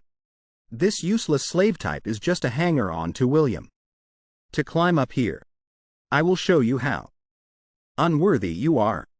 And you'll automatically withdraw." Facing the tense situation, Smiley Face spoke calmly. "I understand the situation. Don't worry, William. It will be over soon." It didn't take long. The two were standing opposite each other on the training ground. Smiley Face grasped the hilt of his sword, pointing the tip to the ground, signaling, "Let." Looking at your stance, the crowd below burst into contemptuous laughter. "What kind of stance is that? You can't even hold a sword properly. Just looking at that form, I know you've never learned the sword." Fim, on the opposite side, held his sword with a standard posture and reminded him. "Looking at your face is enough to understand. You don't grasp the situation. Don't think this is a fair fight. I will show you what happens to someone with no ability and no status who tries to climb up to be a knight. I will smash your head, then hit your jaw." He suddenly attacked, but Smiley managed to block the blow. Fim sneered provocatively. "See? It's really exciting, isn't it? This is the sword of a knight. A slave like you has only known the whip your whole life. Consider it an honor to receive a knight's sword." He continued to swing his sword. Each slash cut through the air, echoing across the wide training ground. The figures of both moved continuously, gliding back and forth like a gust of wind. Fim slashed horizontally right under the arm. "Smiley, you're too slow." The knights outside cheered in unison, "Crush him." "That's right." William's eyes now showed clear worry. Happy, but after seeing his smiling, enjoying face, he was speechless. "Are you pretending again?" Fim didn't realize that at all. He continued to swing his sword like crazy. "Bow down and apologize, you trash." Suddenly, Smiley's eyes widened. He dropped his sword, kicked off, and jumped up. In that instant, Fim couldn't react in time. Smiley rushed forward and threw an extremely strong punch into his stomach. Fim clutched his stomach, trembling, and knelt down in the astonishment of the others. The pain spread throughout his body, causing him to curl up. The crowd only now reacted, shouting, "Hey, you illiterate! A knight throwing away his sword? Using bare hands? Are you that stubborn?" Do you think this is a tavern brawl? If it were a real sword, you would have been chopped to pieces. William thought with contempt, chopped to pieces? What nonsense! It was just a one-sided performance. In reality, he had blocked every attack. But moreover, using bare hands instead of a sword was already sparing the opponent. If he had been hit with a real weapon, he would be dead. Phim trembled, biting his lip hard. It's the first time I've experienced such pain. That one punch hurts more than a whole year of training combined. It terrifies me. He looked up at Smiley. Around him, it was as if an evil aura was aiming straight at Phim. Smiley picked up his sword again, approached, and advised, "Don't be afraid. If you surrender to the pain, you will lose a match you could have won. You came here to win, right? Then endure it." Phim's eyes widened in confusion. The lessons from before were completely different from reality. Huh? Lessons? An apprentice? No. A slave, is presuming to teach me life? Smiley suddenly tightened his grip on the sword and rushed forward. "Let me teach you." He had just struggled to get up and still didn't understand what was happening. He only saw the next second, the wooden sword break in two and fly high. The knights around the field were stunned, mouths agape. Just then, the Royal Knight Commander suddenly appeared. "What are you doing? You idiots!" Phim was now being held at the throat by Smiley's wooden sword. His whole body was trembling violently. The commander walked over angrily and questioned, "I told you to bring them to my room. Why are you bullying them? I personally acknowledged and brought them here. If there's a problem, tell me. Are you that dissatisfied with me?" Phim was so scared his face changed color. He quickly stood up straight and clarified, "No, sir." The others also stood at attention and said in unison, "No, sir." The knight commander smirked slightly and ordered, "Dismissed." The whole crowd hurriedly scattered and ran off. 3 people remained in the training yard. The atmosphere was a bit quiet. After a few seconds, he turned back and said, "You won't have to face guys like that anymore. As you know, the reason you were chosen isn't for knightly duties but to be the representative faces for the kingdom. There won't be many training sessions or missions. You just need to learn etiquette and appear at the kingdom's events." William frowned slightly. "Eventually, I'll be exposed. Smiley will be scorned for his status. This is just being a figurehead." Thinking this, he spoke up and asked, "In that case, can I at least quietly observe the training sessions?" The knight commander raised an eyebrow, confused. "What for?" "No one will say anything, but he expressed, if I live deceitfully, the time will come when I have to prove myself. At that time, I will only blame myself for being helpless. I don't want to face a situation where I have to run away or be ashamed anymore. I will become someone whom both the pen and the sword cannot break." Hearing this, the commander got a headache. He frowned. Now the king has set up a fake, but a real one has appeared. The knight commander glanced at Smiley next to him. "Are you the same?" Smiley smiled and replied, "That's right. We have decided to become stronger together." The commander paused for a moment. For a moment, he didn't know what to say. His eyes flickered slightly, remembering a few days ago. The knight commander looked at the reports in surprise. "So Smiley is a slave raised by Lucas since he was young?" "Ah." The knight beside him replied, "No, more accurately, he was raised by the gladiators in Lucas's arena. I have investigated the list of gladiators in the arena. Recently, the gladiators there are all criminals. Before, the number of strong gladiators was absurdly high. Back then, wars happened frequently, and the arena was full of general-level prisoners of war and defeated soldiers. To have learned and survived among such strong people, it means he is the strongest of the strong. That is all the information for today. I was late because I had too much work." The knight commander read this information and gently stroked his chin. "If Lucaston were still alive, I could have heard about Smiley directly from him." Smiley's records alone all say, unknown. Clearly noted. Needs further investigation. It seems there is still data on this mysterious person. The person who just reported continued. Lucaston's territory spread across many different regions. He was also a man who traveled the world. If we investigate following his footsteps, we might find more data. However, the judgment on him has already been passed, and further investigation is not related to the activities of the Night Order. Is there a special reason for this investigation? He was silent. I'm still not sure, but I think he is related to an event I know. The date and location recorded in the ledger strangely coincide with that event. Back to the present, the Knight Commander silently looked at Smiley, thinking. Anyway, the investigation will proceed if I wait. So for now, I just need to observe for a while. But before that, I have a feeling these guys will cause another incident. People still say, birds of a feather flock together. This one's growth and that one's skills are truly worth looking forward to. And thanks to them, even my will, which had grown cold since becoming commander, feels like it's boiling again. My whole body is starting to tense up and awaken once more. After a moment of consideration, he made a decision. All right. I will ensure you can observe freely. For now, let's leave it at that. Later, decide what to do. The scene changes to the small, simple house where Smiley lives. He held the certificate, happily boasting, Grandma. Grandpa. I've become an apprentice knight. Here's the certificate. The two grandparents heard this, their eyes wide with surprise. Smiley asked again, where did Winnie go? Winnie's grandfather said, she went to work.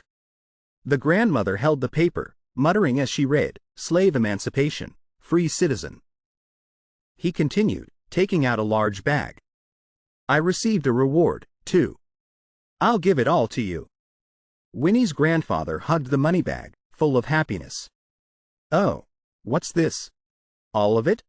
The grandmother was astonished. Every day he creates a surprise for this old woman. After handing everything over, Smiley politely asked, so, can I go train with William? The grandmother nodded. Yes, yes. You are a free person now. No need to do hard work anymore. Hearing that, he happily ran off. I'll work when I get home. The grandfather smiled brightly, waving. Very good. That's my grandson. The grandmother sighed, children grow up so fast. The grandfather, still cheerful, replied, he's not a child.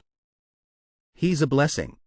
Smiley now met up with William, humming as he ran. Let's go back and watch the training. In the training ground of the Night Order, the apprentice knights were training hard. Smiley pointed and whispered into his friend's ear, instructing, William, for now, just observe that person. He is the best one. Instead of watching the arm swinging the sword, pay attention to his process of judgment, distance, and center of gravity shifting. Those are things that can only be felt when you move yourself. But before he could finish, William interrupted, I understand. First, center the gravity, then swing the sword, right? His stance is definitely different. Half a beat faster, and the timing. Even though the speed is the same, because the timing is different, he always has the advantage. Smiley couldn't help but exclaim, your observation and analysis skills are excellent. It will be very helpful for your growth. When the wound heals, we will try everything. For now, just observe as much as possible. William nodded. His hawk-like eyes were fixed on the knight, his mouth constantly muttering, analyze, analyze. One person watching was so intimidated he sweated. As expected, the hero's gaze is different. He recognized and evaluated the best trainee in just an instant. A moment later, the two sat together in the library. William pointed, instructing, this letter is read A. Smiley looked along. Understood. He smiled. Pointing elsewhere, all right, then try to guess this sentence. He looked and read it fluently. True courage lies not in the sword, but in the heart that chooses justice. William was suddenly surprised. That's right. How did you know? Smiley happily explained, based on what you just said and the context of the sentence, it seemed to be that. The two continued, moving outside. Smiley looked towards the light and exclaimed, so that direction is west, and the sun is there, which means it's past noon. On to another location. This time it seemed like math.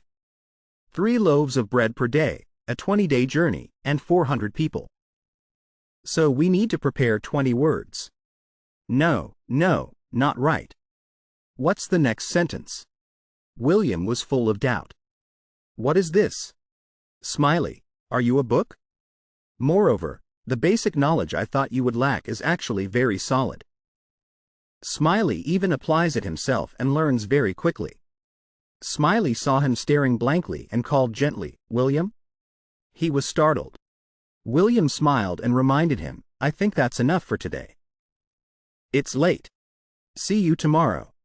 Smiley was confused at first, then looked up at the sky and saw the moon had risen.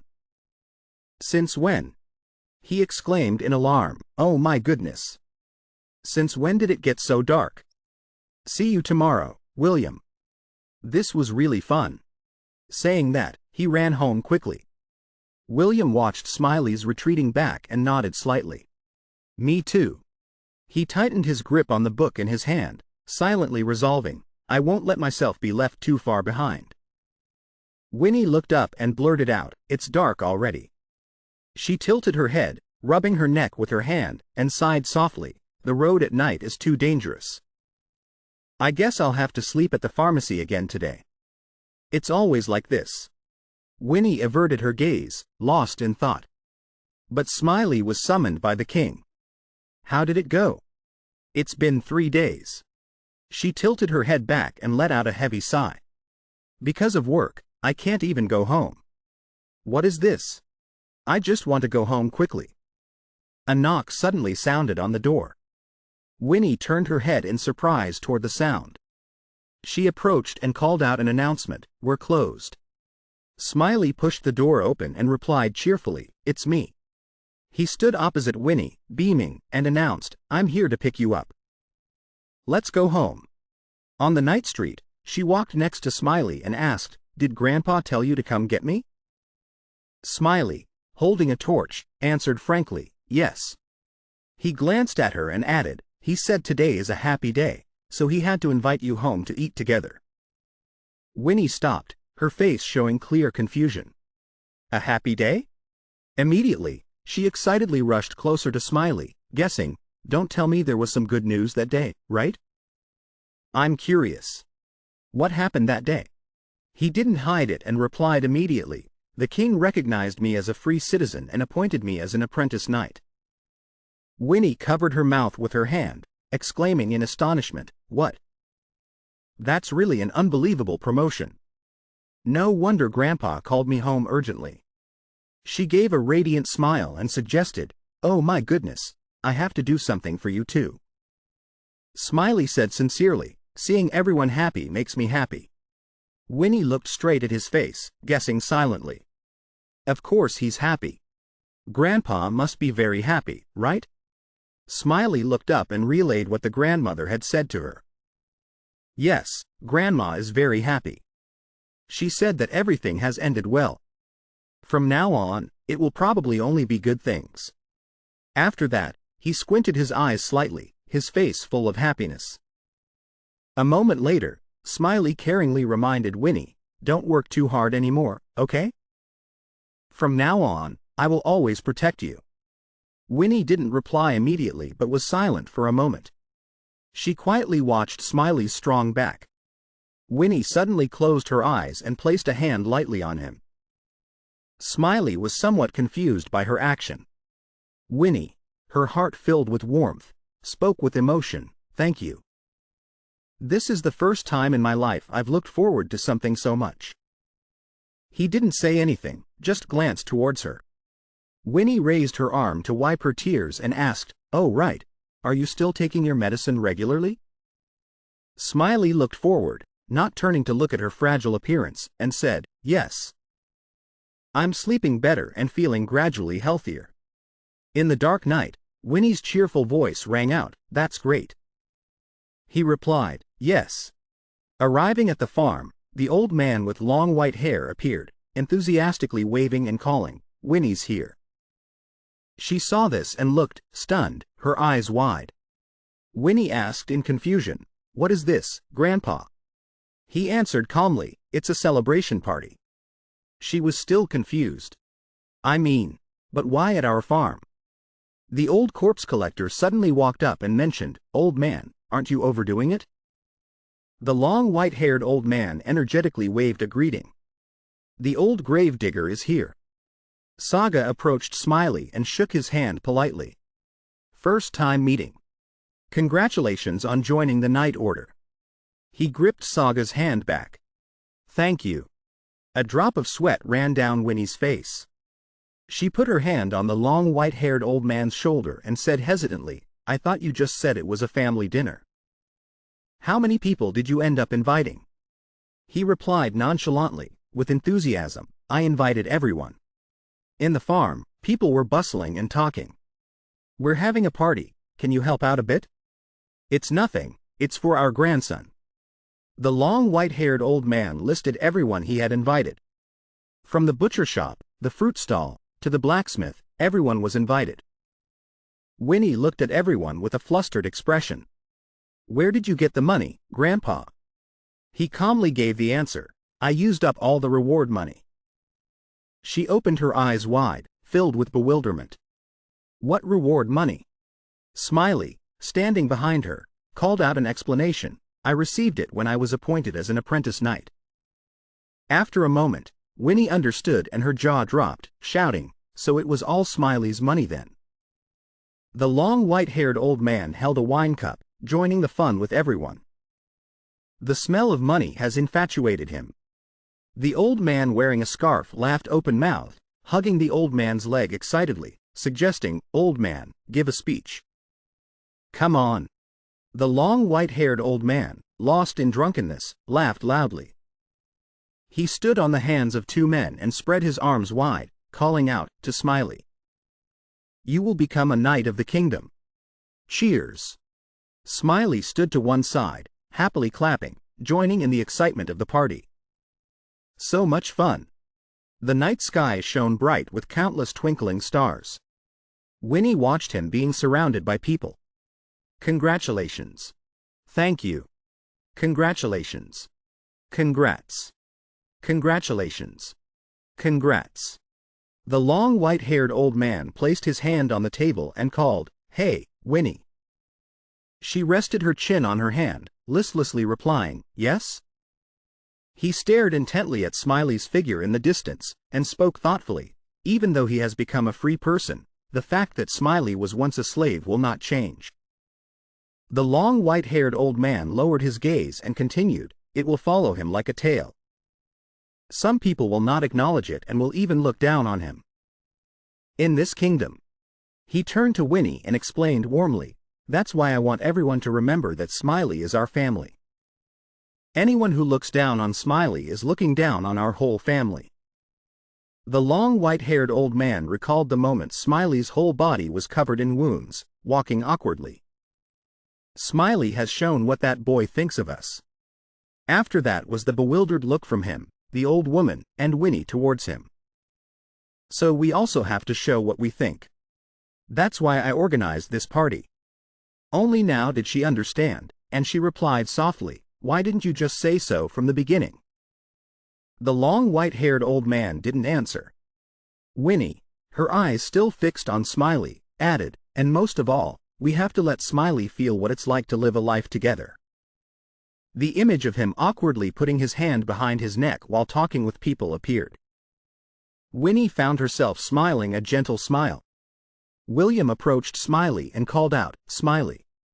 When he saw William, he enthusiastically pointed towards the party and suggested, "William, there's a lot of delicious food over there. Let's eat together." William's father frowned and hesitated. Before that, he stood opposite Smiley and suddenly fell silent. A moment later, William's father placed his hand on his chest, bowed his head, and sincerely offered an apology.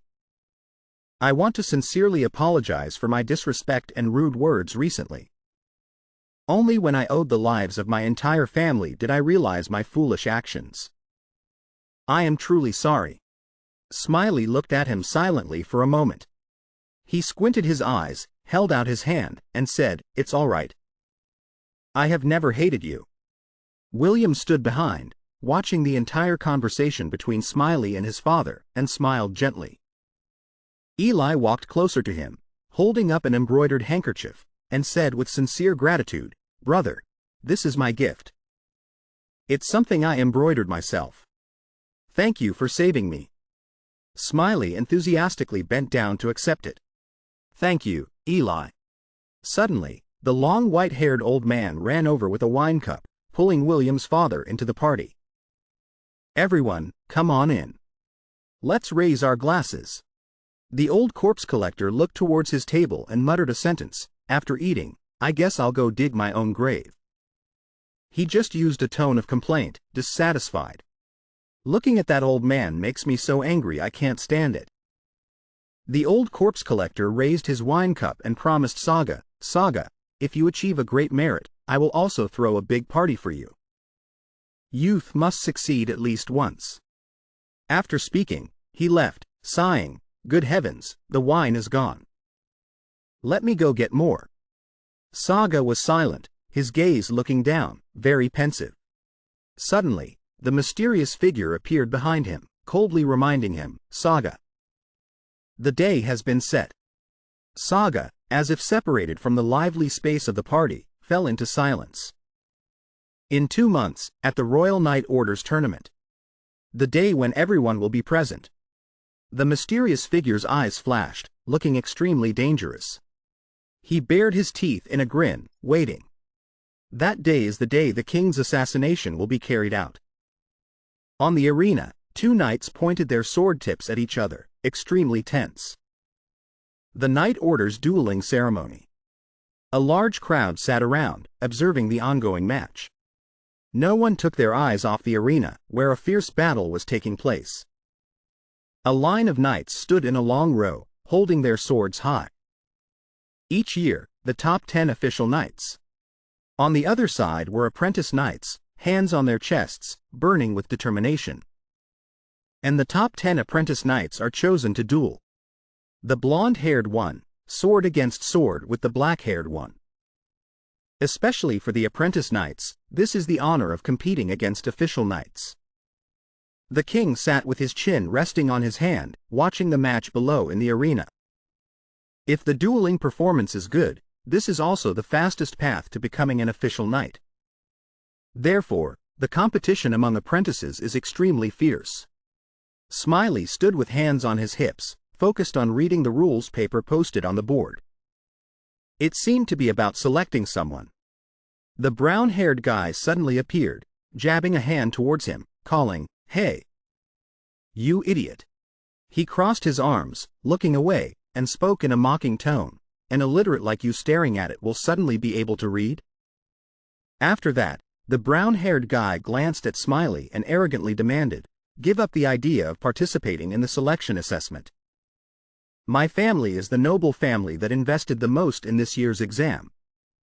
He tilted his head up high, bragging about his family's investment in this match. Arena management, equipment, meals, and prize money are all organized by my family. The brown-haired guy puffed out his chest and confidently declared, "In other words, this is my playground." In a flash, he changed his attitude, slamming his hand on his chest, sneering at Smiley. And if on that stage there's a stinking slave, how unpleasant would that be? The space around him darkened as he glared at the brown-haired guy. He clenched his fist, thinking of people from other families, and added, "It's not just my family. All the families of the apprentices share the same view. You'd best know your place, damn it." The brown-haired guy suddenly went over to Fim and rambled, "Right? I'm not in the same squad so I haven't seen it firsthand, but I've heard all about it. They said when he dueled with you, he was beaten like a dog by you, huh?" He imagined the match and exclaimed excitedly, full of contempt, "Just taking hits continuously, then getting too angry. he somehow managed to throw one punch. The brown-haired guy closed his eyes, making a regretful gesture, and commented, "No different than a toddler." Smiley calmly responded after his long tirade, "I originally didn't intend to participate. But hearing you say that makes me want to participate now." The brown-haired guy's face hardened, and he retorted, "What?" Immediately, he returned to his smug demeanor. The brown-haired guy turned to leave, raising his hand to wave, his taunt echoing back, "Anyway, that opportunity will never come to you. Rank, like you can't even qualify to compete." Smiley silently watched his group of people laughing mockingly. William held the paper and read out the contents for him to hear. For the first time in the selection assessment through dueling, there will be an additional knowledge test. Smiley wondered and asked, "What is that?" He looked up at Smiley and explained, "They say they will test the level of understanding before this selection assessment." William grimly offered his judgment, "In my opinion, I think the family hosting this exam intends to eliminate you, Smiley." Elsewhere, the brown-haired guy held a piece of paper, approached the blonde-haired guy, and ordered, "Hey, come here." He asked in confusion, "What is this?" He lifted his lip in a slight smile and replied lightly, "The answers to the knowledge test this time." The blonde-haired guy raised an eyebrow and flatly refused, "I don't need that." The brown-haired guy looked away and started to attack him verbally, "I know. You're always first place, so. But if you get even one question wrong this time, your first place position will be stolen. Are you still okay with that? It will be a stain on your family, you know." His words somewhat swayed the blonde-haired guy. Frowning, he quickly snatched the answer sheet. The brown-haired guy looked at the blonde's action with satisfaction. He slung his arm over the blonde's shoulder and added cheerfully, "That's more like it.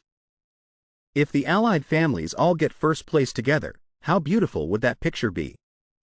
Let's paint that beautiful picture together." Elsewhere, Smiley said enthusiastically, "I really didn't intend to participate. But you keep talking about it, which makes me want to join now." William's eyes grew serious, his gaze pensive on the paper in his hand. After a moment, he offered a suggestion, then. "Shall we try?" William also didn't forget to mention the difficult problem to Smiley. Of course, the gap in study time compared to other apprentices means you are far behind, that's true. Even if you use all the remaining time in 1 week, it's not enough. He looked seriously straight into Smiley's eyes and said decisively, "But this is a test that they look down on, Smiley, and the test creator's intention is obvious. I think I can guess parts of the exam." He was confused by William's words. "You can?" He recalled the moment he sat in the classroom, explaining, "At university, I was always ranked first. Not just because I studied hard, but also because I could guess the test creator's intentions." William lowered his head and continued in a low voice, "If we're lucky and the questions I guess are on the test, then it's still possible to pass, even if that possibility is very... He glanced at Smiley, observing, and that ability still had to be based on absolute effort. He silently listened to William's words. Time gradually passed. The test results were announced a week later. Smiley had passed the knowledge test. Smiley beamed, standing amidst the crowd looking at the acceptance list. If he had been short 1 point, he would have failed. The atmosphere in the barracks was extremely gloomy. With only 1 month left before the combat assessment exam, many who were angry that Smiley had passed came flocking. Brown Hair's father angrily shouted, "What is the meaning of the family hosting this? Isn't he illiterate?" Brown Hair clenched his hands into fists, resolutely replying, "It must be cheating, father." Many arguments appeared, especially from the nobles whose children scored lower than Smiley. Blonde's father scowled, forcing out each word, "My son's knowledge is worse than a slave's." Blonde turned pale, chanting internally, "Endure. Endure his nagging. What is this ridiculous test?" Blonde clenched the paper in his hand, thinking of the scene of Smiley studying with William. But there were also rare people who remembered the sight of Smiley always studying late into the night and felt ashamed. The panel of judges, with faces full of tension, responded to the candidates. Furthermore, those grading the essay section. Smiley stood quietly in front of them. In addition, what was seen in Smiley was precisely the values and tactics of the ancient wartime heroes. He calmly gave his answer. In war, the important thing is not the strength to defeat the enemy, but the will to protect people. Smiley used the champion's words to continue. Therefore, the tactics I just mentioned are not to destroy lives. He seemed to be energized by the champion, uttering the final line, but to save lives. The captain of the Night Order was stunned, his eyes widened at Smiley's words. The old man sitting in the middle spoke up, asking, "Is that the kid, Smiley?" The old man wearing a hat whispered a reminder, "Yes, please give him a low score." "That is the request from the hosting side." The Knight Captain was silent, lost in his own space. He closed his eyes tightly and thought. I don't know if this will help. But after that, the Knight Captain jotted down a line of text on the paper. Special bonus points, +1. He observed Smiley intently while pondering. I once hoped you wouldn't participate in the Order's combat tournament, Knight, because it would cause a commotion. But seeing you, I have changed my mind. The Knight Captain recalled every one of his blows, making a silent comment. You are not just someone who merely fights. He suddenly understood implicitly. Now I understand why Lucaston risked his life to protect you. Lucaston's face, grinning widely, appeared in the Knight Captain's mind. The Knight Captain lifted his lips, his hand clenched into an excited fist. Smiley, I want to see your path now. Smiley leaned over the table, turning to William to ask, William, will you participate in the selection assessment? You are already a knight, so you don't need the knowledge test, only the combat tournament. He shared, without any confidence, I don't think I can. With my current strength, I can't even touch the heels of an official knight, not to mention my identity will be exposed immediately. Smiley spoke again, asking a question. So, if you reach an equal level, will you participate? Brown Hair crossed his arms, his face full of ridicule. What's this? This guy really plans to train to compete. Everyone murmured, looking at Smiley practicing with his sword, discussing among themselves under William's observation. It seems he's being personally instructed and trained by William. His knowledge was also taught directly by William, that's admirable. I also want to be taught the knowledge of a hero. So jealous. Brown Hair raised an eyebrow, mocking, what a ridiculous farce. Fighting isn't just swinging a stick. His stance is complete trash. So there was a reason he used his fists. He licked his lips, a very confident thought appearing in his mind. Yeah, baby. Just bring that level of strength up here, and I'll break all your arms and legs. That's even better. Brown Hair tilted his head, waving his hand dismissively. I told you I wanted to hide in the warehouse to train because I was embarrassed. Let's go. Smiley ignored everyone's gazes and cheerfully spoke to William. See, William, I'm imitating you exactly. He forced a smile when looking at Smiley's stance. That's my stance. It seems like they were just insulting me. William closed his eyes and slapped his forehead heavily. Seeing it directly makes it clear. Completely chaotic, his thoughts and actions are really different. Smiley looked down at the wooden sword in his hand. He proposed, now, duel with me to correct my posture. I will fight exactly like you, then point out the parts that need fixing. After that, he raised his head to look at William, firmly adding, and as you improve, I will also adjust accordingly to match you. From now until the test day, 1 month. Just win against me as much as you can. He was stunned by Smiley's declaration, confused, asking back, fight exactly like me. Is that possible? He enthusiastically pointed the sword towards William, exclaiming excitedly, get up, William. You've already shown you can do it. Now it's my turn to accept. Brown Hair placed his hands on the table, bustling, chatting with the others. No training today, it's so relaxing. William stood seriously in position, holding the sword diagonally to one side, with the thought, the opponent's gaze and toe movements. They are within a predictable range. He decisively swung his sword down.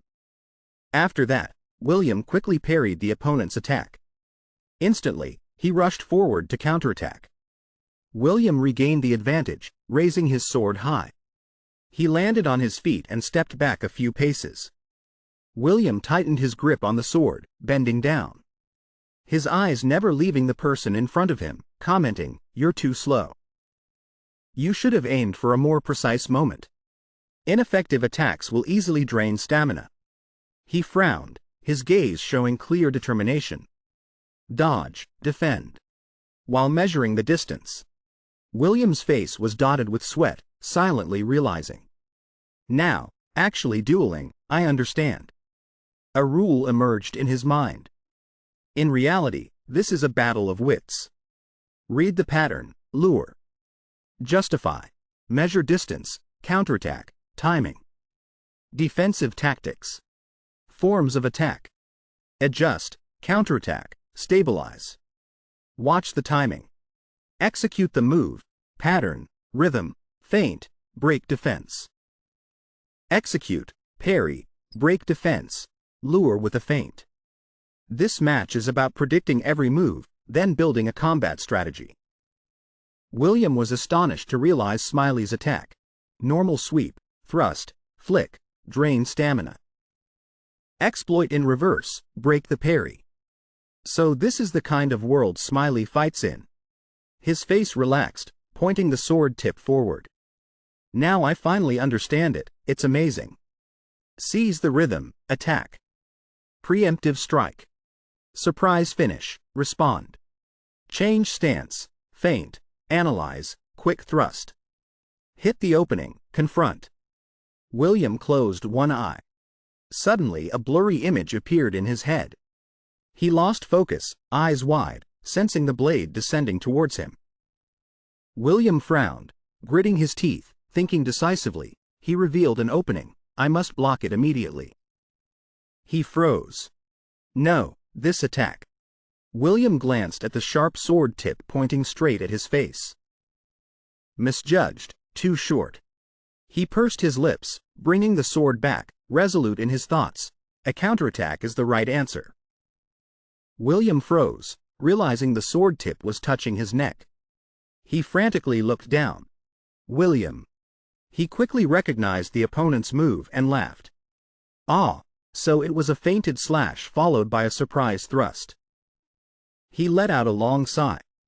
Then, William curved his lips into a bright smile. His image faded like smoke. Half of Smiley's face appeared. He excitedly announced the number of wins. Victory number 313. Smiley observed William and enthusiastically congratulated him. Congratulations, William. He struggled, placing a hand on his shoulder, not replying immediately. William pondered. This time, I also only won by a hair's breadth. He sat down heavily on the ground to rest. There's one day left until the official match.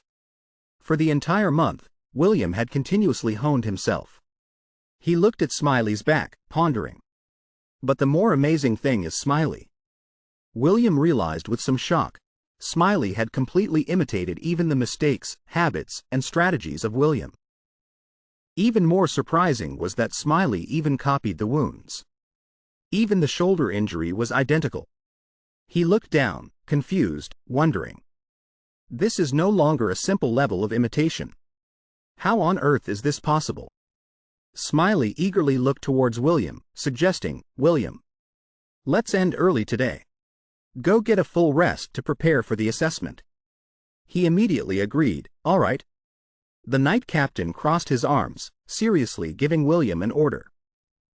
William, you will not participate in the assessment. In the knight orders tournament. You just need to stand by my side and observe, that's enough. The assessment match has no meaning anymore. He continued to instruct. You just need to sit beside me and the king and greet the subjects. I intended to tell you after the assessment ended. I didn't expect you to actively seek me out first. The knight captain raised an eyebrow, placing a hand on his chin, voicing his thoughts. I naturally thought you wouldn't participate in the assessment match. Because if you really duel with the knights, your true strength will be exposed immediately. William bowed his head without saying a word. He clenched his fists, his mind in turmoil. That's right, I've only trained for a month. Compared to the knights, I'm still far behind. In the end, the training was just about overcoming myself. Compared to the real knights, I'm still too lacking. William firmly responded with his desire, but I still want to participate in the assessment. He kept his head down, making a firm declaration. Anyway, no matter when I start, I will be lacking. I want to start by acknowledging that lack. The knight captain, helpless, closed his eyes tightly, thinking to himself. This isn't just your problem alone. I thought you were a rational person. I didn't expect you to be so stubborn. He snorted coldly before William's brightly shining, expectant gaze. The sunlight illuminated the entire space. The next day, the knights gathered early in the courtyard, warming up their bodies. The day the assessment took place, Brown Hare's father paced back and forth, feigning. I expect fair judging. We are the sponsoring family.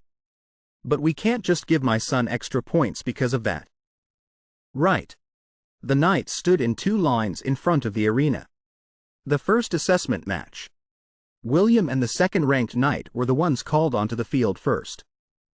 Hero William versus the Knight Order's second rank. The knights in red looked at each other in confusion, whispering. Even the commander is participating. Those two. They aren't participating in the official tournament, are they? It's just a match to explain the rules simply.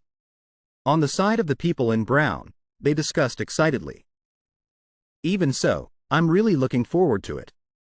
The knight captain sat in the tent, reminding the second-ranked knight to go easy.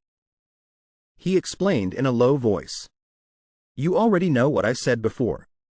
But William is someone who has never held a sword before. Compared to his strength, only his willpower is excessive. The knight captain gave a long reminder. With your skill level, you should be able to end the match naturally, right? He looks like he has grasped the basics of swordsmanship. So before people get suspicious, end it quickly.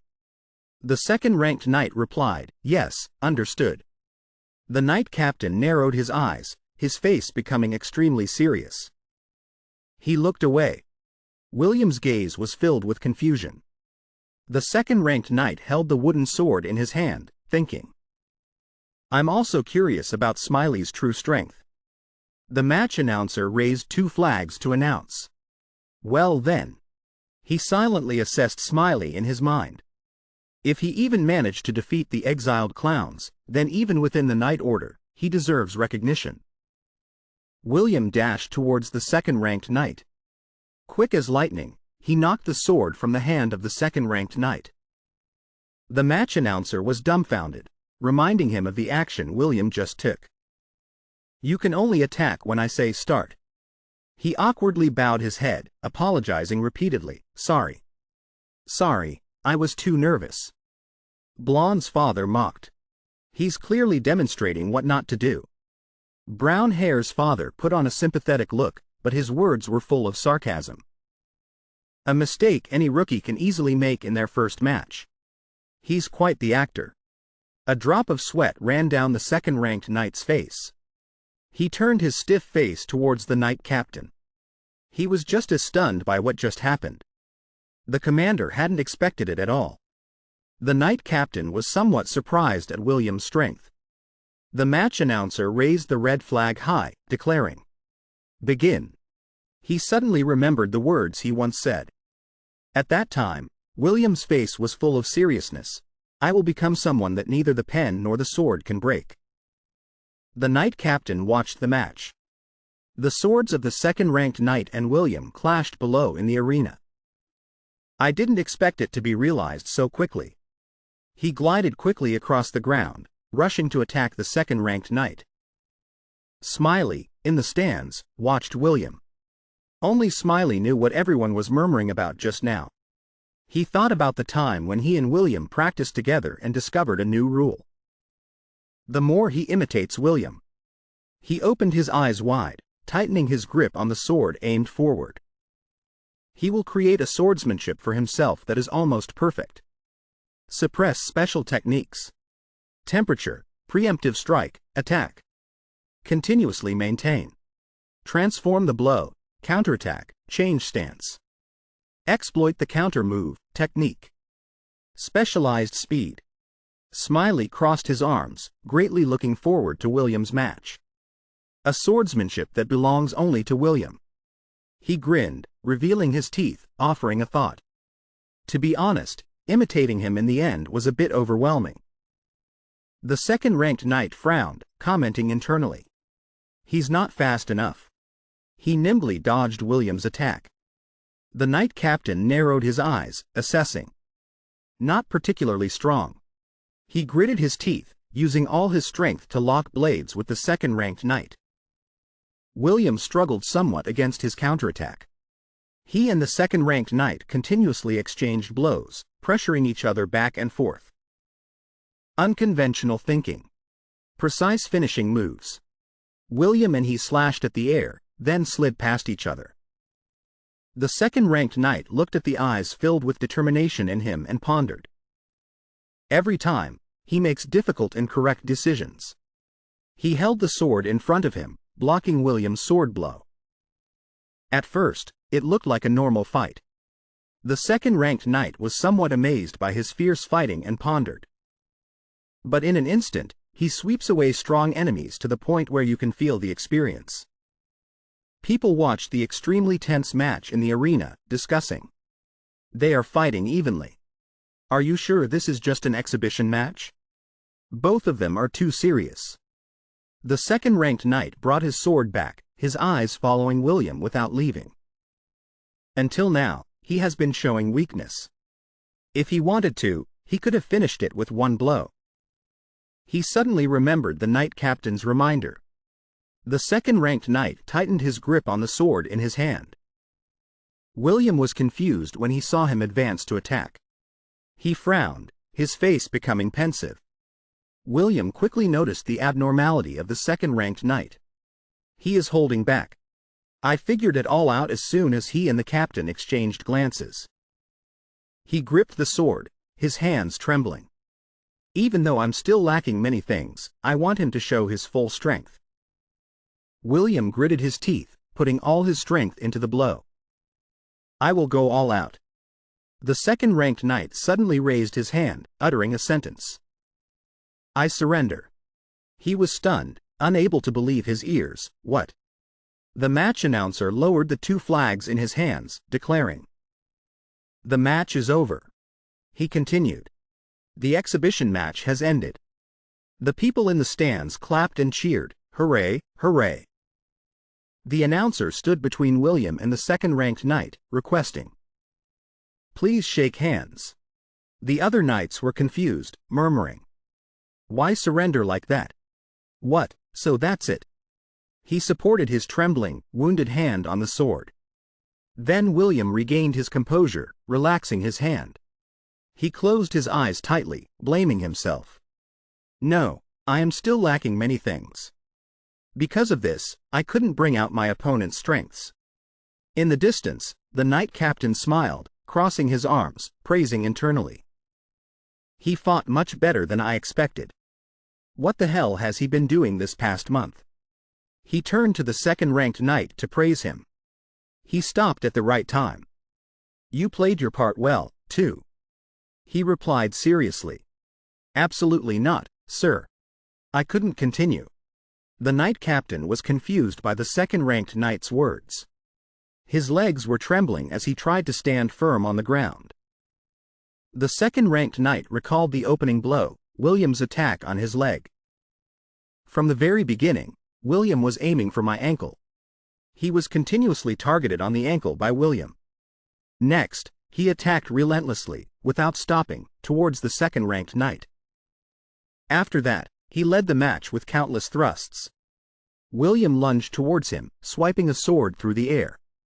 The second-ranked knight landed on his left foot. Because of his attacks, he continuously forced me to use my left foot. The more it happened, the more pressure it put on my ankle. Therefore, I decided I could not continue fighting.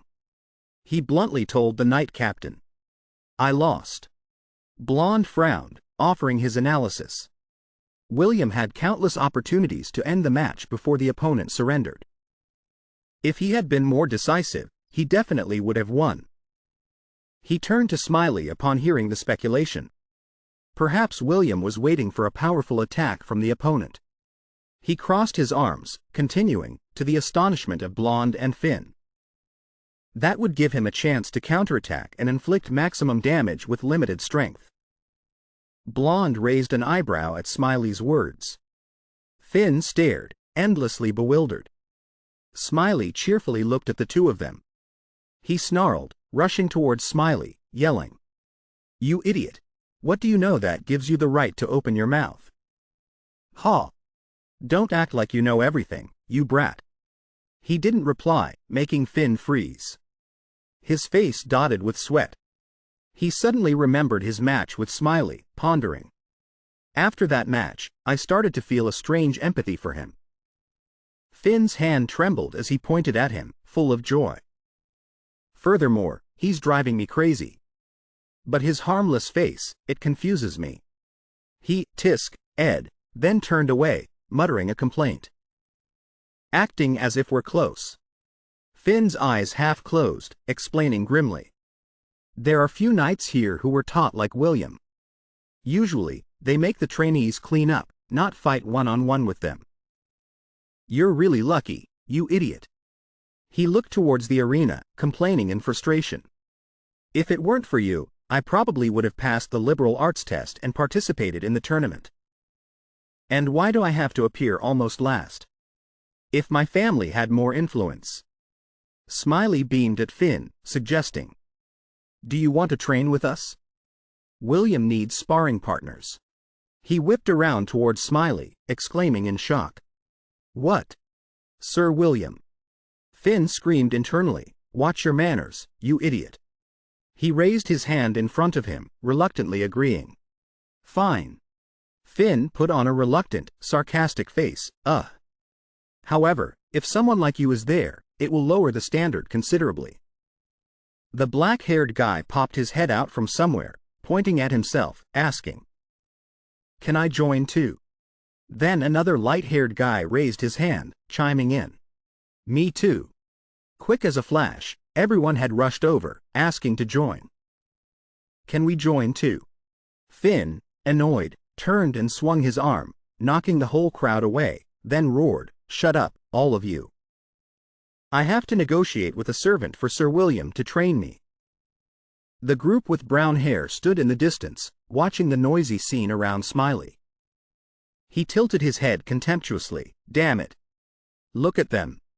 The two guys behind brown hair argued, You just cursed at me. The king let out a long yawn before the new match. 33 matches later. The sound of trumpets echoed everywhere, lasting for a long time. Brown hair raised his hand high, laughing arrogantly as he stepped into the arena. Thank you, it's my turn. The knight captain frowned at the scene, thinking. An orchestra. The blonde guy grumbled. He's already acting like a knight. The person next to him added, He's almost there, isn't he? Do you know how much money his father poured into this to make his son a knight? Brown hair spoke with extreme arrogance. Let's start by eliminating those who don't belong here. He held up 2 fingers, beckoning Smiley over. Come here, slave. The knight captain frowned at brown hair's rude behavior. So rude. Brown hair's father began to praise him. See, didn't I raise him well? My son will not tolerate any filth. A knight's virtue. Brown hair and Smiley stood opposite each other, pointing their swords at one another. He licked his lips in excitement, pondering, Damn it. I'm really looking forward to tearing you apart. Blonde suddenly stood behind Finn, calling, Hey, Finn. He looked towards Smiley, asking, "When you fought him, did you really give him a good beating?" Finn jumped, startled, and shouted excitedly, "Why do you ask?" Blonde watched his expression intently, replying, "I happened to witness your match."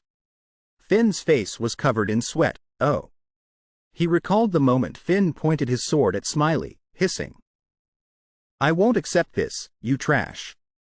Blonde put his hand on his chin, thinking about the match. There's something strange about him. He looked down at the ground, pondering.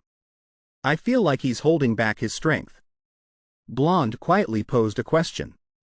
Did you notice anything unusual when you fought him? Finn's jaw dropped, retorting, "Unusual? No, stop interrogating me, you idiot." He voiced a guess. "You mean, you'd beat him again if you had a rematch?" When Finn heard this, his face hardened.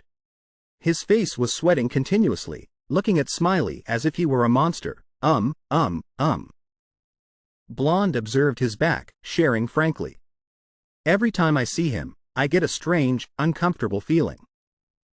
It's as if he lives in a completely different world. Finn didn't bother to agree with his words, murmuring, "That's right. I don't fully understand. As I see it, he's just a simple idiot." He gestured towards Smiley, who was holding the wooden sword, mentioning, "All right. This match will show us everything." William sat on the ground, watching Smiley, offering his thoughts. "Happy, I think it would be better if in the elimination matches, you only fight with a sword." He added with a serious face. "I realized that from the first day.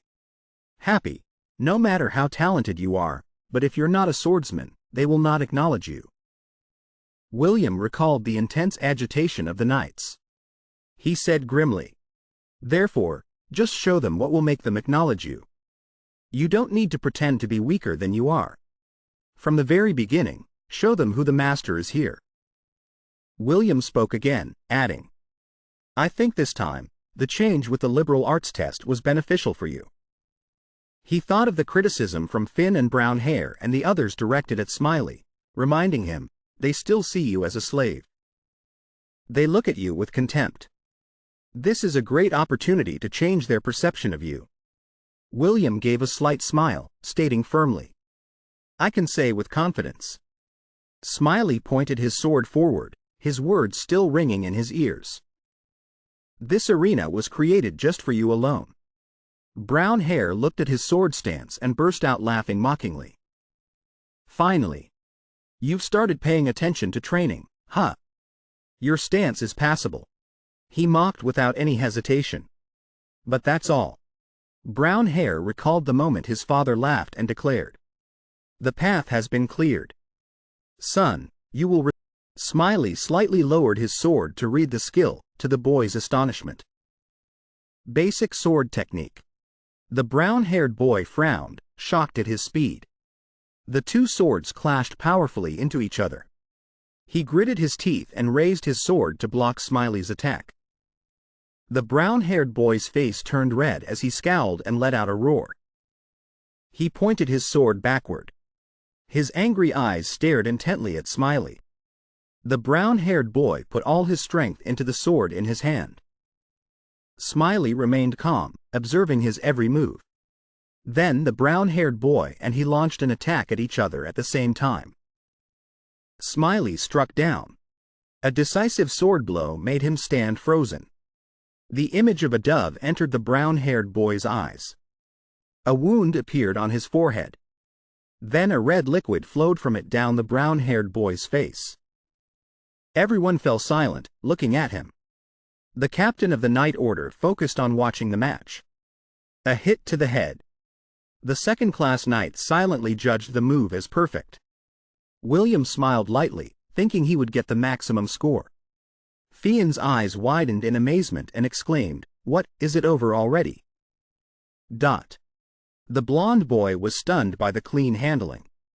The brown-haired boy's father frowned tensely. The match referee raised the yellow flag high, solemnly declaring, "Continue." William's eyes widened, not believing his ears. "What?" The captain of the night order cursed silently in his heart. Damn it, what the hell? The match referee was sweating profusely. His whole body trembled as he screamed in his head. 15 years as a referee for matches. I took a bribe. They promised to give me an amount that I could never earn in my entire life. His face turned pale as he pondered. I need to find an excuse to continue the match so that he can win. I was distracted for a moment and couldn't keep up. The match referee's eyes widened as he turned to the brown-haired boy and commented, even if he gets stabbed by the sword, with that bonus point, he will still win, as long as he can hold on. He looked at his hand in anger and hissed, "You bastard." The brown-haired boy raised his sword high and shouted wildly, I was distracted. Now I'll show you. William's face hardened as he wondered, are they really going to continue as if nothing happened? He gritted his teeth tightly, noticing William's figure behind him. That bastard can only do that much. William thinks I'll let my guard down and has instigated his disciple to do this. The brown-haired boy thought, now, avoid the attack. He opened his mouth wide and snapped, one slash and it's over. He cursed as Smiley's sword struck him straight in the back. You insects! Everyone, don't watch the match. Seeing the brown-haired boy's struggling appearance, they marveled at Smiley.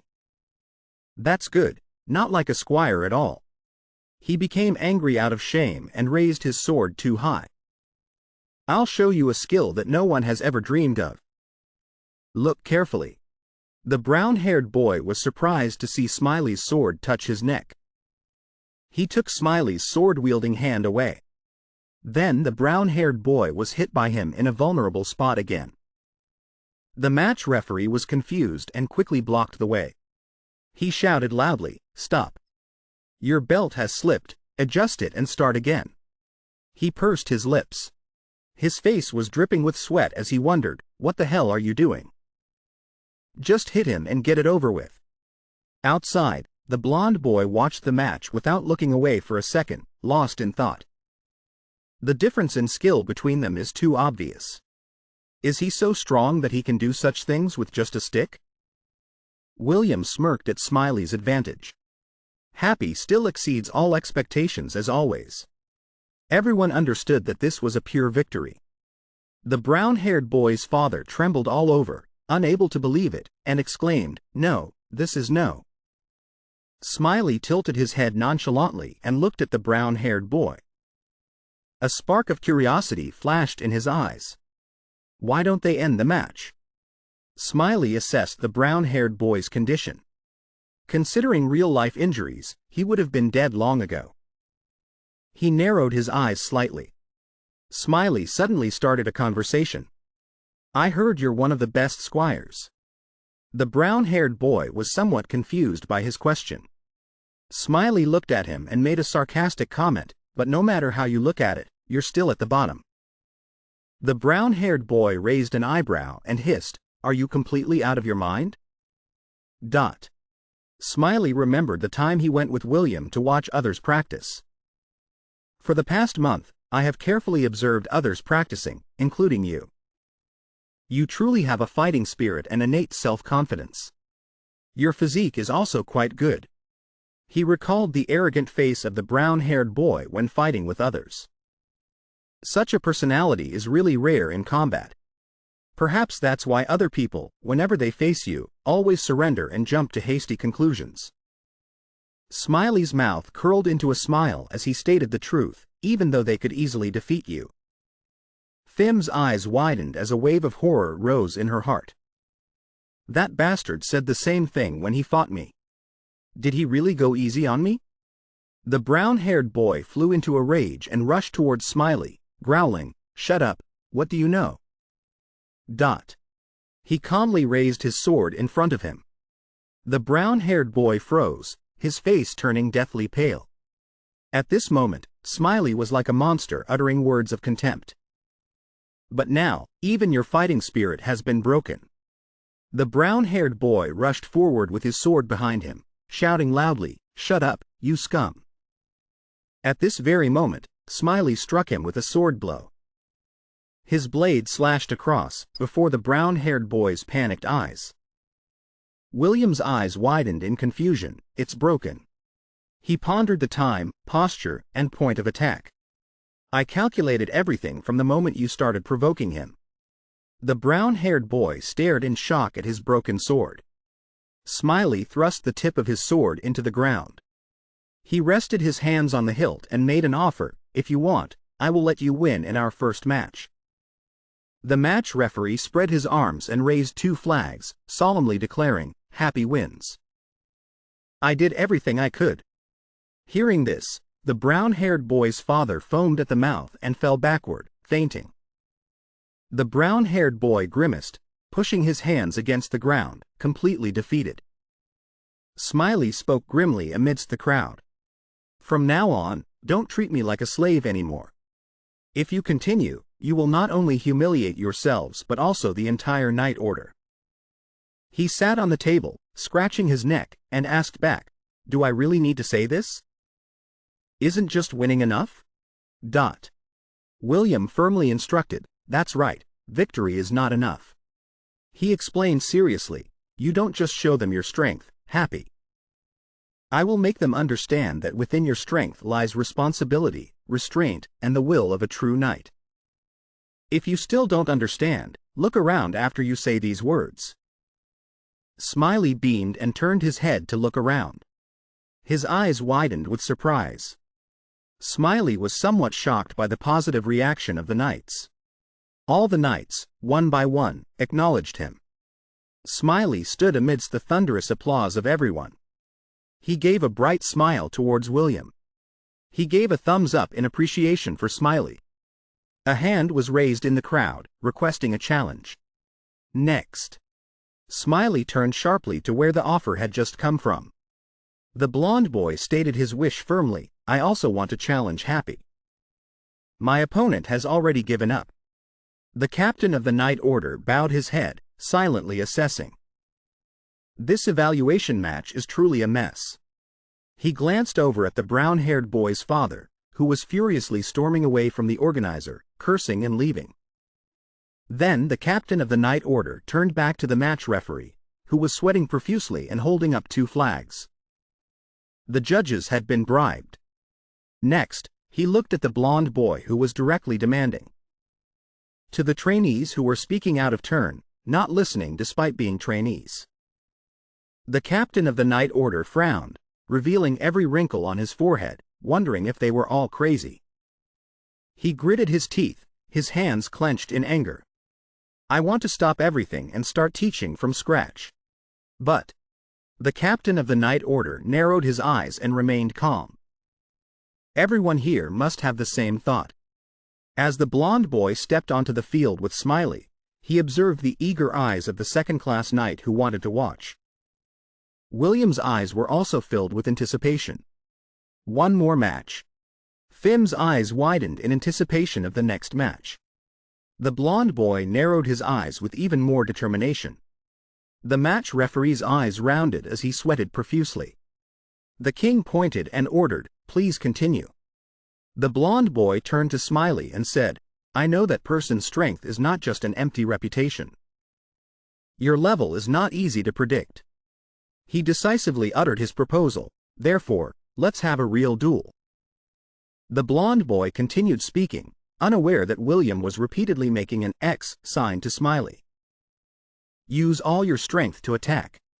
Fim was stunned by his action and pondered. He has that side to him too? Feeling surprised as if seeing a different person.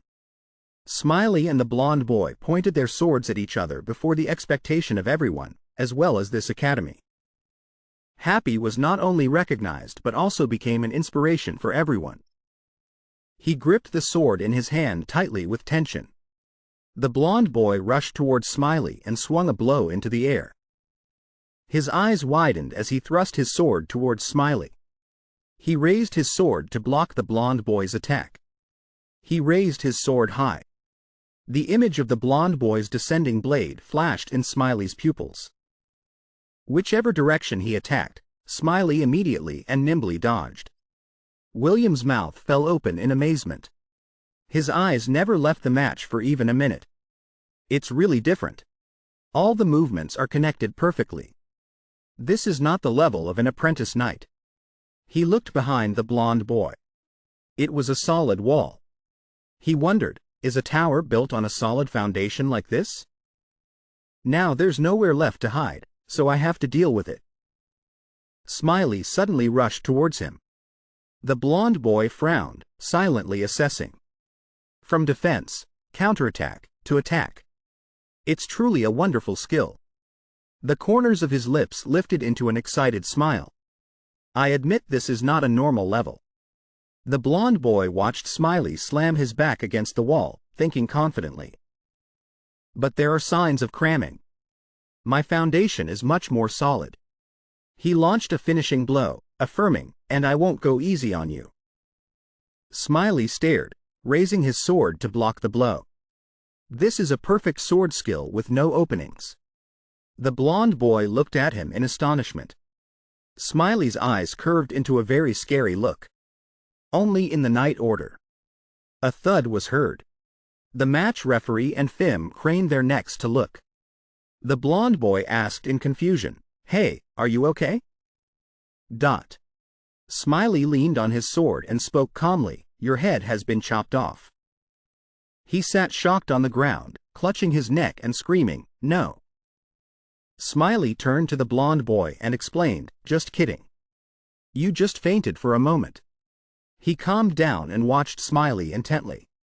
The blonde boy remembered the moment he rushed to attack him. I was clearly finishing him off. After he let go of the sword then.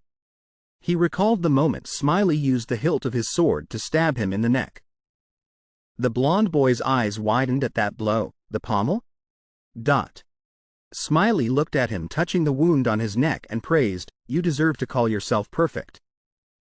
All your movements have no openings." He squinted his eyes and calmly explained the flaw, "But the problem is you always use the same type of swordsmanship." Smiley reflected on the blonde boy's movements during the fight and commented, "All the stances are identical.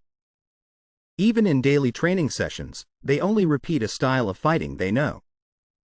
He imagined two knights fighting in an arena with people. But death comes from unexpected moves. A move never experienced before. Unpredictable. The blonde boy bowed his head and looked at the ground. He let out a long sigh and shared, "I feel like everything I've built has been denied and completely collapsed." Smiley corrected his words, "It's not collapsing, but breaking the mold. Look at it more broadly, blonde boy." His whole body trembled, his face stiffening at his words. Smiley and he exchanged glances in the gloomy space. He scratched his head and apologized to William. "Sorry, William, I fought my own way." He responded, "It's okay. You did very well in the first match." "That's enough." Smiley looked and pointed behind him, exclaiming, "Oh, I also found an opponent for you." William was confused. "Huh?" He looked excitedly at the group of blonde boys and explained, "I don't know when, but it got a little crowded." A line of black text appeared on a piece of paper. "Happy confirms participation in the evaluation match." The captain of the Night Order placed his hand on the table. A satisfied smile appeared on his lips. The second-class knight quietly turned to him. Then he immediately looked away and chuckled lightly. Winnie's group held a cloth bag, reminding that the evaluation day is approaching. The white-haired old lady kindly suggested, "I have to go buy meat for the boy to eat." The shopkeeper greeted cheerfully, "Welcome." Eli smiled brightly, holding the hem of her dress, and asked in confusion, "What should I wear on evaluation day?" "I have to go cheer for him." William's mother replied, "William isn't participating in the evaluation."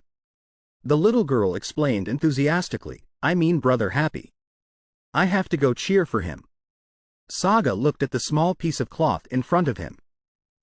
He silently read the words written on it in his head. "The day is approaching. Sharpen your knives and prepare for the assassination." The old corpse collector held a hall pass and approached Saga to inquire, "What's written on it?" He turned back and replied calmly, It's just a simple piece of cloth I found while working. Saga looked at the old corpse collector with curiosity.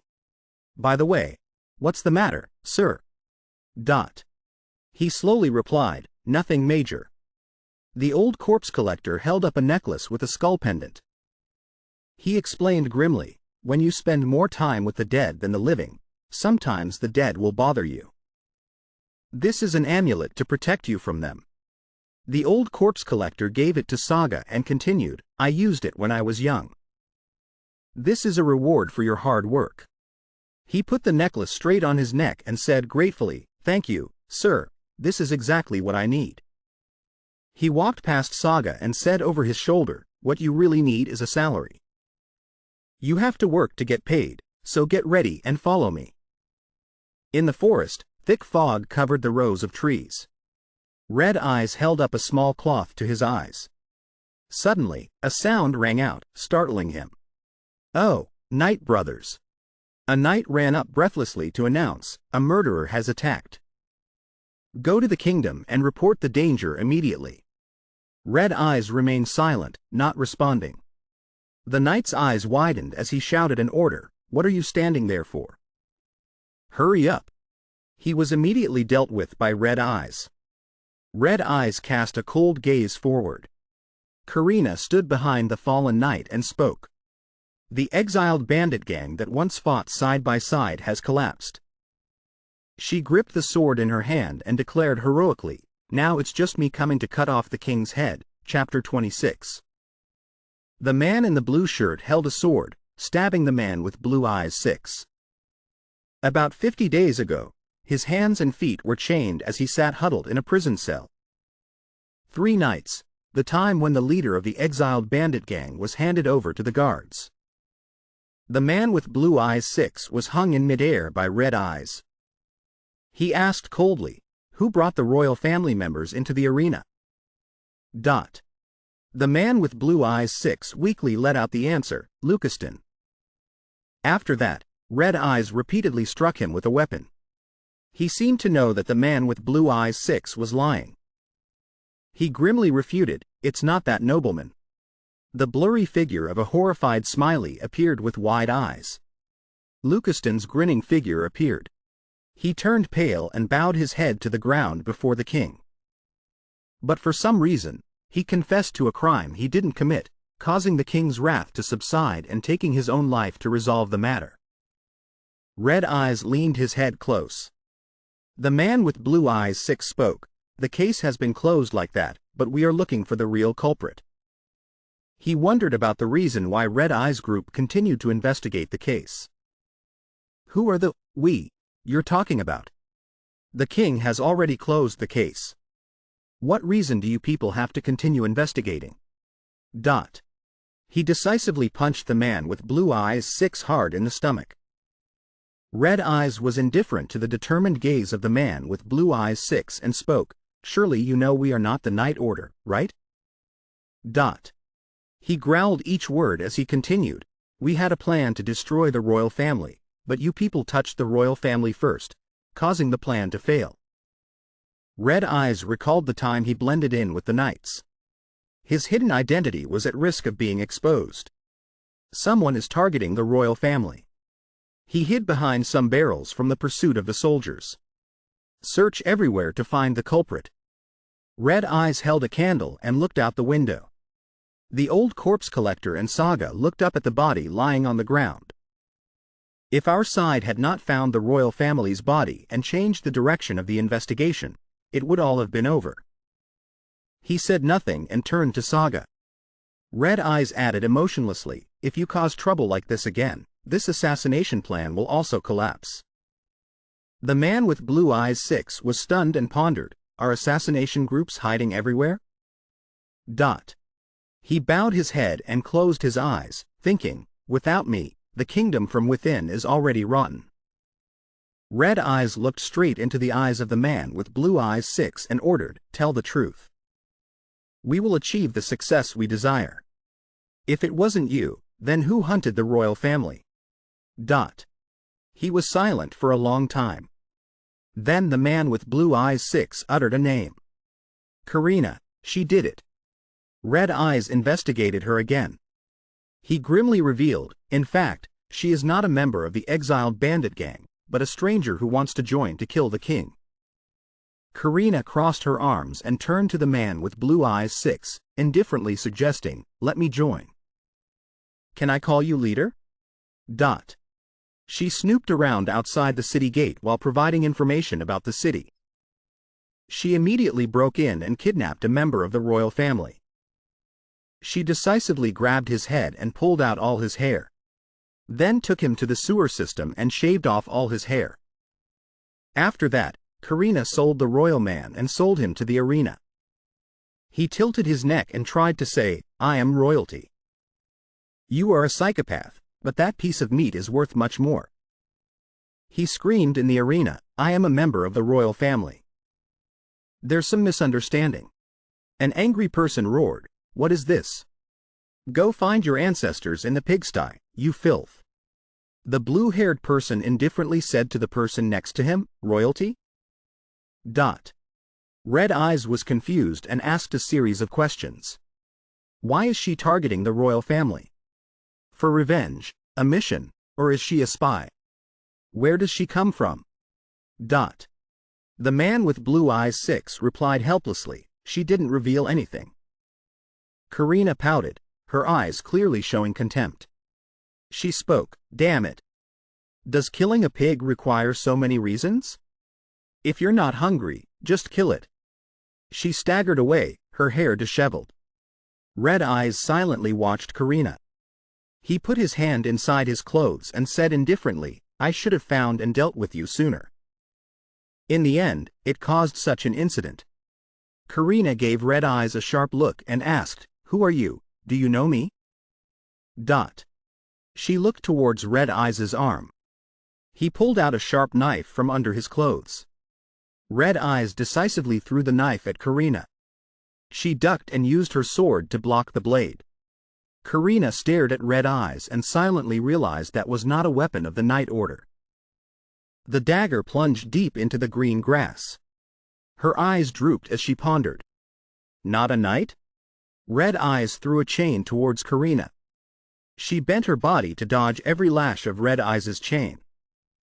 Definitely not. Karina's eyes narrowed with interest. She said, "So let me see what you're like." Red Eyes was somewhat surprised by her attitude. Karina used her sword to cut through each section of the chain, knocking off his mask. She stared blankly at Red Eyes' face. "What is that face?" Karina observed his face, which was covered in wounds. She said, "Is self-mutilation your hobby?" She pointed the sharp tip of her sword at Red Eyes' neck and emphasized each word. "You're not from the Night Order, are you?" He answered bluntly, "We are a group with the same goal as you." Karina was somewhat shocked and repeated what Red Eyes had just said. "A group? Besides the exiled bandit gang, are there others hunting the royal family?" He silently gave a reminder, "If you continue to cause trouble like this, destroying the royal family will be impossible. The guards will be reinforced and the walls will become thicker." Karina smiled. She gave Red Eyes a mocking look. "So you guys can do it?" He retorted firmly, "The assassination of the king has been planned for a long time and is about to be carried out, if you don't ruin this plan again." She lowered her eyes doubtfully. After pondering for a moment, she replied, "I don't really trust it." Karina raised her sword and demanded, "Then let me join that plan. If so, I will wait in silence until the day of the assassination." She held her sword horizontally. Red Eyes indifferently explained, "The boat I was on has sunk, so I have to get on a new boat immediately, isn't that right?" He turned his head to look elsewhere and suggested, "That's a matter for the patriarch to decide." "Follow me." Karina tilted her head and wondered, "Patriarch?" A row of torches was lit, hanging on the earthen wall. Her eyes widened as she was pressed against the wall by the patriarch's large hand. His eyes were emotionless as he gave a word of approval, "Don't be afraid, I recognize and accept you completely." Karina trembled, her neck tilted back in extreme confusion. The patriarch took his hand off her face and said, "Go." He spoke in a low voice, giving instructions, "Go to my son's side and become a true servant." Karina narrowed her eyes and muttered the name Saga. Saga was sweating. He was sitting in a cart drinking water when he heard a voice. "This is a slave who has come to work for a few days." The old corpse collector looked at Karina and replied, "Just a laborer who came to earn some money." She tilted her head and watched Saga intently. She asked decisively, "Are you his son?" "Son?" Karina approached him and whispered, "I'll be staying here until the day of the duel." The early morning light covered the entire arena. There are 3 days left until the duel. The moonlight cast the shadows of countless people onto the white wall.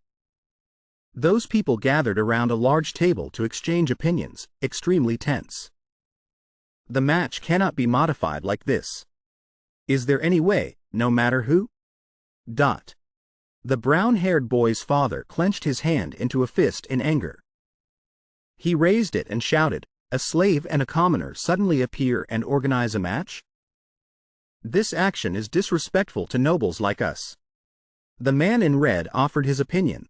"A slave is one thing, but William is different." The man in brown agreed. "That's right. His academic talent is too brilliant. The churches are competing to sponsor him." The black-haired man raised his hand and reminded in a low voice, "Furthermore, think about the merit of defeating the exiled bandit gang while hunting nobles. We have to admit it." The man in brown lightly raised his index finger in agreement. "That's right, thanks to him, we survived. Now his family is no less than noble families." Suddenly, someone interrupted him, "What if it's all fake?" The man in brown was stunned. "Huh? The curly-haired boy's father clenched his hands and placed them on the table. He repeated the question in a low voice, "What if we were all deceived? Then do you want to join the plan to finish off William completely in this match?" A brown-haired man asked in fear, "What do you mean, sir? Is it all fake?" Hearing him speak, an angry person shouted, "All the achievements gained so far." William's father flew into a rage and questioned, "How could a useless person like that achieve these things?" The gray-haired man heard this and coldly asked him, "Words must be matched with responsibility. Do you have responsibility?" Speaking of which, his anger had subsided. His tone also softened. "My son not only understands William clearly, but also understands that slave very well." Then he recalled what happened. The curly-haired guy whispered that his name was Happy. "Ah, that's the name of the arena champion." From then on, the truth was gradually revealed. Someone who didn't know how to fight and was dying in agony. Suddenly, cut off the heads of 3 mercenaries and wiped out the entire band of exiled bandits? Unbelievable, right? According to the guard, William only signed up for the bounty hunt. Over here. The brown-haired man thought for a moment, then spoke up. "Actually, I also have something to say. My son overheard the conversation of the captain with the commander." Son. He had heard the captain tell the commander that William was someone who had never held a sword. Then he recounted that William in reality was an amateur, never held a sword. After hearing, the brown-haired man's father was extremely surprised and asked, "What is it?" The match was a staged performance? After that, the nobles, who had always been waiting, gradually spoke up. One person started updating the situation. "In fact, many people know that slave. He didn't hesitate to continue. I heard he's quite famous in the arena. But after nearly being executed for the prince's death, they were scared and kept silent to avoid being involved in the case." After hearing that, it's clear. We shouldn't expose the slave, but overthrow the imposter William. If we do that, the other slave will automatically disappear.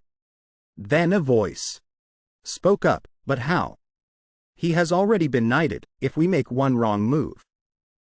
This could lead to the crime of insulting the crown. He approached the brown-haired man's father and suggested, "On the day of the competition, we will stage a kidnapping." They began to discuss the plan. "The fake exiled bandit I hired will kidnap the nobles and demand a fight with William. And all of us will praise William, asking him to perform like before." Speaking of this, he gave a sinister smile, saying if he refuses to step up, he will be labeled a coward, and if he steps up, he will be in big trouble. The other guys also discussed, whispered continuously, agreeing with his opinion. Because of the lives of the nobles, the knight squad has no other choice but to agree. "Great, let's do it." Over here, Smiley Face was so happy he jumped up. "Wonderful." Eli also shouted loudly, "Let's go." Immediately after, Smiley Face continuously puffed his cheeks to gather momentum. He tried to use all his strength to push down the tree in front of him. The small fruits on the tree were immediately knocked to the ground by him. Eli picked them up while happily saying so many. Smiley Face also very quickly picked up the last fruit. Finally, the two of them threw the fruits they just picked into the fire. The fire blazed, burning the fruit peels. Just now, over here, Smiley Face and Ellie are using their feet to peel the fruits. The peels split open, revealing the seeds inside. A fragrant aroma spread everywhere. After this, both of them smiled in satisfaction and ate deliciously. Winnie bowed her head to look at Ellie gently and told the little girl, "Thank you for helping me collect 10 herbs." Eli looked up at her and smiled, explaining, "You're welcome. Actually, I wanted to follow because I wanted to play with Brother Happy." Seeing the two, Winnie smiled and thought to herself, "Both of them feel happy watching the leaves fall, huh?" After that, the two of them played together under the green trees. Ellie exclaimed, "The leaves are falling like rain." Winnie suddenly thought, they are really alike. Suddenly there was a voice calling, "Little girl Ellie, let's go home. Mom is here to pick you up. Goodbye, Happy." "Hello, Miss Winnie." Seeing this, Ellie hurriedly waved goodbye to the two people. "Then I'll take my leave first." Winnie reminded the little girl, "Okay, go home safely." Eli had run far away but turned her head back to promise, "Tomorrow is the competition day. I will dress up beautifully and come cheer for you." Eli left. Over here, both of them fell into deep thought. A moment later, Winnie was the one who started the conversation, asking, "Tomorrow is the competition. How do you feel?" Smiley Face happily affirmed to her, "I feel fine. I am very happy that everyone is coming to cheer for me." Winnie seriously looked at his cheerful appearance. She was a bit thoughtful. Then Winnie worriedly asked him, "But, do you have any difficulties in the night squad? It's not because of all the things that happened. But is that what you want?" Speaking of this, she explained with some worry, "You have lived your whole life with constant battles. The night squad is also a place where those battles are learned and arise." Her voice faltered a bit sadly. "Now that you are cured, and the reason to fight has also disappeared, it's as if everything is just drifting." Over here, Smiley Face was very optimistic, affirming this place is very different from the arena. He picked up a piece of firewood and slowly explained, "In the arena, even if I don't want to, people still keep dying." He recalled what happened and thought, "Even the people who used to hate me are all gone." With such a hard-to-understand expression, as if everything was useless. Speaking of this, he smiled and affirmed, "But here, everyone is alive. I have the opportunity to continue learning. And there is also a future to change each other. Therefore," he very emotionally declared, "therefore, I like this place." Seeing him like that, Winnie also felt more at ease. "I was very worried. But it seems like everything is fine, huh? There won't be any major battles to kill people in the night squad. After that, as if thinking of something, she mumbled. The war ended in our father's generation. And now is a long period of peace. 25 long years of peace obtained after great sacrifices. Suddenly Winnie stood up and reminded him, let's go home. Grandma has prepared meat. Scene changed to the next day. On the competition day, many knights were already here. Inside a small house, a voice rang out. Who is it? The man stepped inside the house and announced. I've come to deliver a letter left by the late Sir Lucaston. Winnie heard this and was extremely surprised, seeing everyone looking bewildered. He spoke. Again. Is the slave named Happy here? Winnie turned her head and whispered to her grandmother. If it's Lucaston, then. Winnie's grandmother nodded and said. Yes, Happy's former owner. The owner of the arena? After that, he began to introduce himself. I come from a distant territory. Beyond the reach of the empire. It was a long journey. He was definitely registered as a church slave. But was sold. From the slave market to a farm. Hearing that, Winnie affirmed firmly. Happy is no longer a slave. He has become an apprentice knight. If you give me the letter, I will deliver it to Happy. The old man heard this and hesitantly waved his hand. No, I was ordered to personally meet and only read the letter to Happy alone. Hearing that, I'll take my leave first. And so, after that, he hesitantly left Winnie's house. Next, there was 1 hour left until the competition. Above, people were whispering, are they here already? Perhaps it's because of William that everyone has gathered. Over here, the king looked around and wondered. Where are the princes and princesses? The queen beside him quickly spoke up, saying, Please your majesty, do not worry. The duke has gone to pick them up. They will be here soon. The captain of the night squad encouraged William. Don't be too nervous, just keep standing straight. Yes. He nodded seriously, yes, captain.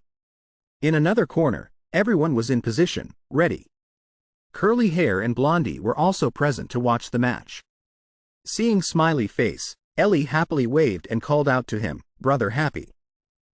Over here, Winnie's grandfather saw him and also happily said, You look wonderful. In another place, scene changed to a bush. Karina spoke. It seems the match is about to begin.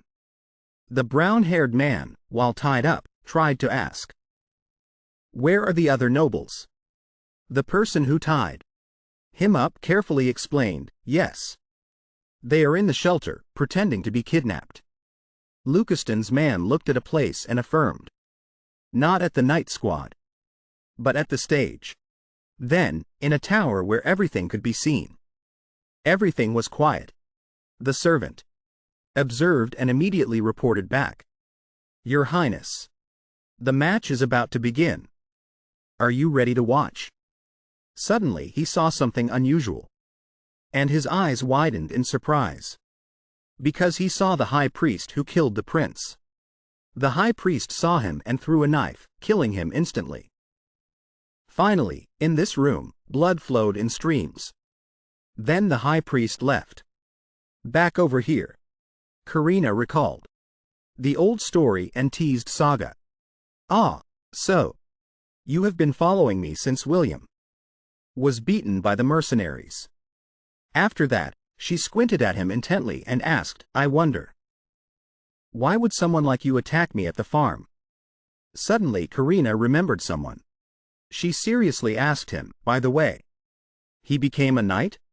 Saga glanced at the crowd below. And softly explained. He was promoted. With fake achievements. That's why the nobles dare to do such things. Hearing that, Karina smiled in satisfaction and replied, Of course. Because he's not that kind of person. After that, Saga seriously confessed to her. Honestly, I thought you would kill William back then.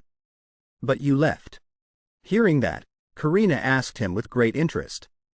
Why did you think so? Saga thought for a moment and then explained one by one. Your past actions were very cruel. And at that time, William not only reported it but also received the reward. So you can't say it's unrelated. What he said made Karina ponder and say softly, That's my style. Saga was stunned. He didn't understand this girl in front of him very well.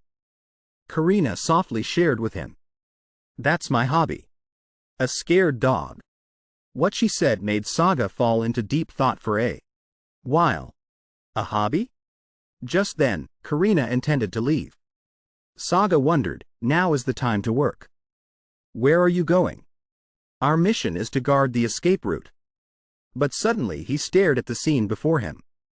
In front of him was the image of Karina assassinating someone below. Saga quickly jumped down from the tree. He frantically asked, What are you doing? Are you crazy? Karina carefully adjusted her cloak, covering her face, and explained. The mercenaries hired by the nobles are planning to cause trouble, so I have to kill them all. Seeing this, Saga seriously reminded her. Our target is to assassinate the royal family. Don't act outside the plan. Karina bluntly retorted. You have no right to say that. When you once tried to kill me. This made Saga speechless, not knowing how to rebut. A second later, she approached him and spoke softly. Moreover, failing to grasp the target is your fault. She looked straight into his eyes, her cold voice continuously ringing out. You said your target is to assassinate the royal family. Right. If it's assassinating the royal family, then you just need to place rats in the kingdom. Why do you need to plant assassins everywhere? Karina had thought through everything. Where they eat, where they live, where they sleep. Even the beggars' area in the alleys. She seriously asked. And why assassinate in broad daylight? In a crowded place. Speaking of this, she seriously affirmed. This isn't assassination, it's a massacre. A thought flashed through her memory. In the moment it can be handled. Kill as many as possible. Try to kill as many as possible. Seeing her going too far, Saga seriously reminded, don't speculate on your own. In response, Karina teased. Said, it seems you are a naive child. Who grew up only obeying your father's will, huh? After that, she handed him a piece of paper.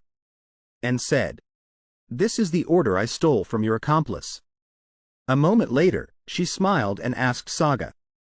Does your order also have the phrase, Day of Massacre? When he saw the paper, Saga was also extremely surprised to see this scene. Karina smiled teasingly, probably not, huh? After that, she turned away coldly, not forgetting to remind him. I think your father is deceiving you. And intends to take over this kingdom. Saga's face was grim, not knowing what he was thinking. And Karina softly announced, I'm leaving. Scene change. Over here. Karina had begun to draw her sword and act. The group over here still knew nothing, telling each other to hurry up. It's about to start. Karina's face darkened. On the other side, they were still noisily discussing. We just need to finish off William, right? We won't go to jail or anything, right? The brown-haired man walked while constantly rambling. The nobles' lives are in danger. Would they dare act recklessly? Just deal with William. And you guys disappear quietly. We will take care of the rest. Hearing that name, Karina silently gave a slight smile. William. Over here, the brown-haired man was still casually whistling, let's go quickly. Scene changed to another corner. What's wrong? The man next to him quickly explained. My stomach hurts badly. I need to go to the bathroom. Was there something wrong with the food earlier? The king looked around and thought to himself. Everyone is so late. A guard reminded the person next to him, this way. Then the soldier instructed his teammate. Hey, Take him to the portable toilet. This side quickly replied, yes. The man from earlier frowned and thought. Did the cook use spoiled ingredients? It hurts so much. He kept complaining. They installed the toilet really far away. Red Eyes heard this and spoke persuasively to him. A place where no one can see. Isn't that suitable? This man nodded in agreement, that's true. Suddenly, a figure appeared, intending to attack the brown-haired man. Immediately after, he was choked, his face turning purple. The red-eyed man seemed completely unaware of what had just happened. Suddenly a voice rang out, attracting Red Eye's attention. The exiled bandits have come for revenge. That voice came from the training ground earlier. William, come down here. The group from earlier had now appeared, arrogantly shouting. They have kidnapped all the nobles. William, come down here and fight us. Otherwise, the nobles' lives will be forfeit. The gray-haired man chimed in, saying, it's true. All the nobles are currently locked in a cave. I was lucky to escape and risked my life to report this. Over here, a man roared, Sir William. Those are just insignificant remnants. Strike like a hero. Like when you destroyed 100 enemies at once. Over here. William nervously glanced at the captain of the night squad. A weak voice rang out right beside them. Help. The brown-haired man put on a ridiculous act, saying, I'm so scared. Seeing this scene, the man who just shouted froze stiff, acting? The group playing the enemy roles was also extremely embarrassed. Their acting skills are worse than trash. Just kill them all. Why is the acting so bad? We're doomed. The captain of the night squad thought to himself. One look and you know it's the nobles' plot. But anyway, bringing real swords out to cause trouble. Isn't that intent to kill? The people below couldn't help muttering. What is this? It seems to be a festival event. The captain of the night squad reminded William. You don't need to go down. His Majesty will handle it. Just as the captain predicted. The king's face darkened as he shouted, who dares to play this trick? The curly-haired group saw this and was extremely bewildered. Karina saw this and sighed deeply. I followed because of William.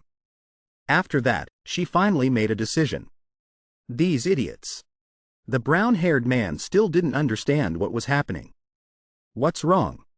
After that, Karina launched an attack right next to the brown-haired man. The brown-haired man was so scared he was stunned, not understanding what happened. Then he frantically screamed. Untie me. Untie me, you bastard. Karina pointed her sword at them seriously and asked. Still think this is a joke? You pigs, choose quickly, call William down here. Or you will all be massacred. William stood still, observing all their actions. Smiley face over here smiled foolishly, not knowing what he was thinking. Karina let out a cold smile, saying, Anyway, the massacre party is about to start. Let's start the show a little early. The red-eyed man softly affirmed. It's chaos, as predicted. Kill all the deserters. After finishing off the royal family for sure. Let the day of massacre begin. After that, Karina faced William, her eyes sharp. William also looked at her with an emotionless face. Suddenly a thought flashed through his mind. Every night I have nightmares. At that time, he had hurriedly left the bed to walk around the house. Just a few seconds later, William witnessed a horrific scene. The 3 heads she severed turned out to be the heads of my loved ones. In that nightmare, he stared blankly at his relatives. At that time, Karina coldly said to him, To me, revenge means wiping out the entire bloodline. Every day I go crazy because she still hasn't been caught. Every night I wake up in terror and check on my loved ones. Every time, I try to focus on what I can do. I can become stronger. At that time, even though his whole body felt like it was falling apart, he still stubbornly told Happy, "Let's do it again." Back to just now. William took the sword from the person next to him and said seriously, "It's lucky that you came to me instead of my family."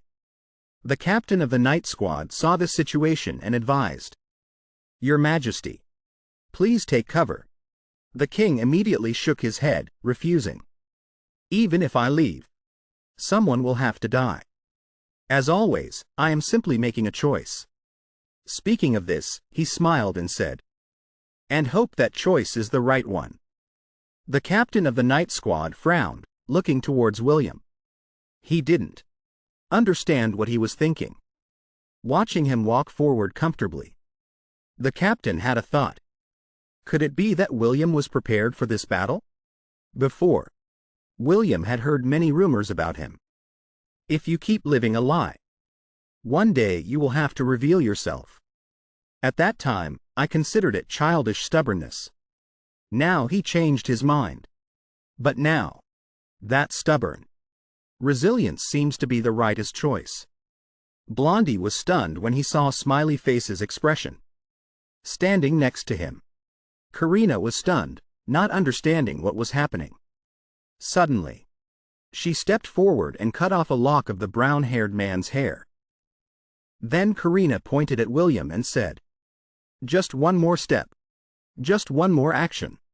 And I will sever the heads of all the captured nobles." As for the brown-haired man, having experienced that moment, he was extremely panicked, screaming, "Hurry up! Release me! Cancel everything!" But as soon as he finished speaking, he was punched straight in the face. After being hit, the brown-haired man looked stunned, unable to believe his eyes. The cloaked man coldly reminded him, "Shut up. Can't you see what's happening?"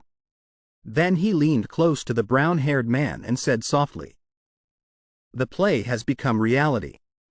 A cloaked man glared and spoke directly to the brown-haired man. "Now our lives are threatened. So we have to really kidnap you." The three people on the noble side saw this scene with mouths agape. Gray Hair started discussing with the guys next to him. "It seems things are only getting worse." That guy also replied, "At this rate, he will really die." Gray Hair helplessly turned to ask the noble from earlier, "Hey, why did you hire real exiled bandits like this?" He also didn't know how to explain. "Impossible. I didn't even know." He was sweating profusely, thinking helplessly. "What the hell is this?" Over here, a knight spoke up, "You guys follow me. We will rescue the kidnapped nobles. Just be quiet." They led the gray-robed man away, reminding him, "Don't make any noise." Gray Hair kept asking himself, "Should we be doing this?" Over here, Blondie placed his hand on Smiley Face's shoulder and advised, "Happy, it's better not to join the fight." After that, he carefully said, "If all the nobles die because of you, the responsibility won't just rest on your shoulders." Over here, William turned his head and affirmed firmly, "Happy, I will win. Don't worry." Smiley Face saw this and pondered for a while. He watched his actions and thought to himself, "William, your skills have indeed improved a lot." Thinking of this, he felt, "But here, you can't even show half of your ability." Because he saw William's hands shaking continuously. "This is your first life and death battle. This opponent has surpassed you. You are bound by fear." Over here, Karina scoffed mockingly. "What's wrong? I remember my pet puppy, always wagging its tail and trembling." Then she started mocking William. "Don't you think you've gone too far in playing the hero?" These words made him angry, shouting loudly, "Shut up. I will finish you right here, right now." Hearing that, Karina laughed, feigning surprise. "Is that so? I must admit, the Night Order knows how to train wild dogs, huh? How surprising." Surprising. After that, She raised her sword. All right. Then I'll play with you a bit. Over here, William quickly moved forward to attack. Karina, however, calmly observed his every move. Then William continuously attacked Karina, while she only defended. After that, he continued to swing his sword, attacking low. In response, Karina took the opportunity to kick William. William stumbled back, his head dizzy. But immediately after, he regained his composure and rushed at Karina. The two of them were now officially confronting each other head-on. William's face paled as he thought calmly. The first blow was blocked. I must think of a second move and counter. But as if understanding his thoughts, Karina teased, no time to think. Right. He hurriedly assumed a defensive stance, blocking her blow. Over here, Karina softly reminded William, dodge. Hearing that, William looked puzzled, not understanding her meaning. Immediately after, Karina swung her sword, attacking him unexpectedly. Seeing him coughing up blood, Karina retracted her sword and said softly, if I hadn't warned you, you'd be dead. I don't want to kill you. William looked up at her, his eyes filled with unwillingness. Over here, Smiley Face was very serious, watching the fight between the two. The two swords clashed, creating a piercing sound. William gritted his teeth, resisting Karina's attack. At this moment, Karina looked extremely amused, smiling contemptuously. Then, he tried to swing his sword to counter her blow. At this moment, William stared blankly at the current situation. He stared up at the sky, his eyes completely devoid of hope. William suddenly realized that all his techniques were useless. Useless. She is going to kill me. Karina casually brushed her hair back and said gently, puppy. In the end, you are still just a scared little puppy. After that, she approached William. He stood still, motionless. Karina swung her sword with a reassuring word. Don't be afraid. I won't kill you. Over here, Blondie chimed in, saying, counterattack. But Smiley Face, beside him, had already rushed forward at some unknown point. Karina looked at William seriously. She softly shouted, attack. Smiley Face gave a strange smile. He just like that rushed towards the stands. William's mask of fear fell off, revealing his determined eyes. William quickly attacked Karina, much to her surprise. After that, Karina was knocked back, falling. William's face darkened as he bluntly declared. Even the fear was calculated. At this moment, Karina was attacked by him, falling and rolling on the ground with bloody hands. Seeing this, the crowd of people loudly chanted his name, William. William. Meanwhile, Karina was feeling extremely confused. How could this happen? She thought in confusion. Could it be that someone who was trembling with fear just a moment ago would dare to attack me? He was ready to sacrifice himself. She recalled old memories and muttered, I have witnessed countless battles where humans were confident in their strength and underestimated their opponents. William, his eyes flashing with determination, told me what opportunities could arise in such battles. Smiley approached him. He stared at him. Karina looked up at the sky and lamented, my head is spinning. Seeing this scene, the cloaked people roared, damn it. What the hell is this? The brown-haired man struggled and shouted, let me go. The cloaked man explained, we are not exiled bandits. We are only following the orders of the nobility. The frightened nobles hurriedly shouted, Your Majesty, you must kill them right now. The concept of honor means nothing to them. Look at them, defeated and unable to keep their promise. Hearing this, the cloaked man angrily questioned, what, you bastard? We had an agreement. You were the one who ordered William to be dealt with. But who would have known things would turn out like this? The noble, with a fierce face, shouted, this is a trap, a fabrication, a deceit, a fraud. It's all nonsense. Over here, the brown-haired man cried weakly, telling the people on both sides to keep arguing.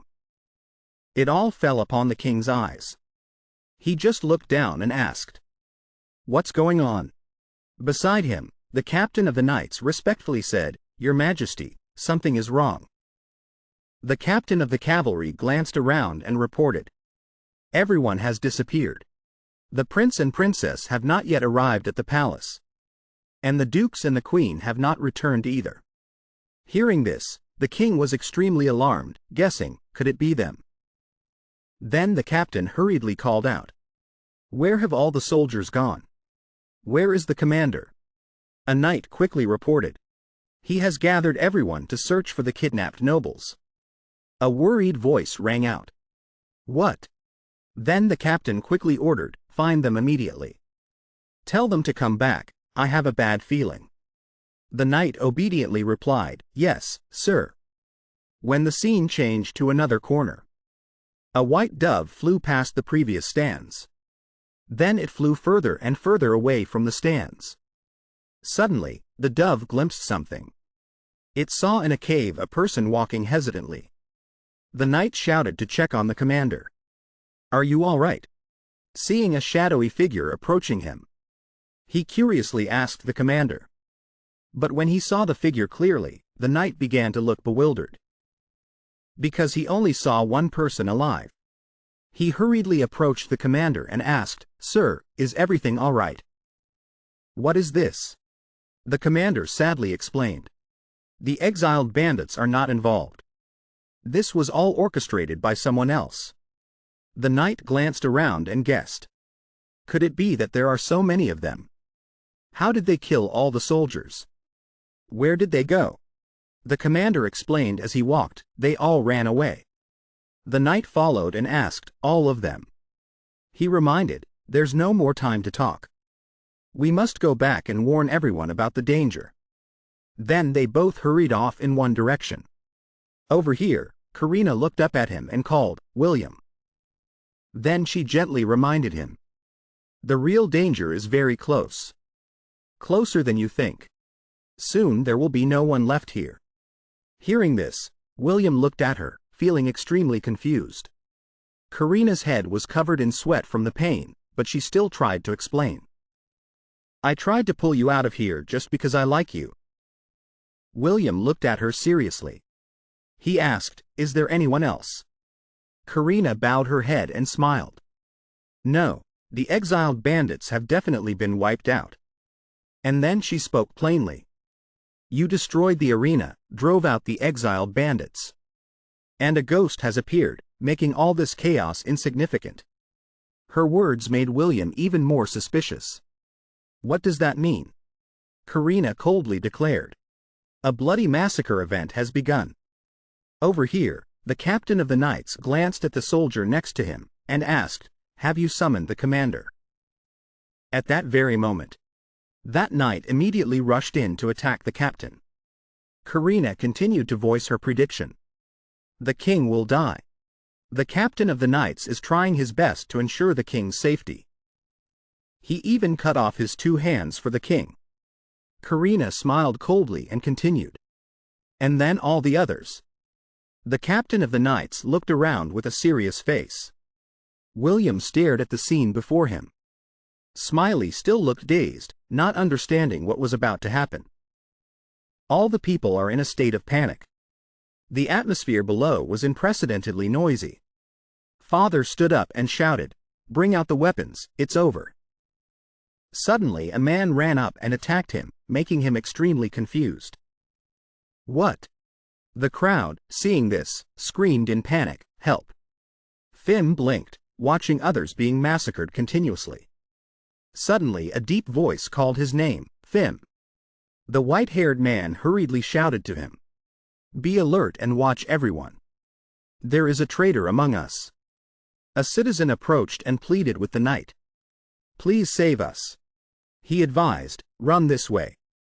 Just a few seconds later, that person killed the knight who had shown him the way. This man looked up madly and declared, "This is the beginning of a new era." Over here, Smiley just stood and watched the tragedy unfold. Suddenly, a place caught his attention. It was the place where Winnie was fighting back against the attacks of the wicked men with her family. He hurriedly rushed over to help.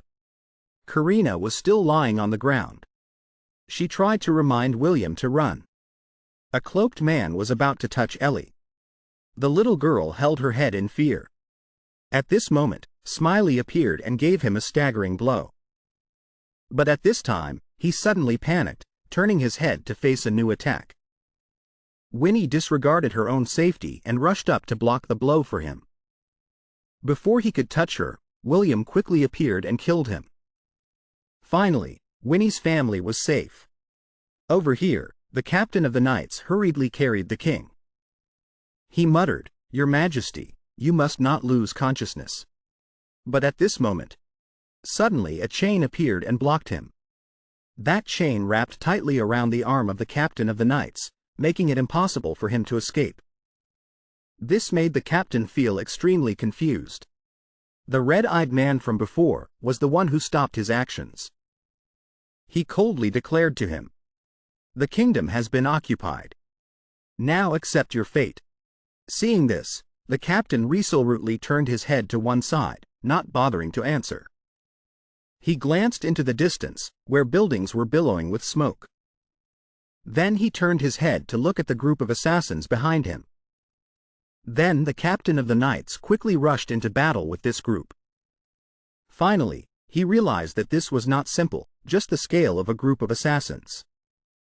How could so many rebels infiltrate without being detected? A red-eyed man declared righteously, "Because we are connected by faith." He spoke arrogantly as if it were true. No matter where we live, no matter what life we live, we always worship him. Even the man lying flat on the ground tried to add, "Waiting for the day he comes and drenches the land he steps on with blood." The king stared intently at the man on the ground. Seeing the king's action, the captain felt confused. Then the king carefully explained, "I already know their identity. It is a religious organization, founded during the era of war, long before the person called the knight. An organization that worships and follows an entity like a demon that appeared in the war. They believe that that demon will end all wars in this world and establish a new order. Because it is so strong that it is called a demon, they consider that power to be the will of God. Every time an empire collapses into ruins, the remaining empires feel their survival is threatened. They unite and prepare to face that demon. But that demon suddenly disappeared. That knight, who has now become an exiled bandit. I thought he was defeated by that demon." Hearing him, the captain of the knights was extremely puzzled. "Didn't you disbelieve in that event?" Seeing this, the king shook his head in denial. "No. As soon as I heard that an entire order of knights was wiped out by just one person, I was sure he was that demon. The knight who was lucky enough to return alive, go into exile. But that knight still wanted to continue fighting. And I couldn't let him do that. I turned him into a liar." His face darkened, he bowed his head in regret, and said, "The existence of the demon is a forbidden truth. Only the kings and popes of the empires know. So it wasn't difficult. It was a terrible act." Saga walked hesitantly. Behind him, another brutal massacre. Suddenly, Winnie's image flashed through his mind. The person opened the door and gently stepped inside. The high priest saw him enter and spoke. "I've been waiting for you, Saga." Saga silently bowed his head. He gently closed the door. Then he didn't dare to look directly at the high priest. He just asked, "The plan for a true world, that you always talked about since I was little, is it like this?" The high priest, seeing this, slowly stepped down and affirmed, "That's right. The fact that you finally accepted and joined us was also destined. We must prepare for a new world." Looking at his trembling form, he was very puzzled. "It's all over. Why are you so scared?" Saga closed his eyes tightly and explained, "Behind that door, the corpses are screaming and banging on the door, as if they want to break it down." He could feel them, as if they wanted to rush through the door and come inside. Hearing him, the high priest frowned, pondering something. What's left with the dead is only silence. Saga listened seriously to his words. He turned his head back. Saga stared at the door. He saw a black liquid flowing in. The door seemed to fly open. The horde of corpses rushed in, looking terrifying. Seeing this, Saga trembled and exclaimed, "The corpses!" The horde of corpses rushed in, straight towards the two of them. The high priest, as if sensing something, hurriedly covered his face. On the wrists. The shoulders were also badly bruised. But it's impossible to know what the enemy's purpose was in fighting like that. I couldn't understand. It was the same in the battle where the exiled bandit gang was wiped out. In this incident, not a single person was killed. It was as if it was calculated. Everyone was spared. Saga remembered his father's previous words, still confused. Saga still didn't understand the purpose. Smiley. When the chaos happened. And not long after, he arrived. That means, he had followed at the same walking speed as me. But how? At this time, the high priest regained his composure, drew his sword, and spoke with a voice full of without changing expression. The high priest's mind was a bit agitated now. So skillful. So absurdly skillful. He couldn't help but ask him, "How can you use our weapons so proficiently? Who on earth are you?" But Smiley had no intention of answering. Even if he told him, it wouldn't change anything. "Let's fight." Suddenly his face distorted. The one I have worshipped and waited for so long, is now appearing here. No, it can't be like this. Perhaps I have waited for him for too long. Because I hadn't met a worthy opponent, I became weak. Suddenly he knelt down. He raised his hands and begged. "I worship with flesh and blood." Smiley took that opportunity to swing his chain, wrapping it tightly around the high priest's stomach. He also quickly came to his senses. The sound of fighting echoed through the room, with no sign of stopping. He attacked, and the boy defended. Conversely, the boy attacked, and he defended. The high priest tried to concentrate, stabbing straight at Smiley. But he still easily blocked it, with just his small dagger. The high priest used more speed to make him reveal an opening. But unfortunately, any attack he made, the boy could easily block. It's unknown how long it was before the two of them appeared from one person. He suddenly shouted, "It's the corpses. Father, there are corpses mixed in." But the high priest completely disbelieved his words and immediately refuted. "There are no corpses at all." Saga, Smiley, hearing the father and son arguing, gave a sinister smile. "Just as for one who believes in gods, gods exist. Then for one who believes in corpses, corpses will appear." Saga, hearing this, froze, not understanding what he meant.